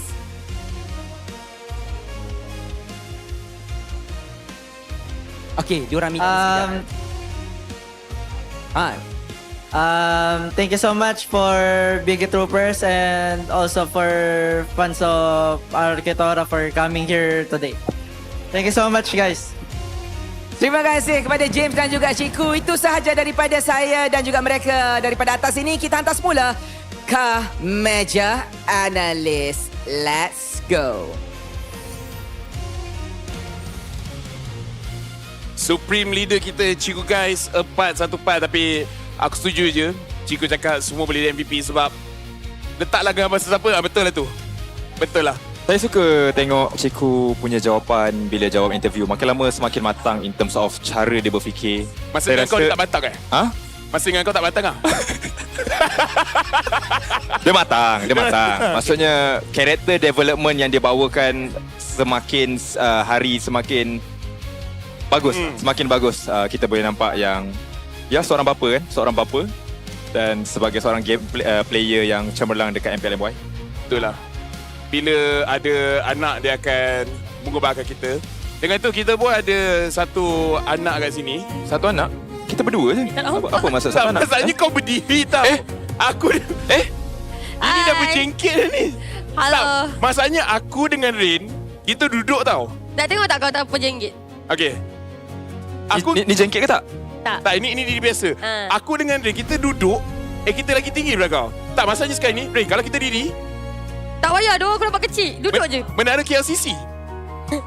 Dah jadi Twin Towers. Cuba depan sikit. Okay. Sama je. Sama je. Siapa nak buat drama? Kau nak try contoh-contoh kat drum? Okay, sebab Oh, aku boleh contoh ke? Nak try? Boleh contoh dekat drum. Okay, saya nak contoh dia ni. So dekat draft kat sini, kenapa Lilia tak jadi game ni Oi, biasanya orang kalau main Lilia, kita early game tau. Okay. Saya, waktu saya buat grand final lah, saya bagi tahu Lilia punya trick Tapi tu awak carry, yang lain semua tak boleh pakai. Bayangkan lagi 4 tak boleh pakai, tapi saya boleh carry game tu. Wow. Dia main Lilia ni, kalau dekat early game tu, kita kena poking banyak tau. Alright. Saya bukan nak judge his skill, tapi sebagai user global Lilia, saya memang sakit hati tengok game dia tadi. Sebab sepatutnya dia boleh memberi No need. Okay, tapi sebab game tadi pun trio mid daripada RRQ ni pun nampak macam tak ada chemistry. Oh, borak draft. Okay dah draft kita sambung balik. Okay, so kalau tengok draft ni Pick Belisa, Pick Cho ni okey ke? tadi saya tak nampak pun Cho ni kena kick. Oh, ada Cho rupanya. Okay, so kalau nak buang kau tekan ni. Kalau kau tekan ni dia buang. Okay. Kau nak bulan kau buat macam ni. Tapi senang lukis lah. Fanny ni okey ke? Dia tak okey. Oh, tak okey. Kenapa orang kata Supercan punya Fanny gempak? Tapi tak gempak ke? Gempak ke tak? Memang tak gempak. Sebab ada banyak momen macam okey lah. Kau team kalau tengok dekat draft BTRM. Kita dengar dia bebel je. Sebab BTRM tadi dah power. Okay. Kau dah nampak BTRM menang banyak. Lepas tu saya tak pasti kenapa Supercan masih lagi nak paksa masuk dalam team fight. Sedangkan kita tahu kalau Fanny ni dia punya function dia bukan hanya untuk masalah team fight, tapi most of the time dia akan fokus dekat bahagian long lane. Tadi game tu kau masuk team fight kau dah kalah. Itu satu hal. Lepas tu kau tak memberikan apa-apa kelebihan dekat arah yang berbeza tau. So at least kalau kau dapat long lane, kau dapat turret ke, kau dapat orang ke, dapat minion ke, then it's good lah. Tapi aku rasa kalau kau duduk pun tak beza kot. Cuba kau sini. Bagi kerusi. Cuba aku rasa macam tak mungkin lagi teruk sebenarnya. Jom try. Oh, tapi kerusi ni nampak macam tinggi sikit. Try duduk. Ya Allah. Sama je. Kau di duduk. Oh, boleh naik kan? Okay, naik sikit. Oh, tu nama draft ni pun tak ada apa sangat. Let's play the clip lah. Draft memang nothing. Oh, memang tak boleh tu dah Ini dah max dah. Oh. Duduk. Okay, tak Let's apalah. go with the clips. Okay, sebab itulah aku tak payah duduk sini kot. Okay, jom kita pergi kat clip. Okay, clip dah ready. Dekat sini saya nak tunjukkan kenapa BTR decide untuk masih lagi contest the turtle walaupun jungler mereka level 3. Sebab kebanyakan review yang kita lakukan sebelum ni, kita kena tengok leveling waktu dekat first turtle. So kita nampak dekat sini daripada side BTR yang mereka ada 2 orang level 3, which is JR Boy dan juga Chibi. Z baru sahaja dapat level 4 dekat sini. Daripada side RRQ mereka ada 2 orang yang ada level 4 dekat sini, which is Le, ESKL, dan juga seorang lagi ada Supercan dekat sini. Tetapi gameplay typical berhadapan dengan pasukan Fanny, kenapa Chibi decide untuk still ambil turtle tersebut adalah perhatikan dekat minimap betul-betul. Korang boleh nampak dekat sini yang besar kan? Yang sekarang ni Supercan tengah fokus dekat buff. Jadi kita play dekat sini, tengok apa yang berlaku. Okay, so dekat sini pasukan RRQ sebenarnya tengah 50-50. Sama ada mereka decide nak continue contest the turtle ataupun ambil buff. Pada asalnya kita nampak Supercan dah pergi dekat ke area buff terlebih dahulu. Tapi disebabkan mereka daripada side BTR paksa untuk continue the turtle walaupun Chibi level 3, dia terpaksa datang tapi timingnya sedikit lambat. Jadi menyebabkan dekat situ pasukan RRQ tersalah tempo mereka untuk contest the turtle. Jadi sebenarnya Rain, macam mana gameplay yang paling betul korang nak buat Fanny? Kalau Fanny ada dekat dalam composition korang, kebiasaannya first turtle ataupun second turtle mereka tidak akan team fight. Mereka akan fokus untuk secure buff terlebih dahulu untuk 2 turtle pertama tu, dan turtle ketiga baru mereka akan fight dan fokus untuk bermainkan long lane. Jadi antara benda kita boleh belajar kat sini adalah kena alert dengan timing jungle yang keluar dekat area Lord ni, area dekat dalam MLBB ni sendiri, supaya kita boleh untuk rancang pergerakan kita secara keseluruhan as a team. Jadi kalau nak tahu macam itulah Zati bila tengok abang-abang Aiman bekerja. And abang-abang Aiman bekerja. Abang-abang Aiman. Zati okey? Gila juga. Stres lah tengok game tadi. Aku sampai teks dorang sekali. Oh, teks? Aku teks dorang macam kita pun tak tahu apa jadi. Honestly, the game just now tak banyak analisis sebab macam ni lah. Aku rasa kita tiga-tiga setuju. Kalau kita buat analisis betul-betul, tak ada benda baik yang kita boleh cakap. Ya. Setuju. Jadi untuk mengelakkan kita membuka aib, kita tutup je mulut kita. Yes. Kita cuma harapkan yang terbaik untuk masa akan datang. And sekarang kita akan tengok gameplay of the day, di mana bila Nisa sebut je, dia akan terus keluar. Dekat sini gameplay of the day rasanya ni adalah Ciku guys. Kat sini dia berjaya untuk dapatkan Spear of Destruction and then terus mendapatkan triple kill. And Chibi ini memang betul macam abang adik punya gameplay, nak dapat minyak tu curi. Jadi saya setuju. Biasanya kalau jangan katakan adik-beradik, kalau kawan pun dia mesti akan mencuri lah minyak tu. Tapi sebab dekat sini pun Ciku dia terus cari dekat bahagian belakang. Dia terus dapatkan 2 kill kat depan. So lebih kepada belakang tu Z tak dapat nak bagi kill pun dekat Ciku. Yep. Sekarang kita akan tengok player of the day sekali. Memang nampak Chibi tu memang dengki lah. Dia memang tunggu je. And then Ciku guys jadi player of the day dengan 2-0 dapat 8-1-8. Satu hati tu pun itu salah dia lah masa awal game Moskov tadi tu kan. Tapi kita boleh nampak yang kesemua gameplay BTR ataupun teammate kepada Ciku sendiri semuanya revolve around him. Macam tadi pun kita nampak Chow dah kick Ciku. Chibi gunakan dia punya stun untuk cancel that kick. Jadi protect Ciku at all cost. Itu strategi kita. Asalkan Ciku hidup kita boleh menang. Dan setakat ni benda tu berkesan. Ya. Yeah. Sekarang kita akan tengok standings buat masa kini. RRQ Tora masih belum terima apa-apa kemenangan lagi. Manakala SRG dan juga BTRM dan IG masing-masing dah ada 3 kemenangan. Cuma SRG baru main 3 match, BTRM dan juga IG dah main 4 match. Vamos, 2-1 dengan 2 match point. Jadi sekarang ni yang belum ada apa-apa point lagi hanyalah Flash, AC dan juga RRQ. Tapi okey lah Riz, at least season ni kau lebih kepada IG kan? Yes. Cuma season ni sejujurnya saya sebagai salah satu peminat Flash pada season lepas, nampaklah improvement diorang season ni berbanding dengan musim lepas. Cuma mungkin RRQ Tora kot. Yalah. Season ni saya nak tengok diorang step up lah. Bila diorang tukar EXP tu baru okey kan? So sekarang ni kita tengok jadual pada hari esok. Kau kerja esok ni? Tak. Kau kerja esok? Tak. Aku pun tak kerja esok. So untuk siapa yang kerja esok ialah Team Rey menentang dengan AC and then Flash menentang dengan SRG. Tak apa, kau boleh ni restream. Betul. Aku tak tahulah aku nak restream ke tak. Aku main game gym kot. Tapi jealousnya dengan game esok. Anga minggu ni dia memang dapat game sedap-sedap lah. Game sedap-sedap. Kat situ kita dapat Anga punya analisis. Wow. Let's go Anga. Kita berikan analisis berkualiti. Speaking of Anga, dekat sini kalau korang minat MLBB and korang nak menang Diamond sambil sokong favorite team korang, make sure korang stream semula perlawanan MPL MY musim ke-18 ditonton. Maksudnya korang tengok dekat tonton mula 14 Ogos which is dah 2 minggu dah ni. Dan jadi pemenang mingguan teratas untuk berpeluang memenangi sebahagian daripada 40,000 diamond. Nak upgrade skin ataupun lengkapkan hero dengan I'm not gonna say that. Korang just boleh dapat skin and dapatkan semua hero. Jadi jangan lepaskan peluang ni. Stream semua perlawanan MPL MY musim ke-18 secara langsung ditonton. Kita ada lagi satu Ayo Join the Land of Dawn yang akan muncul kat situ. Korang boleh dapatkan double EXP dan juga Battle Point card. Make sure korang redeem. Kau ingat tak dulu masa Battle Point masih penting untuk kau? Untuk unlock yang coin nak beli hero tu? Oh ya. Tengok dia sampai lupa Battle Point tu apa. Sebab dia macam dengar tak dengar tapi untuk upgrade emblem. ada banyak lagi tu Battle Point tu. Ya, tapi kau pakai lagi ke? Pakai lah kalau nak beli skin yang free ke, ada apa hero baru ke.